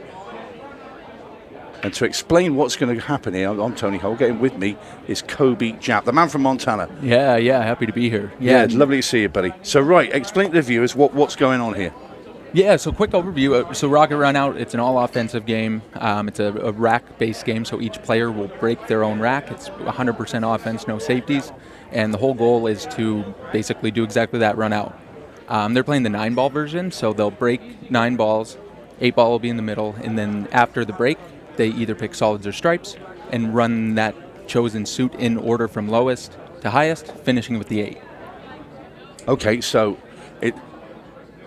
you're playing, it's like a rotation, is it? Or not quite? Correct. It's almost a mix of rotation and 8 ball, right? Because you're picking a suit. So they'll break, either pick solids or stripes, and then run those balls in order. So if you look at the balls there, the 1, 2, 3, 4, they're all numbered like they normally would, and the stripes are also numbered 1, 2, 3, 4. Do both players come to the table at the same time in the same rack, or do you just run your own rack? Nope. So it'd almost be like a bowling situation where there's frames. So player one will break, play and shoot until they miss, and then get a score for that. Yeah. So rack. what you're effectively doing, you're scoring points. Rather than we're not playing racks, we're playing for points. Correct, yeah. So there's 10 total racks, and the maximum score that you could get is 200 per rack, so a total of 2,000 would be a maximum How'd you score. get to 200? So it's 10 points per ball, and then depending, so if you just break and run out, you don't take ball in hand, that would be the maximum. Break, make a ball, run out, that would be the maximum of 200. Okay. If you break dry, leave the cue ball where it lies, so it's like a strike at bowling. Yeah, exactly. It's almost like strike, spare, gutter, if you will. But yeah, so when they break, if he doesn't make a ball and runs out, that's 150 points. And then every time after the break, you have the choice to take ball in hand. But if you do, that lowers your maximum score to 100. So if you broke, took ball in hand, and ran out, then you'd get 100 points. So and they go alternately then? Yep. So Rodney will go first. He'll play the rack out, get a set. So when you say to take ball in hand, I don't get you. Yeah. So when you break, you either shoot at the lowest, the 1 solid or the 1 stripe. If you didn't have a look at either of those, then you have the option to take ball in hand for yourself and start. See. So, right. Or you play from where you are. But if you take ball in hand, you penalise some points. Correct. Yep. You lower the maximum amount of points. If you miss at any time, you get 10 points for each ball that you made. Right. Okay. Anyway, we're going to see how this all unfolds. We will have a scoreboard up there somewhere. I tell you, like I say, this is Rodney Morris's invention. Yeah. So Rodney invented this. This is the 9-ball version. There's also an 11-ball version. So usually you'd play that on like the 9-foot tables, a little more room. I'm intrigued, I have to say. Yeah, it's a good game, not just to like play, but for practice. It's a wonderful game. You know, gives you some intent to practice. So here we are. There's the scores. So we've got Rocket Rodney Morris, Dennis the Hatchet Man Hatch. Wow. So what happens now he's made all those balls? So now, I mean, he would be either shooting at the 1 ball here or the lowest numbered stripe, which this is a 2 ball. So these are the Rocket Runout balls as well. So here he, because that would be a 10 ball normally, but that's a 2 ball. Yeah, so it's the 2 stripe. Yep. So there, I mean, very, very simple. He broke. He did not take ball in hand. He ran out. That's a 200-point game. And you put the 8 ball to finish the rack. Yep. So you're always either taking solids or stripe and closing in on the 8. Correct. Oh, I see. Right. Well, that was quick. So how many points did Rodney get there then? So that's the maximum of 200. So he gets 200 points. 200 points. Yep. Correct. So basically, a break and run is 200. Correct. Yep. Right, I see. And you can either be solids or stripes. Yep. And the solids are numbered from 1 to 4. Yep. And the stripes are numbered from 1 to 4. Yep. So the 2 ball, with the other blue ball, the stripe would normally be the 10 ball. They're both 2 balls. Yep, correct. Right, yep. So okay. And you have to shoot the lowest number on the table. Yep, and when the table's open, you could shoot either suit. So if there was I'm now getting to understand it. And when you break them like that, it makes it look way easy. Right. So here comes Dennis Hatch. So he's going to go dry. See, and here's a good example. So this one's dry, right? So he can choose to either leave the cue ball where it is or take ball in hand. If he was to run them out and not take ball in hand, he would get 150 points. If he does take ball in hand, run them out. So what if he was to miss the first ball here? That's the end of it. He would get a 0, yeah. So no balls were made. Right, okay. If at any point he does miss, like in the rack, he would get 10 points for each ball that was pocketed. Right. So he's going for the solid 1 here. So that's 10 points he scored. Correct. Yep. So this will be 20. But because he didn't take ball in hand. Would he get a maximum of 200 if he finishes here then? No, because he broke dry. Right. So how many points come off of that? 150 is the max when you break dry. So if you look at the screen here, like under his name, so you have 20 of 150 on the scorecard there. Yeah. It's like a video game watching it like this. It's great. Yeah, and that was a good shot there.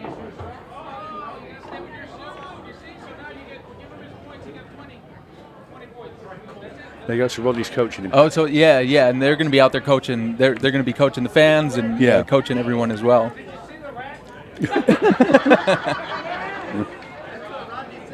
Mate, you're always going to get a lot of fun with these two guys out here anyway, whatever they're playing. But yes, so this is. So there, he gets the 20 points. So everything is call pocket as well. Right. So it's all called. There's no flukes, slops, or whatever you want to call correct. it. So you call every shot, which is good because that makes it more skillful. Yeah, absolutely. So what's happened here? So that would be the end of rack 1 for each of them. So now they're going to be moving to rack 2. Right. So Dennis missed. Yep, Dennis missed. That's the end of his frame. Right, I'm with now you you're moving to rack 2 for Rodney. And you play 10 racks each. 10 racks each. Yep. Well, he's got a good lead then, Rodney. Yeah, absolutely. The thing that you see, where you'll see that like a lot of discernment is when to take ball in hand, when not to. You know, when you're trying to weigh. So right, we're having a look here. So if he wants to take the solids, he's got to shoot the one at the top. Yep, and if he wanted to take the stripes, he would be shooting the one, right, the yellow colored obviously stripe at the bottom. solids. Yeah, and here's one that's, I mean, there could be value in taking, and here's an interesting one. So he's actually going to be calling solids. He was playing solids there. So when it's open, you can shoot the lowest stripe and still call solids. Oh, right. So that's like a tactical thing because you weren't going to get finished. Right. So he gets 10 points. So what he was trying to do there was play off of the stripe and make the 2, carry him into the 2, and then play position and take solids from there. So you can, when it's open, you can play a stripe to knock in the solid. And then you would be shooting solids there. Right, so that's like a 9-ball thing where you can play off one ball and then obviously knock the other in and you carry on. Correct, yeah. Right, I'll see. But because he didn't get it, that's the end of that rack then. Yeah, and that really opens the door for for Dennis here. Dennis now with some sort of break and run here.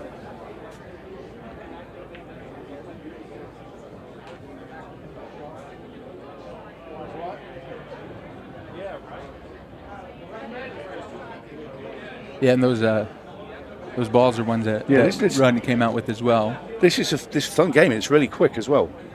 So fast pace, all offense.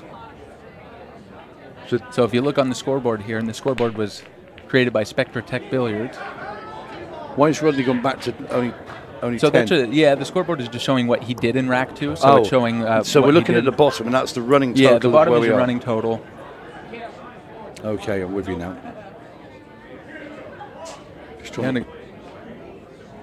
Good break there, but for sure a couple little issues. So, I mean, this is one where I would honestly look at taking ball in hand, just because it's hard to get from the solid if you're going to go there, and getting on the 3 to then develop. I mean,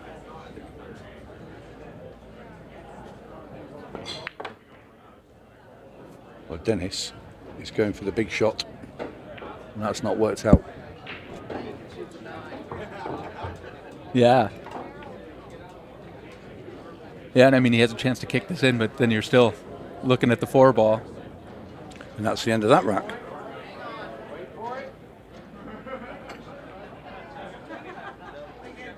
And so that would be another 20 points for... Yeah, so it's 210-40 to Rodney.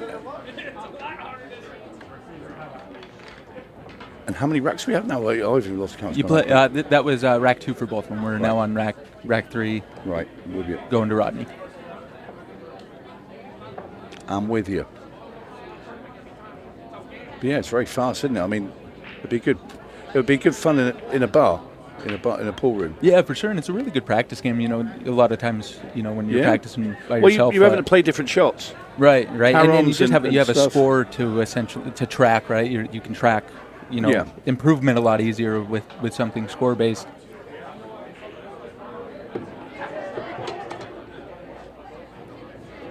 So it comes in 2 versions, a 9-ball version and an 11-ball version.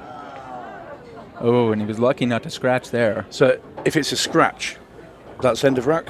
No, you still have a chance to run out, but you don't get the full points. Right, you would get 10 for each ball that you make, and then it's 20 for the 8, I believe. I know in the 11. So this is a good chance to get 200 here. Yeah, for sure. Everything's, well, it was a good chance. It was until he nudged that 3-ball.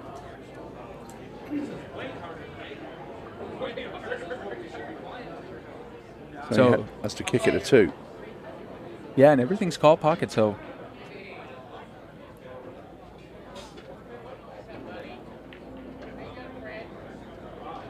And that's the end of rack 3 for Rodney Morris. So he got 10 points. So Dennis now could effectively take the lead if he was to break and run. Yep.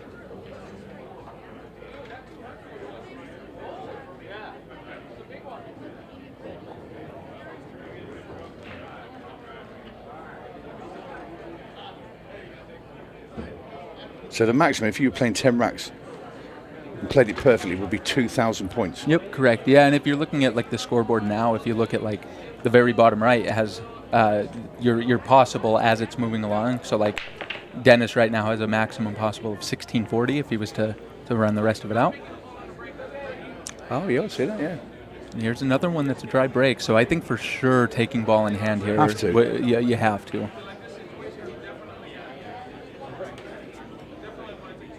And he's choosing just to swing at it. I'm really surprised. I would think that he'd have to take ball in hand and either combo the stripes up top. Yeah. So you can play the combo. So he can pick the white up and play the 1-ball down next to the 8-ball, combo that in, and he stays at the table. Yeah, correct. Yep, so he could combo the like yellow stripe into the purple, into the... Yeah, and that's what he's looking at doing now. I think Rodney's actually just told him what to do. Yeah, absolutely. Well, you need to learn, don't you? So that's cool. Now he plays the 1 here. Yeah, and that's when you're playing it, like figuring out the balance of when to take ball in hand, when not to, or when it makes sense and how to salvage scores. I mean, it's a hard pill to swallow when you're looking at giving up 100 points by taking ball in hand, but it's better than getting 40 and missing and making a mistake, right? Yeah. Well, that's a really good shot there from Rodney. Sorry, Dennis even. and good little nudge there. Hatcherman's coming back. Yeah, so that was a break, took ball in hand, so that would be 100 points.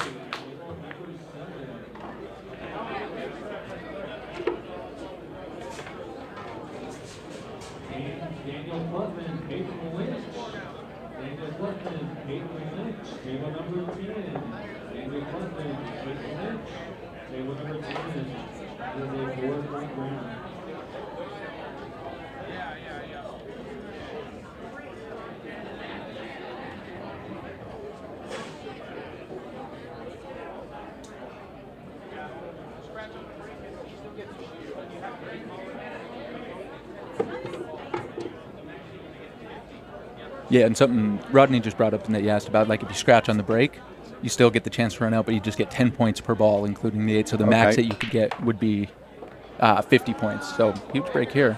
Oh, wow. See, and here I'm looking at not taking ball in hand, playing the solids as he is now, going back and forth, and then playing the... But he could play the stripe if he wanted to. He could, yeah. Yep.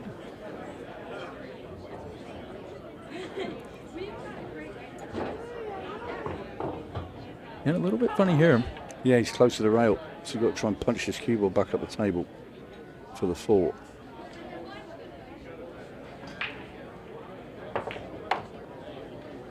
He wants to And brush he's into this. he might end up short side and perfect.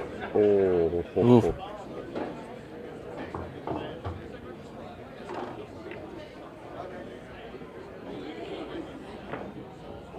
That's a good shot. Yeah. That's a great shot. Yeah, that's good there.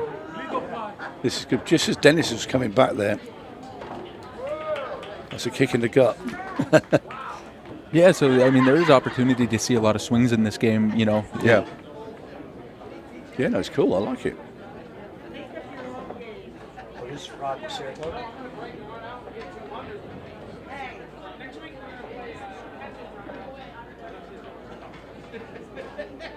Three balls.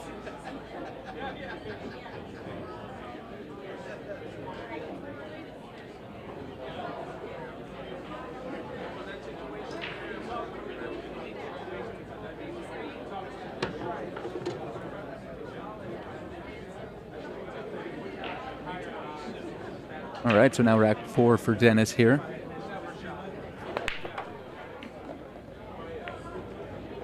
So that's a nice lead that Rodney's got at the moment, 420 to 140.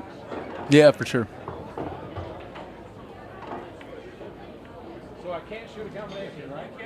See, and just what he's asking there, like he's asking if he can shoot a combination. So if he was to play the 3-ball and play that combination, he would be playing stripes.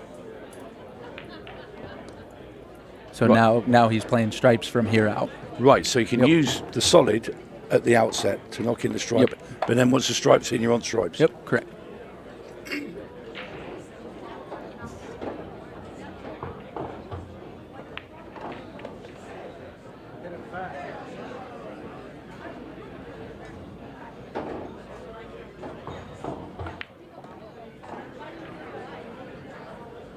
Uh-oh. Ooh. Just missed the side. So you get 160 points for knocking in this 8 ball then, effectively, because you only got 40 there with the... Yep, so then you get, correct. The 8 ball's value is determined by if you make a ball in the break and or if you take ball in hand. Yep, I'm with you. And one of the designs behind this and where it was, somewhat started was back in COVID, they were playing remote. So people were playing from different areas and, doing tournaments of this. So Spectre Tech, who designed the scoreboard, they're going to be offering that same capability of being able to play it like online and play virtually. And, so you can play, I could play while you're over on the other side of the pond. Yeah. No, well, it's something different. It's a really good game.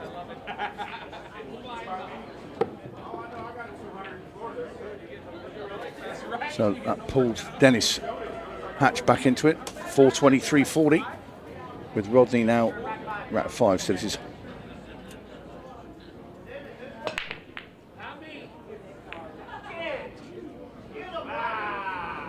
Yep, looks like he's dry there. So I don't know if that the striped 1-ball passes the 4 down there. If it doesn't, absolutely shoot that.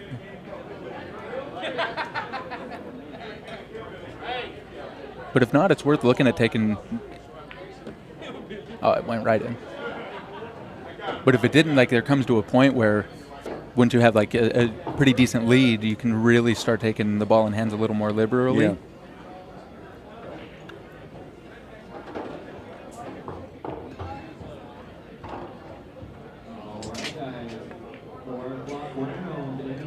Chat there.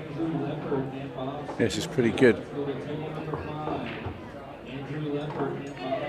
So this will be 150 you can get for this one then, because it's a dry break. Yep, correct. In goes the 8. And it is 150 points that the Rocket gets. Well, you'd expect him to win his own game. Yeah, you would think so. He made the rules, so if he doesn't, he made them wrong.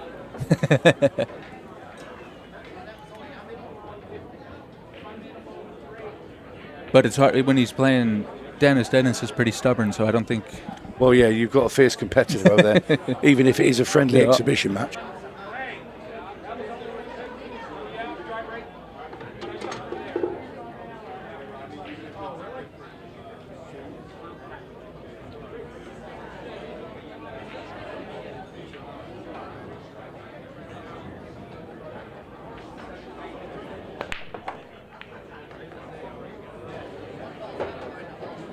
good break there. This one. Yeah, good break. You'll certainly be seeing ball in hand here, most likely taking the stripes and breaking into those two that are right up there on the right.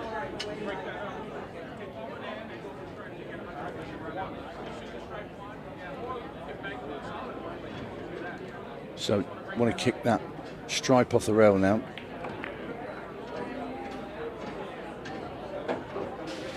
And that should do him, and this will be 150 points. 100 because he had to take ball in hand. Oh, of course, you lose the. Yep, I'm with you. That's why you're here, Kobe. Well, I'm glad I'm here for something. I'm glad you're here because I don't know what's going on.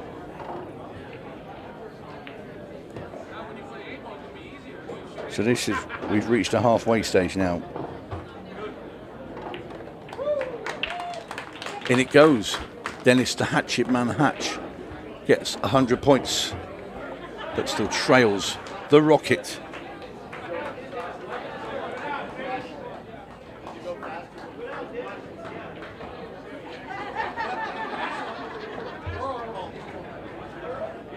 So are these balls for sale? Yeah, he does have sets of them for sale. The retail on them is like 300 retail. Okay. But they come in, and he's working on developing another set that has like a matching stripes that are numbered higher, so that you could play 8, 9, 10, kind of the whole range. Right. But yeah, he absolutely has them for sale. I like it. I like the 9. I know I haven't seen the other ones, but just for the speed of it, because this is like real fast shooting. Yeah, yep. For sure, fast paced. Yeah. So you could have a table in your pool room and anywhere and have this set up with that scoreboard. Yep, 100%. Yeah, so you could be, I could be keeping score while you're shooting, watching you on camera, and then you would keep score from your end watching me. All right. Yep. So effectively, you could play this in 2 different countries. 100%. Now I'm with you. Was this developed during COVID, perhaps? I know they were playing it during COVID. I don't know. He had pieces of it because over the UK, a lot of players are sort of playing. But yeah, there was definitely Mike things. DeMarco actually was involved in some of the online tournaments and stuff that they were doing back during COVID. Yeah. So I remember quite a few people, because they've got a pool table at home, were just playing little online tournaments and stuff. Yeah. Yeah, and what's nice about this is, like, with there being such a wide range of how many points you can get, with a maximum of 2,000, the handicapping is really easy. Yeah. So it's really easy to, figure out what your established average is, and then being able to handicap the games and make them competitive for everyone. Nice shot. And Rodney's at it again. Rocket Runout. Yeah, there's a maximum 200. Another 200 there from Rodney.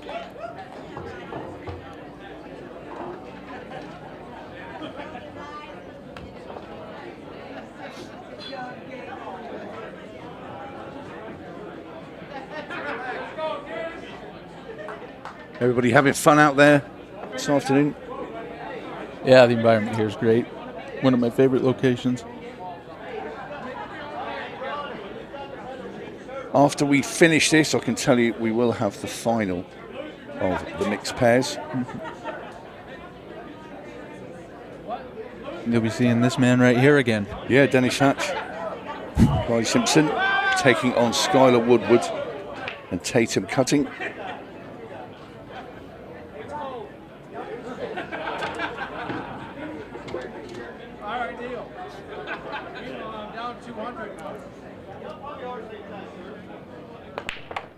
Well, that's a great split. Yeah, he didn't want that one ball to go. So he's going to have to go ball in hand now, have to. Yeah, for sure. And then you play the one, knock the 3 in? Yeah, I would think so, and you'd want to make it to where the striped one ball moves out of the way so that you open the pocket for the... Right, so you play the one ball, knock the 3 in, the striped one. Or I guess you could just play the 3 ball and then just roll up table. Of course, and then, yeah, you don't even need to do the combo, no, right? I'm thinking, because the yellow's on the table, I'm thinking you have to play the... Yeah, right.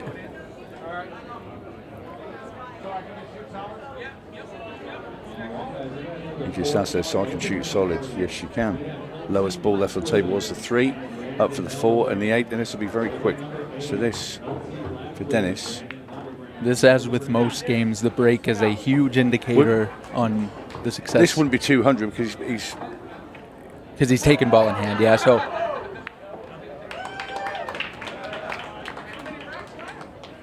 gave him 200 for that. Yeah, little error there. Yeah, good job. I'm watching Kobe. I can see what's going on. Maybe Dennis has paid the scorer. He's a smart man. He just said I'm down 200. I think he's just paid him $200. Do you reckon these two are having a little side bet on this? There's always a little sweat on it, I'm sure. No, but yeah.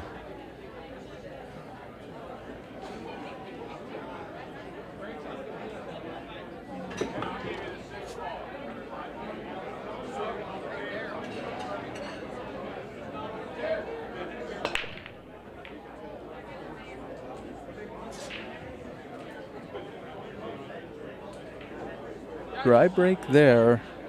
Yeah. For sure going to be seeing ball in hand. I think you'd have to shoot the solids, but then the 4's awkward.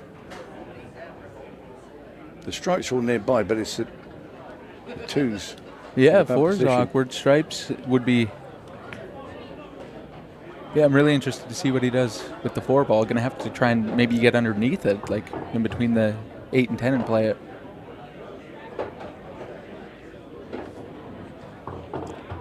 So we do play 10 racks of this. Well, he's got good that's shot good. There. That's a great shot. Yeah, that's about perfect.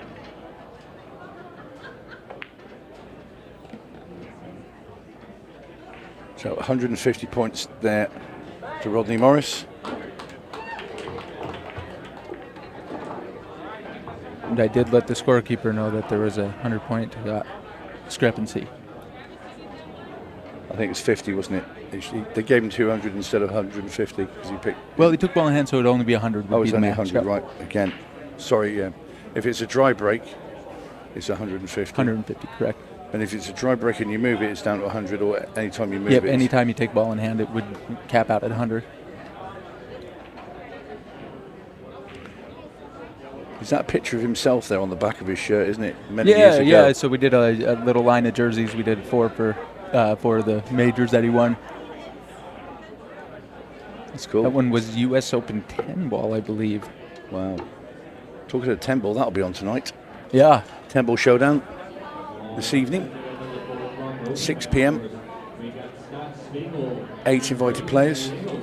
Playoff to a winner through the evening. Yeah, it's one of my favorite events to watch. I like rotation and 10 ball, and especially without the jump cue, it makes it pretty exciting.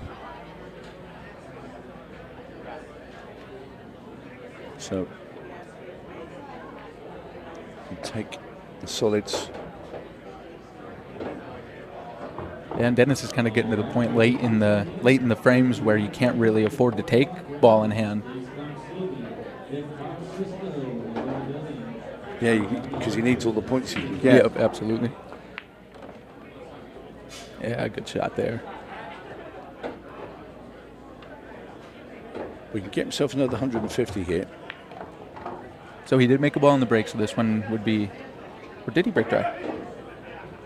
He broke dry. He did, okay. Broke dry, but didn't move the cue ball. Yep. So 150 there for Dennis Hatch. I think he's trying to get an extra 50. Saying he made a ball, but he didn't.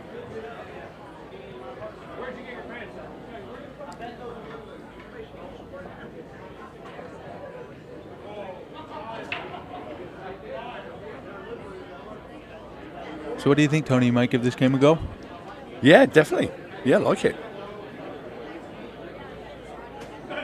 So where'd you go to buy this? So they're developing it to be on the Spectre Tech Billiards platform. So I've been helping them here all week. They had a booth set up playing fairway billiards, another one of their games. Okay. So they plan on launching everything October 31st. So Halloween. Yeah.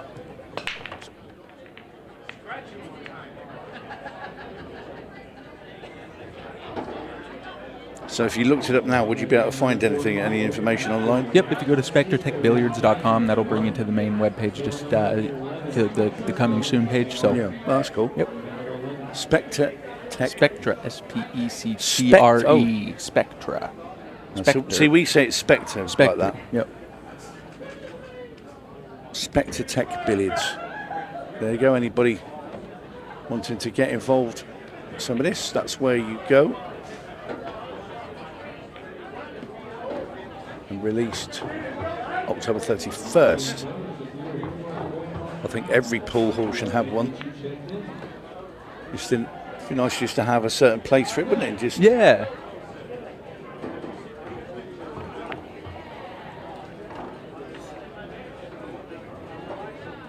Somebody want to come out for the evening, so tell you what, we'll go down to the pool hall. We'll have a game of Rocket Runout, yeah, a couple of beers just for an hour and chill out.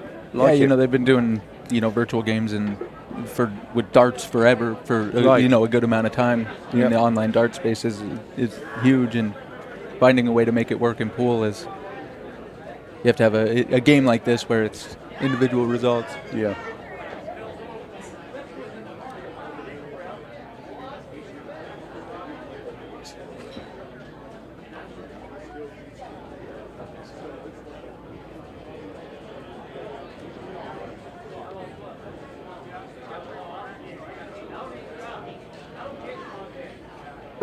Now this is a lot of fun. Dennis now with his rack 8. Yeah, and I think that break is probably more conducive to be able to control landing on one of the So that's good. Now you take the stripes, because the one's gone in. You take the 2 stripe down into the corner and get a maximum of 200 here. Yeah, for sure. And he's at a point where he kind of can't afford to. He can't afford to take ball in hand. He needs all the points that he can get. And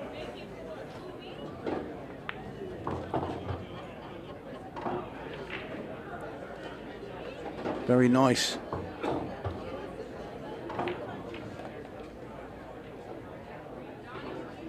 And the hatchet man is going to get a maximum here. In goes the 8. Yep, so maximum 200.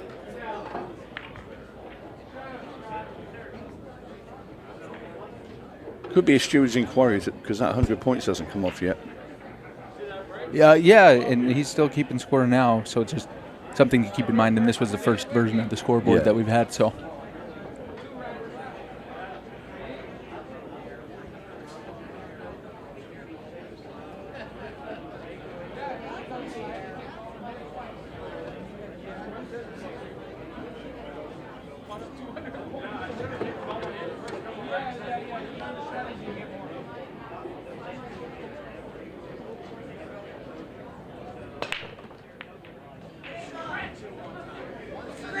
Uh-oh.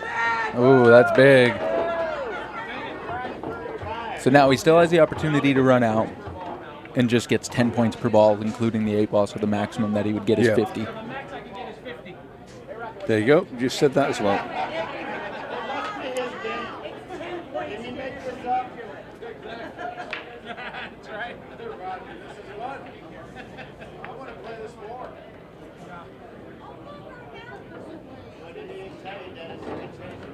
Quite an interesting cluster down there. Yeah. Don't usually see that. And it'd be tough to get on the 4 and the 8.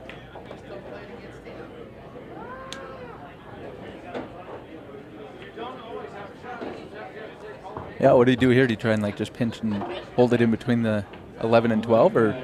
But you play. I'd play the 4, I think, up the top left and go into the 11 and the 8. Yeah. Yep. The 11 is the. I know it's striped 2, but I call it an 11 because. The striped 3 ball. Oh, striped 3 ball as well. Well, that's the end of that one. Yeah, so he's going to get 30 points there. So he's only got 1 more rack left. Dennis has 2.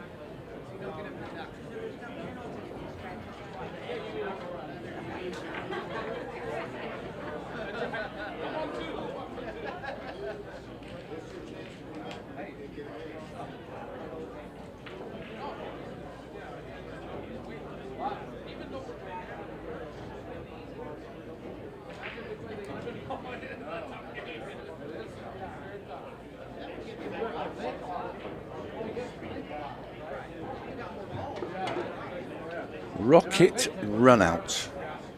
Like it. So 990 points there for Dennis. So if he can get out here, get himself in front, even though he has 100 that he shouldn't have.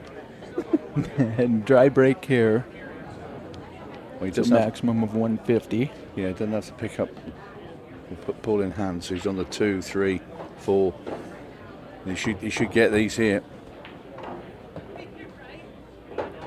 Can the Rocket, Rodney Morris, be beaten at his own game by his buddy, the Hatchet Man? And they are good friends, these two. Travelled the world together on every tour you can think of. Moscone Cups, a lot, and in goes the 8. And the Hatchet Man gets himself in front. Fist pump. Always competitive. Oh, we are down to the last frame.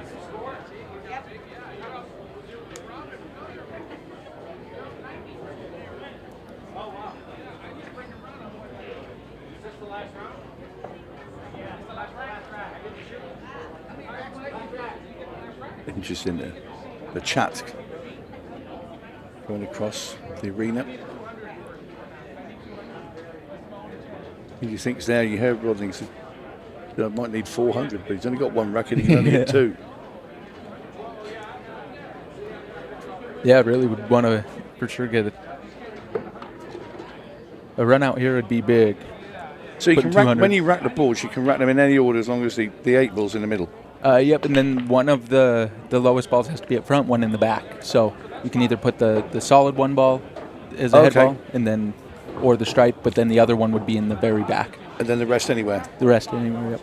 Right, I see. So, yeah, the 2 yellows, or the 2 1 balls, front and back. And there has to be a solid and a stripe on each wing. Okay. So alternating on there.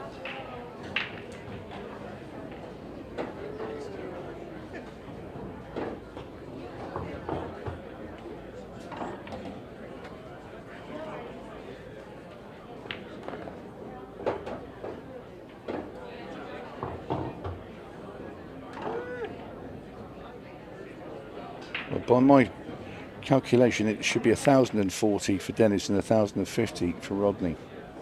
He didn't come back far enough there because he did get an extra 100 points on a rack earlier that he didn't earn. If we're keeping the correct score. I think we are. I'll tell you, it'll be funny if they have had a bet and Rodney pays out even though he might have won. Oh, good shot there. I thought he was going to be playing that in the side for sure. Well, he's done all he can do. Max.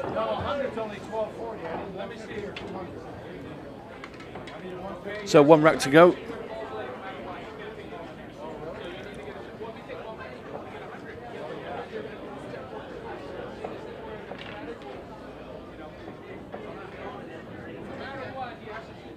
But yeah, this is a fast and furious format. Cleverly invented by Rodney Morris. Yeah, and fast-paced, all offense. Yeah, you're seeing there's no safety. No safeties. So if anybody wants a real quick-fire format and a way of playing, this is it. Rocket Runout. Here's the last rack. It's going to be dry. Yeah, and if he wants, I mean, granted, even where he is now, if he took ball in hand and ran out with the 11:48, I mean, that still puts him 10 points behind, so he has to shoot it. Yeah, that's exactly right. Can't pick it up. It would make it impossible to win. So all on this one shot, really. Yeah. And even with the added 100 points, it looks like he probably won't beat Rodney Morris at his own game.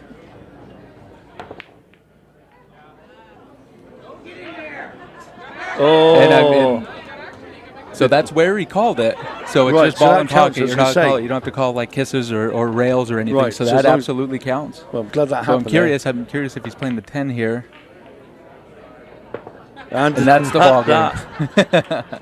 And Rodney Morris does beat Dennis Hatch at Rocket Runout. Thank you to those two gentlemen there for demonstrating this new format. I'll tell you what, looks a lot of fun. We did hear from Kobe where you can go and check that out, but for now, we will disappear. When we come right back, we will have the mixed pairs final.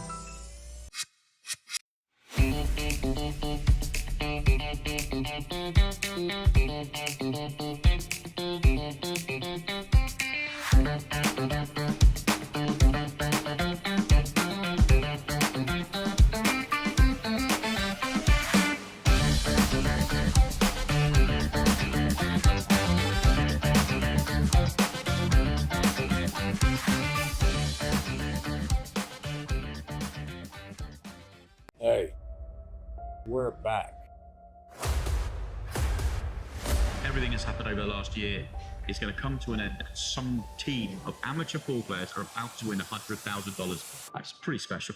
And from the Southbound are your national champions.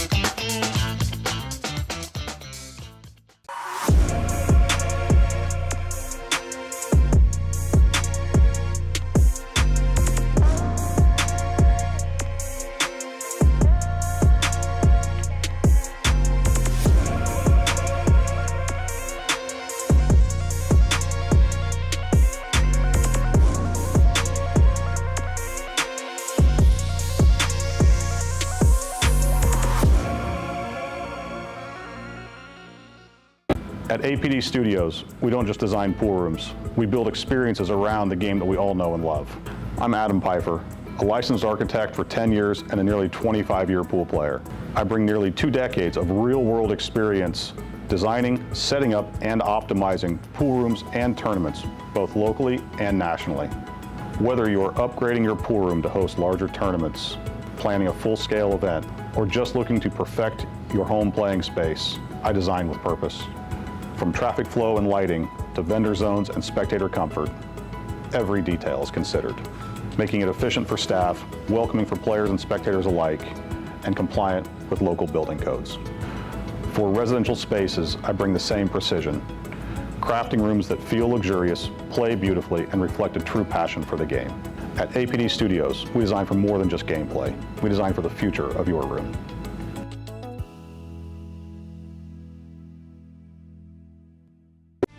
With over 175 years of billiards history, tradition, and expert craftsmanship, Brunswick is a name synonymous with our game, which makes it the perfect partner for Ultimate Pool USA's vision of fun, fast, and exciting pool for the players all across the United States.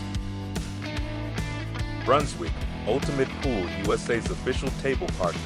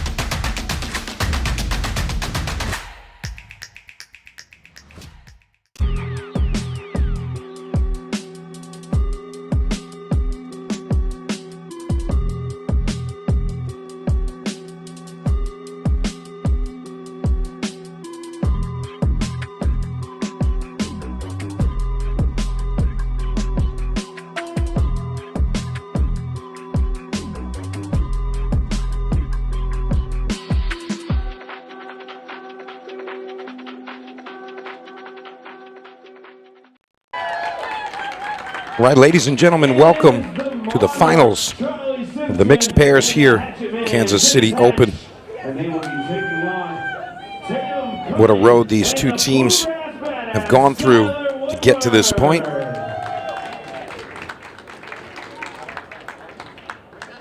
You see Dennis Hatch, we just saw him against his good friend Rodney Morris playing the Rocket Runout format. I'm a fan. I love all offense. Just fire the balls in the hole. But here we are, mixed pairs final. And of course we have Dennis Hatch and Charlie Simpson and their opponents Skylar Woodward, Tatum Cutting. So going to be in for a treat here. And one of these two teams will be crowned the champions. You see some camaraderie between the ladies there. Lots of support.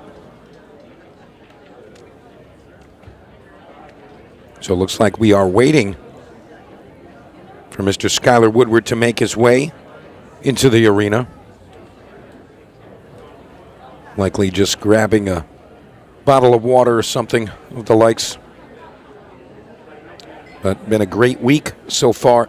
Still more tournament action through Sunday night.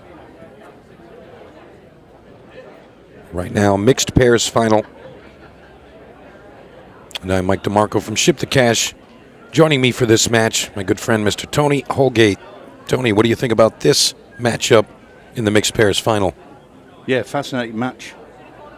Dennis versus Skylar. And the two ladies there, Molly Simpson, Tatum Cutting. Both battled well to get through to this final. Yeah. Anybody's this is, anybody's. Yeah, I expect a very close game. Very, very close. All right, Skylar is ready, and she says, hey, good luck. Dennis and Skylar, good luck. All right, here we go. Dennis Hatch and Tatum Cutting for the lag. Interesting. Dennis always does that lag where he puts right-hand spin on it. And if you do something for long enough, chances are you're going to get real good at it. It's Dennis. Yeah, Dennis wins that one. Very close. Very close. And I'll tell you, both teams definitely going to be in high spirits. Making it to the finals is really the win in itself, Tony. Absolutely. Yeah, smiles all around. And both teams look prepared to do battle.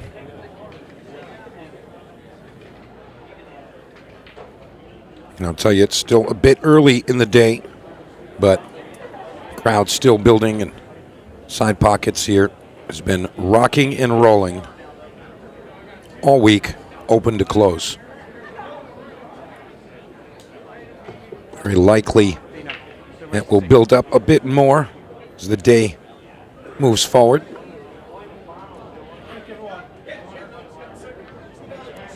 All right, here we go. Opening break. Dennis Hatch is the man at the table. I'll tell you what, I don't know what kind of break that is, but it worked, and he's got it ball down. Tony, I don't think I've ever seen a break like that before. No, it's a strange one. Strange to say the least. It's kind of a thin the head ball and two-rail kick into the pack. Kind of a snooker hybrid. Charlie opens up with the 5. Likely Dennis will play the 5 ball here. Combo Back 6 cut. in. Yeah. Not sure he wants to pot them both because he'll have to play it hard because he needs the cue to come back out. Yeah, he consciously hit the top of that 12 ball. And you see this crazy break from Dennis. Unbelievable. Yeah, he caught it very thin, didn't he? Yeah, definitely a miss hit. Well, Charlie Simpson looking for that purple 4. Going to the side pocket with it. It looks like she's actually back cutting here. Saved by the jaws. Good pop. Yeah, that's 2 fortunate rolls there for these two.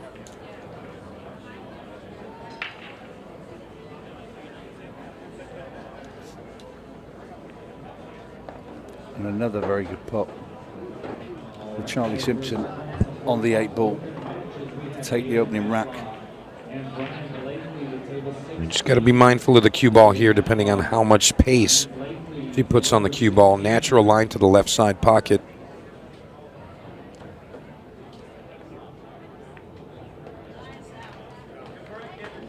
Close, but no scratch. 8 ball down.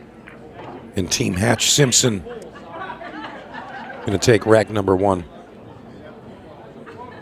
Break and run.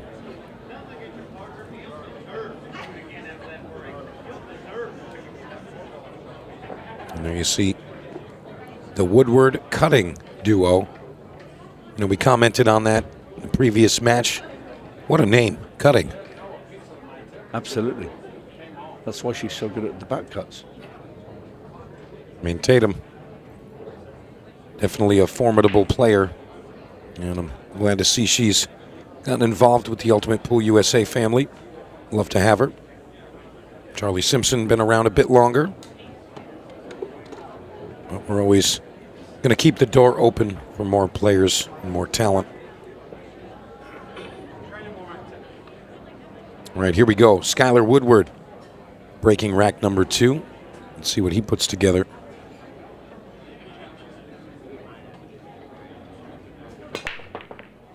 Big break there. 1 ball finds a home. All right, right off the bat, it's going to be solids for me. Go either way, of course.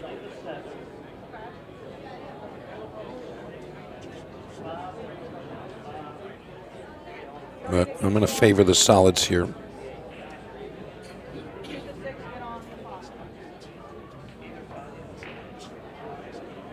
All right, Skylar saying, hey, this is what I'd like to order. And Tatum Cutting delivers.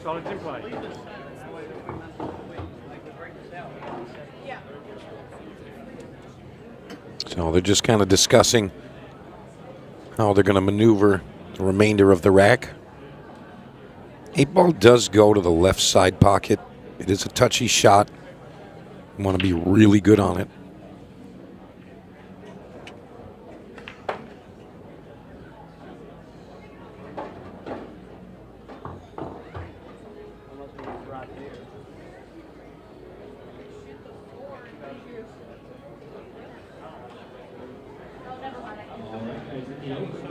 All right. Looks like they've agreed on a pattern. Although, as we see many times, patterns can change and can't really force the issue.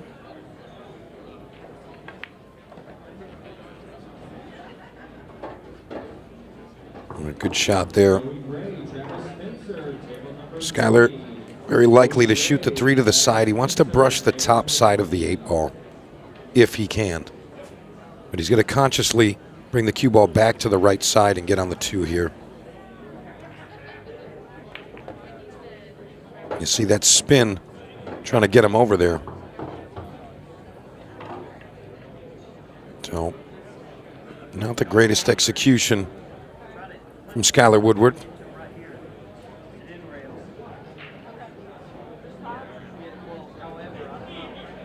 Yeah, they're just a bit concerned with where that cue ball is going to head.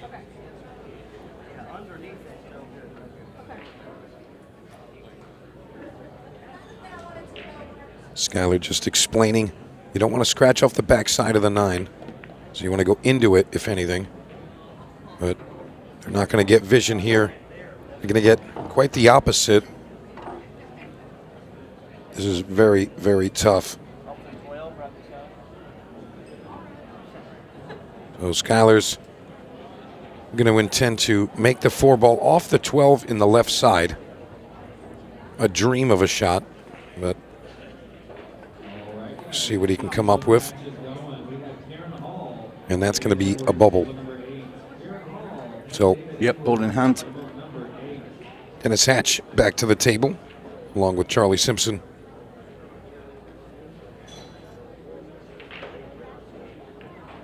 Yeah, it's always nice to start ball in hand. You know, get that control shot, kind of situate the table to your liking. Tony, I don't see any problems here. Table looks wide open. Indeed, and Charlie's very good. Very composed. Was in the semi-final, watched a bit of that earlier. Yeah, Charlie's kind of been at most of the events. I feel like I've seen her competing. Definitely a strong player, and the results are apparent.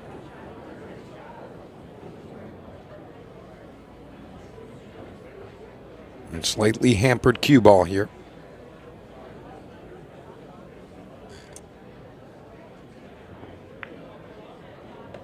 And delivers it well.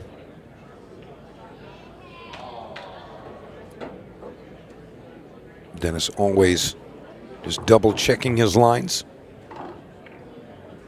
He's going to follow up here. And he decides to go around. It'll get the job done as well.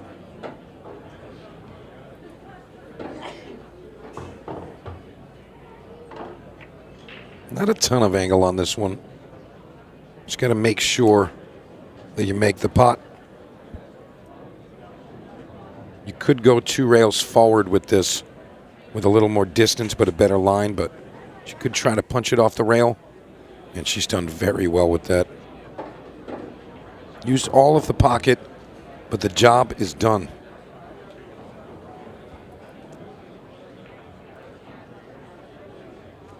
All right, soft draw here. Touch of left spin.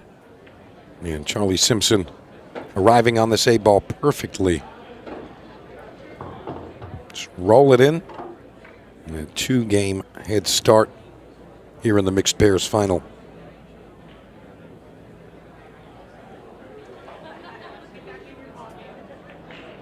Very nice. Yeah, they are definitely thrilled with their performance thus far. You know, in hindsight, you know, the run from Tatum and Skylar, you know, the 8-ball did have a pocket. So, although I understand why they wanted to move it, make it a bit simpler, it actually ended up complicating the rack just a bit. So,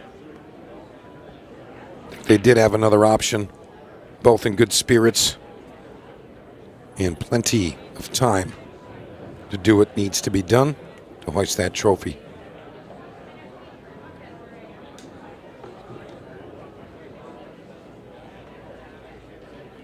All right, here it is. Rack number 3. You got Charlie Simpson to break. Let's see what she intends to do with the rack here.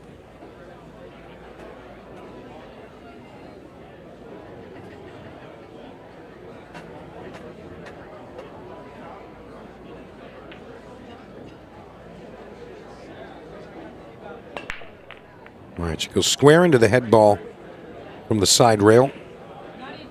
And Nothing going to fall. Big opportunity for Woodward in cutting.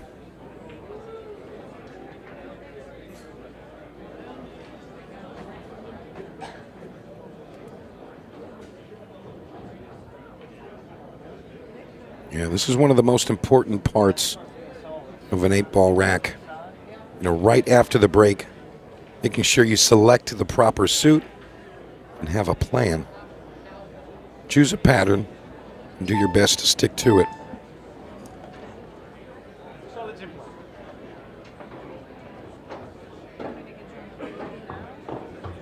All right, solids it is. And Tatum getting instruction from Skylar. Wants her to play this with some right spin. Cut the ball in and go around to the back side of those two stripes to get vision on that red 3 to the bottom right corner.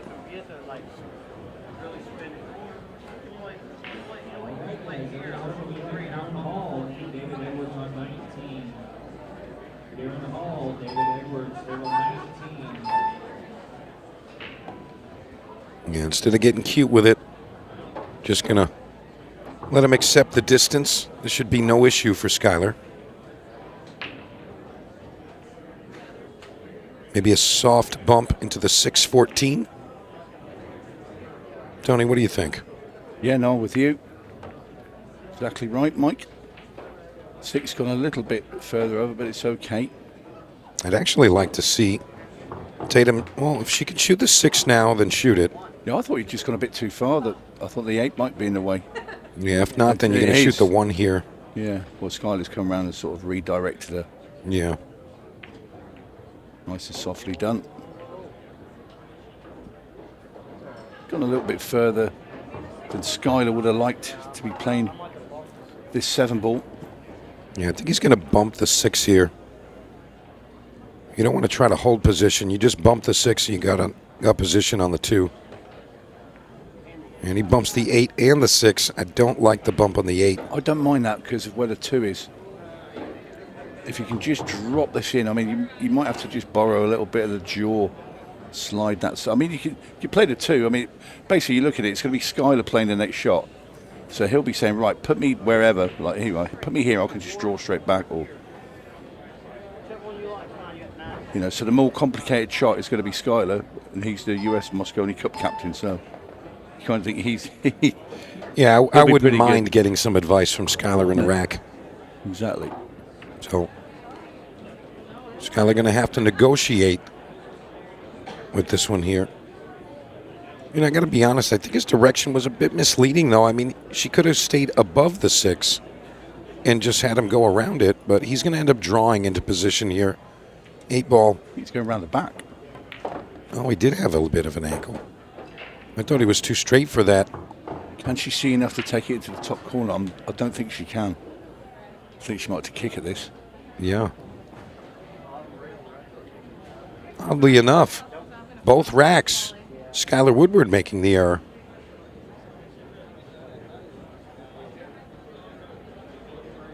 So kick shot it is. See if Tatum can come with some magic here. Very close. Oh, very unlucky. That was a great effort there from Tatum. Yeah, crowd still applauding. She hit that right in the face. Fractions away. Absolutely. And that would have been the spectacular as well. Maybe a centimeter or so off. All right, Charlie Simpson, Dennis Hatch at the table. Yeah, Hatch and Simpson have been very clinical from these sort of positions. She knows where to put Dennis. Yeah, in his place. Charlie playing very well, as well as the hatchet man.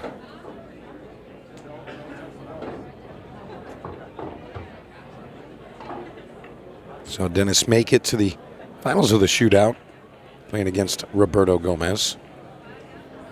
Roberto took that down, so he is the 2026 Kansas City shootout champ. Dennis, runner-up. Still stellar performance.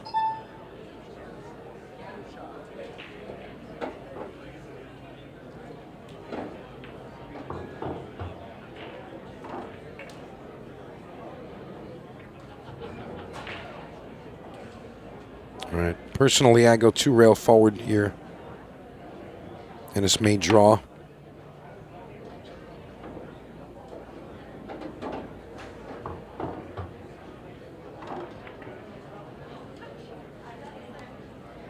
Yeah, just a little nip draw, just slide it over. 13 ball is going to go in the same pocket as this red striped 11.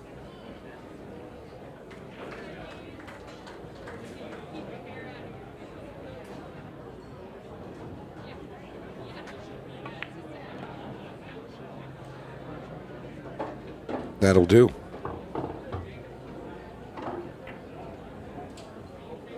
He doesn't really need to work the cue ball too much. There's a nice line straight in for the side pocket on the 8. And Dennis says, I'm going to get you great on this 8 ball.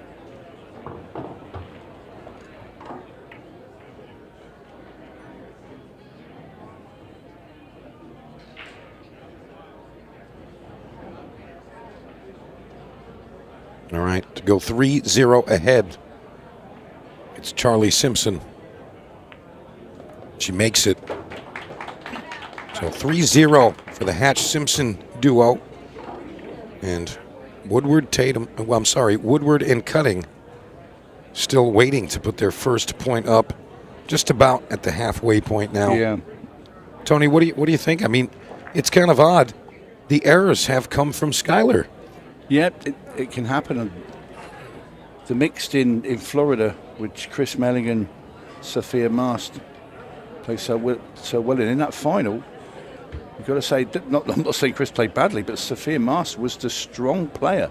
Yeah. And Chris even said it in the interview afterwards. He said, thank God Sophia was there to drag me out of, because he left her in some real awkward positions in a couple of racks, and Sophia pulled the old the rabbits out of hats, if you like, to get them back in position.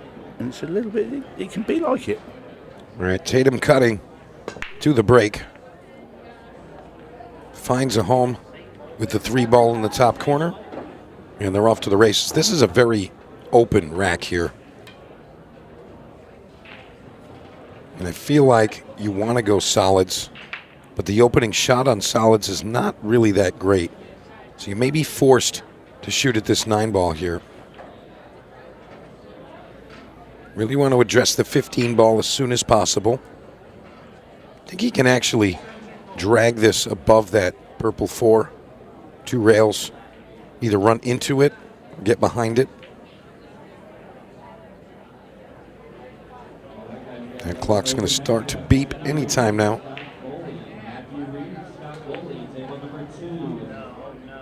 Yeah, he didn't want to clip the 4. And it's okay. She's got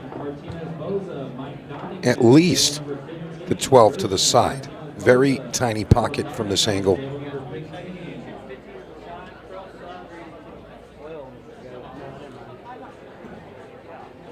Yeah, Tatum says, I don't like the 12. I'm shooting the 15. Bigger pocket. And she nails the bank shot. What a recovery. Yeah, great shot there from Tatum. They need to make it happen now. You know, that's a big part of partners right there, what you saw Tatum and Skylar do. Skylar says, hey, shoot the 12. She says, no, I like this. That's what I'm going to shoot. And you have to be able to address those things and communicate clearly.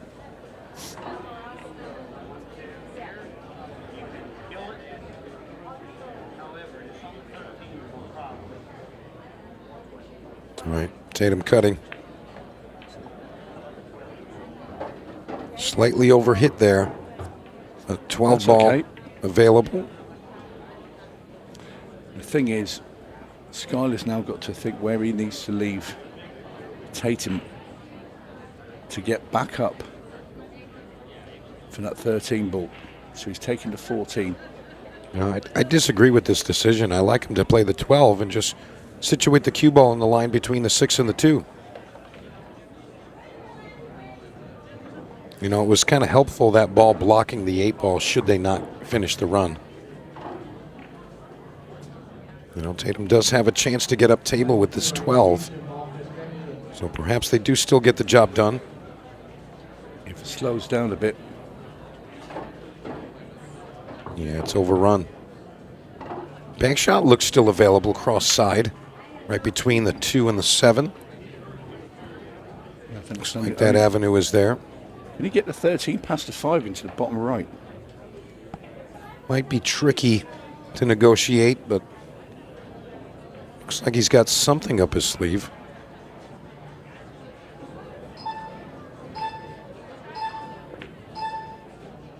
Oh, it's gone down to the bottom corner. He's got it.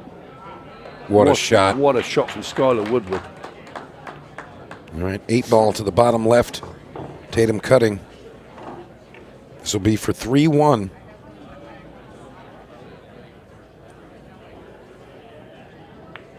She delivers. Superb out. Yeah, that was a great out. From Woodward and cutting. Brilliant finish. Really was. Had to pull out some shots there. A sigh of relief there from Skylar. What a shot he played on the 13. Yeah, that bank shot, absolute must. You know, that's kind of what's been happening, you know, in these racks. You know, Skylar and Tatum kind of get to a point in the rack, miss position, and Dennis and Charlie just coming in clean up. Obviously in very good spirits is Charlie Simpson.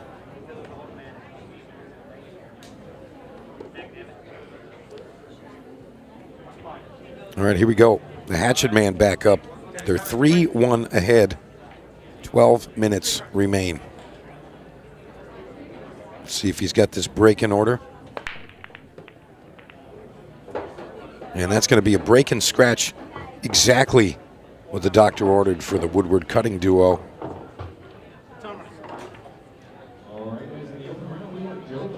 You see Skylar trying to get a move on here. I mean, there's still 12 minutes, but still need to make up some ground. They want to win 3 games here.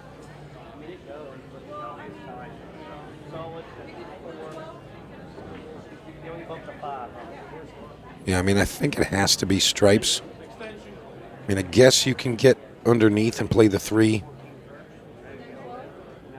Try to fix something with that 4. But clock is running. They need to make a decision right now.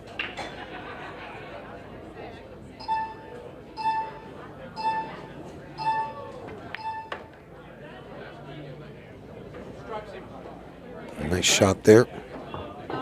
13 ball to follow, same pocket.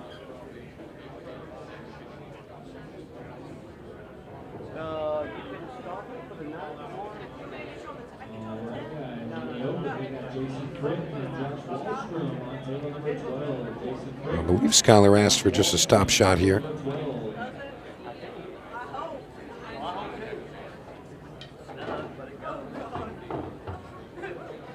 Yeah, see, that's the attitude to have in a pairs type of situation. You know, lighthearted stuff, little banter.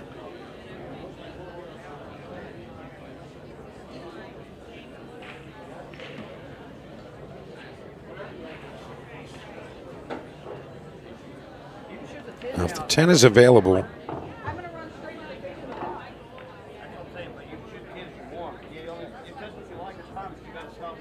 yeah, Tatum's really trying to just bump the 5 out of the way. And she talks Skylar out of it, says, nope, we're doing this. And you know what? I agree with her. I think that was the right shot. Yep.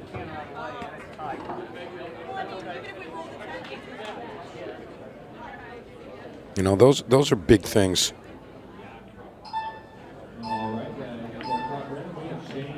You got to be able to communicate and say, hey, I'm not comfortable with that. This is what I'm going to shoot. And it is teams. So, got to be careful with that hair.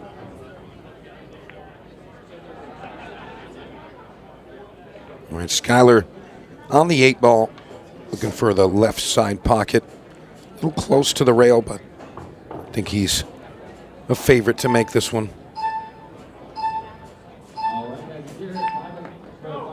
Very nice. In it goes. 3-2. Yeah, Woodward cutting going to be breaking this one, Tony. So chance to tie us up here. But time is running out.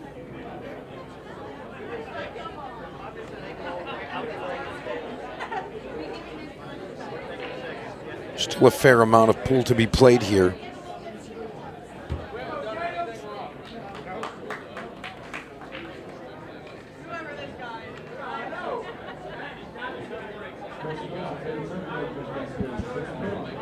Love that. All smiles, Tony. All the way around. Indeed. I think they're asking for acid reflux pills. All right, Skylar Woodward to the table for the break in rack 6. They're down by 1 game, so they're looking to tie it up here and put some pressure on the Hatch-Simpson duo.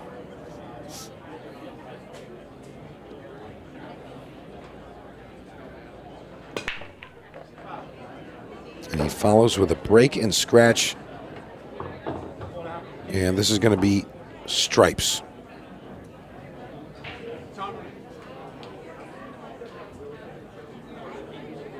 I feel like Skylar's done that a couple of times in the mixed pairs since we've seen him do that, that style of break.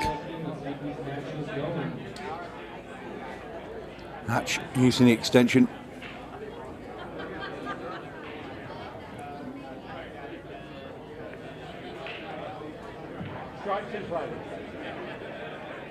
All right, and they're off. There's a big rack here. 2-game lead or tied. Very big swing. They didn't have the extension. She shot that with just a second to spare. Tom Cousins-esque. Most definitely. Charlie Simpson been pretty impressive thus far.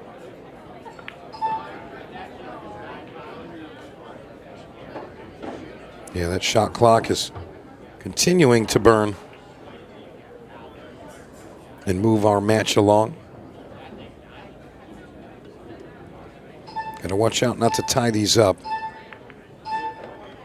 And she's done very well with that.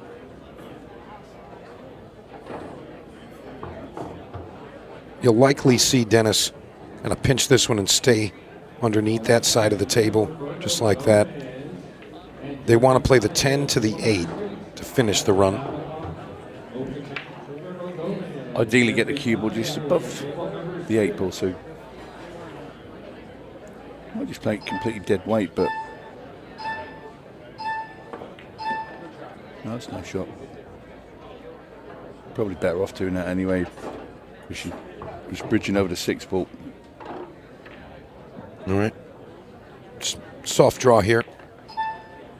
And Charlie Simpson on the 8 ball to go 4-2 ahead. 3 errors from Skylar Woodward. And they were definitely rack-changing type of errors. 4-2 it is. Hatch and Simpson. Very happy about that result. Yeah, well, Skylar and Tatum were coming right back over the hill at them.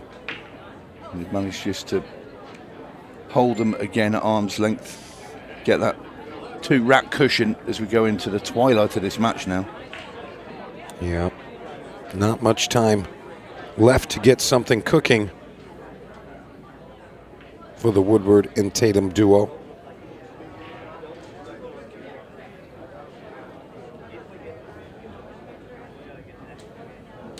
So, Charlie Simpson going to be your breaker here, rack number 7. Big swing that last rack. All right, here we go. Dry break from Charlie last time. Let's see if she makes an adjustment.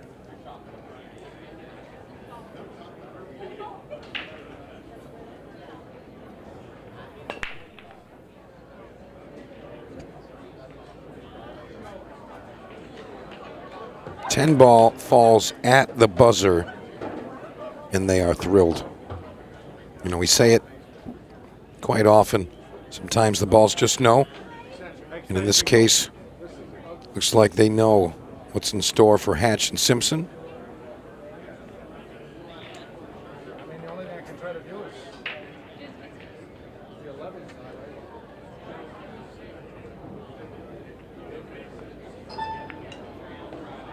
All right, they're not thrilled about how this rack is laid out. But they're going to go on a run here.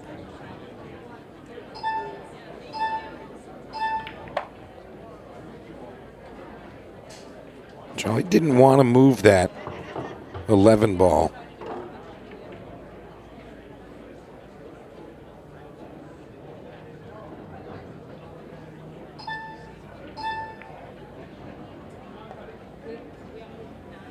Or perhaps. Okay, they're going to try to play it off the 3.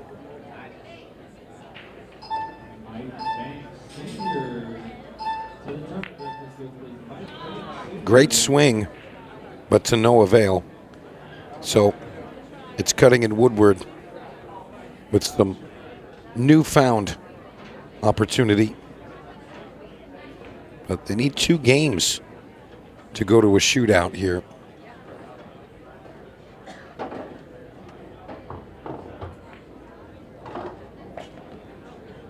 And there's only about 4 minutes remaining. So can't waste any time with these runs, and see a bit of haste as Tatum rounds the table.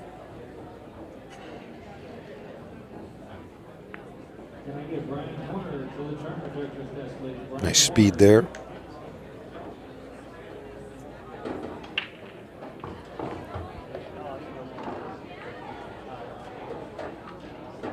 All right, nothing fancy here, just make the ball. Skyler can make that 5 ball many ways. Just got to make it.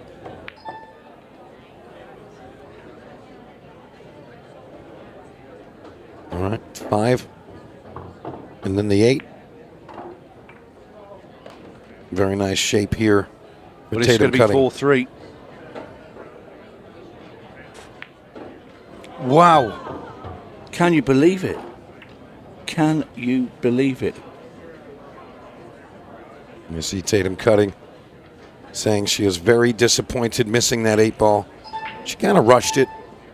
You know, she was thinking about the clock, and that is very likely going to be the nail in the coffin here, Tony. I mean, stranger things have happened, but not likely to see a 3-game deficit revived with just 3 minutes left. Not in pairs either, because you're having to get out, you know, if you're running around a table, you're having to get out of the way of your partner and stuff like that. Yeah, and also the communication. They're going to be discussing what they're doing. All right, so Dennis Hatch, Charlie Simpson looking like just a couple of minutes away from being declared the mixed pairs champions here in Kansas City.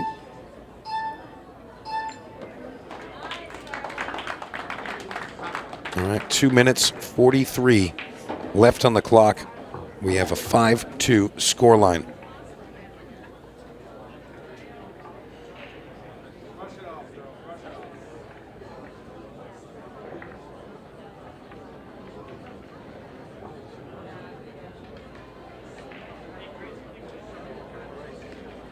And you can see they've got some smiles, and they're starting to see the writing on the wall. Charlie Simpson, Dennis Hatch played a great tournament, and it looks like they're going to be hoisting a trophy in just a short time. But 2 minutes 43, I mean, it's possible, but they're going to have to be lightning fast.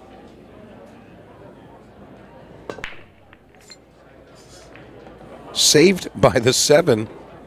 They've got a chance. Better move. Got to move.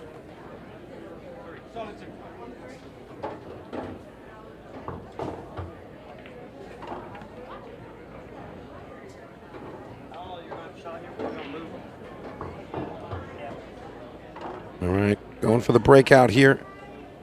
Yeah.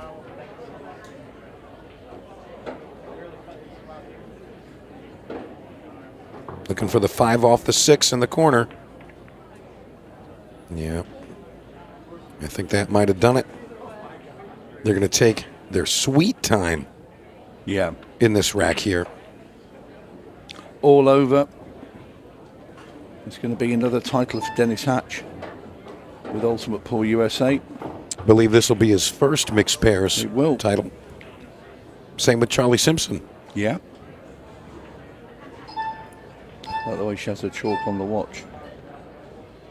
Yeah, I saw Sandy Wilder had the same situation going on. I mean, you can't lose if you know what time it is. It's chalk time. All right, Dennis Hatch and Charlie Simpson really just burning the clock here. I think we're going to see a handshake. If you want to burn the clock, use an extension. Yeah, but it's not going to matter anyway now. But yeah, you know, I say it time and time again, Tony. If you have an opportunity to shoot in the arena, go ahead and shoot.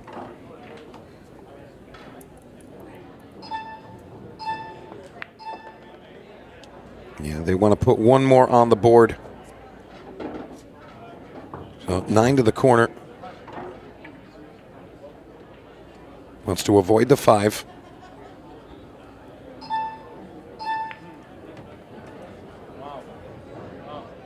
Very nice shot there. Just going to pinch this one here. I don't think he's going to move it around. No, he's loading it up. All right, there we go. 8 ball for a 6-2 victory in the finals of the mixed pairs.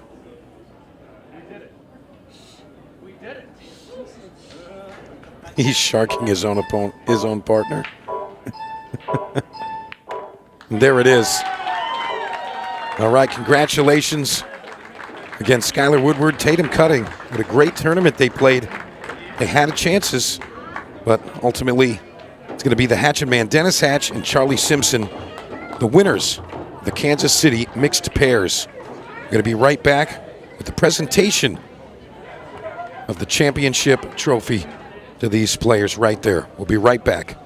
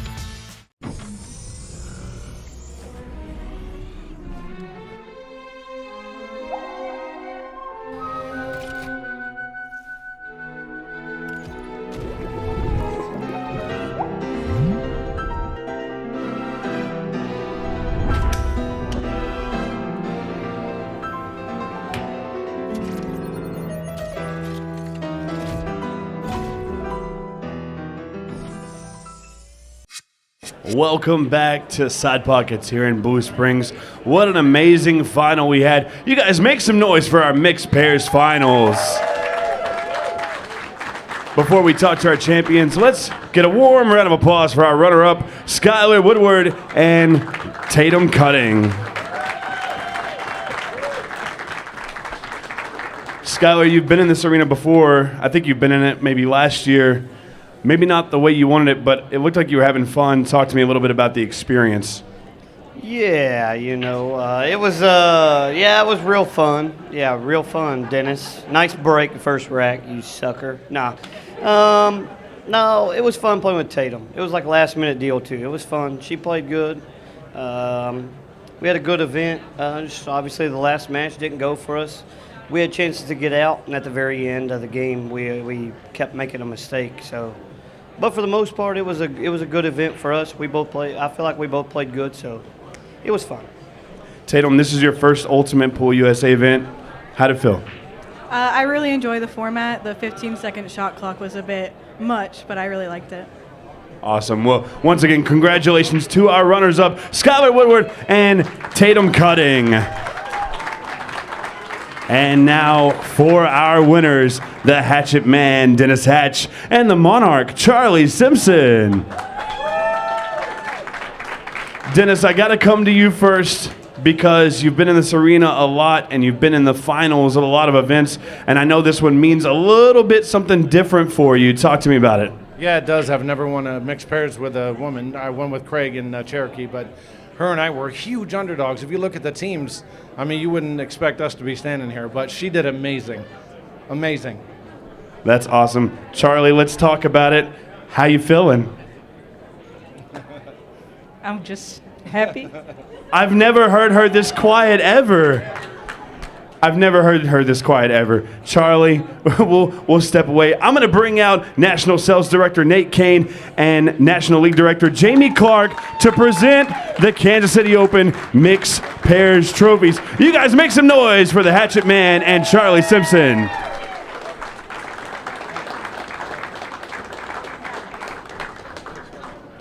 Absolutely incredible. Don't go anywhere. We will be back around 6 p.m. for some more Ultimate Pool USA Kansas City Open action. Kansas City. There's just something about this place. You feel it straight away. Not just the city, the people. Real people. Proper handshakes. Eye contact. No BS. The kind of place where if you say something, you mean it. For us, this is where it clicked. Where Ultimate Pool USA stopped being an idea and started becoming something real. Places like Side Pockets Blue Springs. That wasn't just a venue. That felt like home. The noise, the energy, the players packed around the tables. You could feel it building. That's where we found our heart, and Kansas City gets it. This is a sports town. You've got the Chiefs down the road at Arrowhead, the Royals over at Kaufman, and now this. Something built for the players, because that's what Ultimate Pool USA is. It's for the ones putting in the hours when nobody's watching, the ones driving across states just to get a game, the ones chasing something. Not just money, not just a trophy, but that feeling you only get when everything is on the line. Kansas City doesn't just hand anything out, you've got to take it. And that's why this means something. So yeah, this isn't just another event. This is the Kansas City Open 2026, built by Ultimate Pool USA.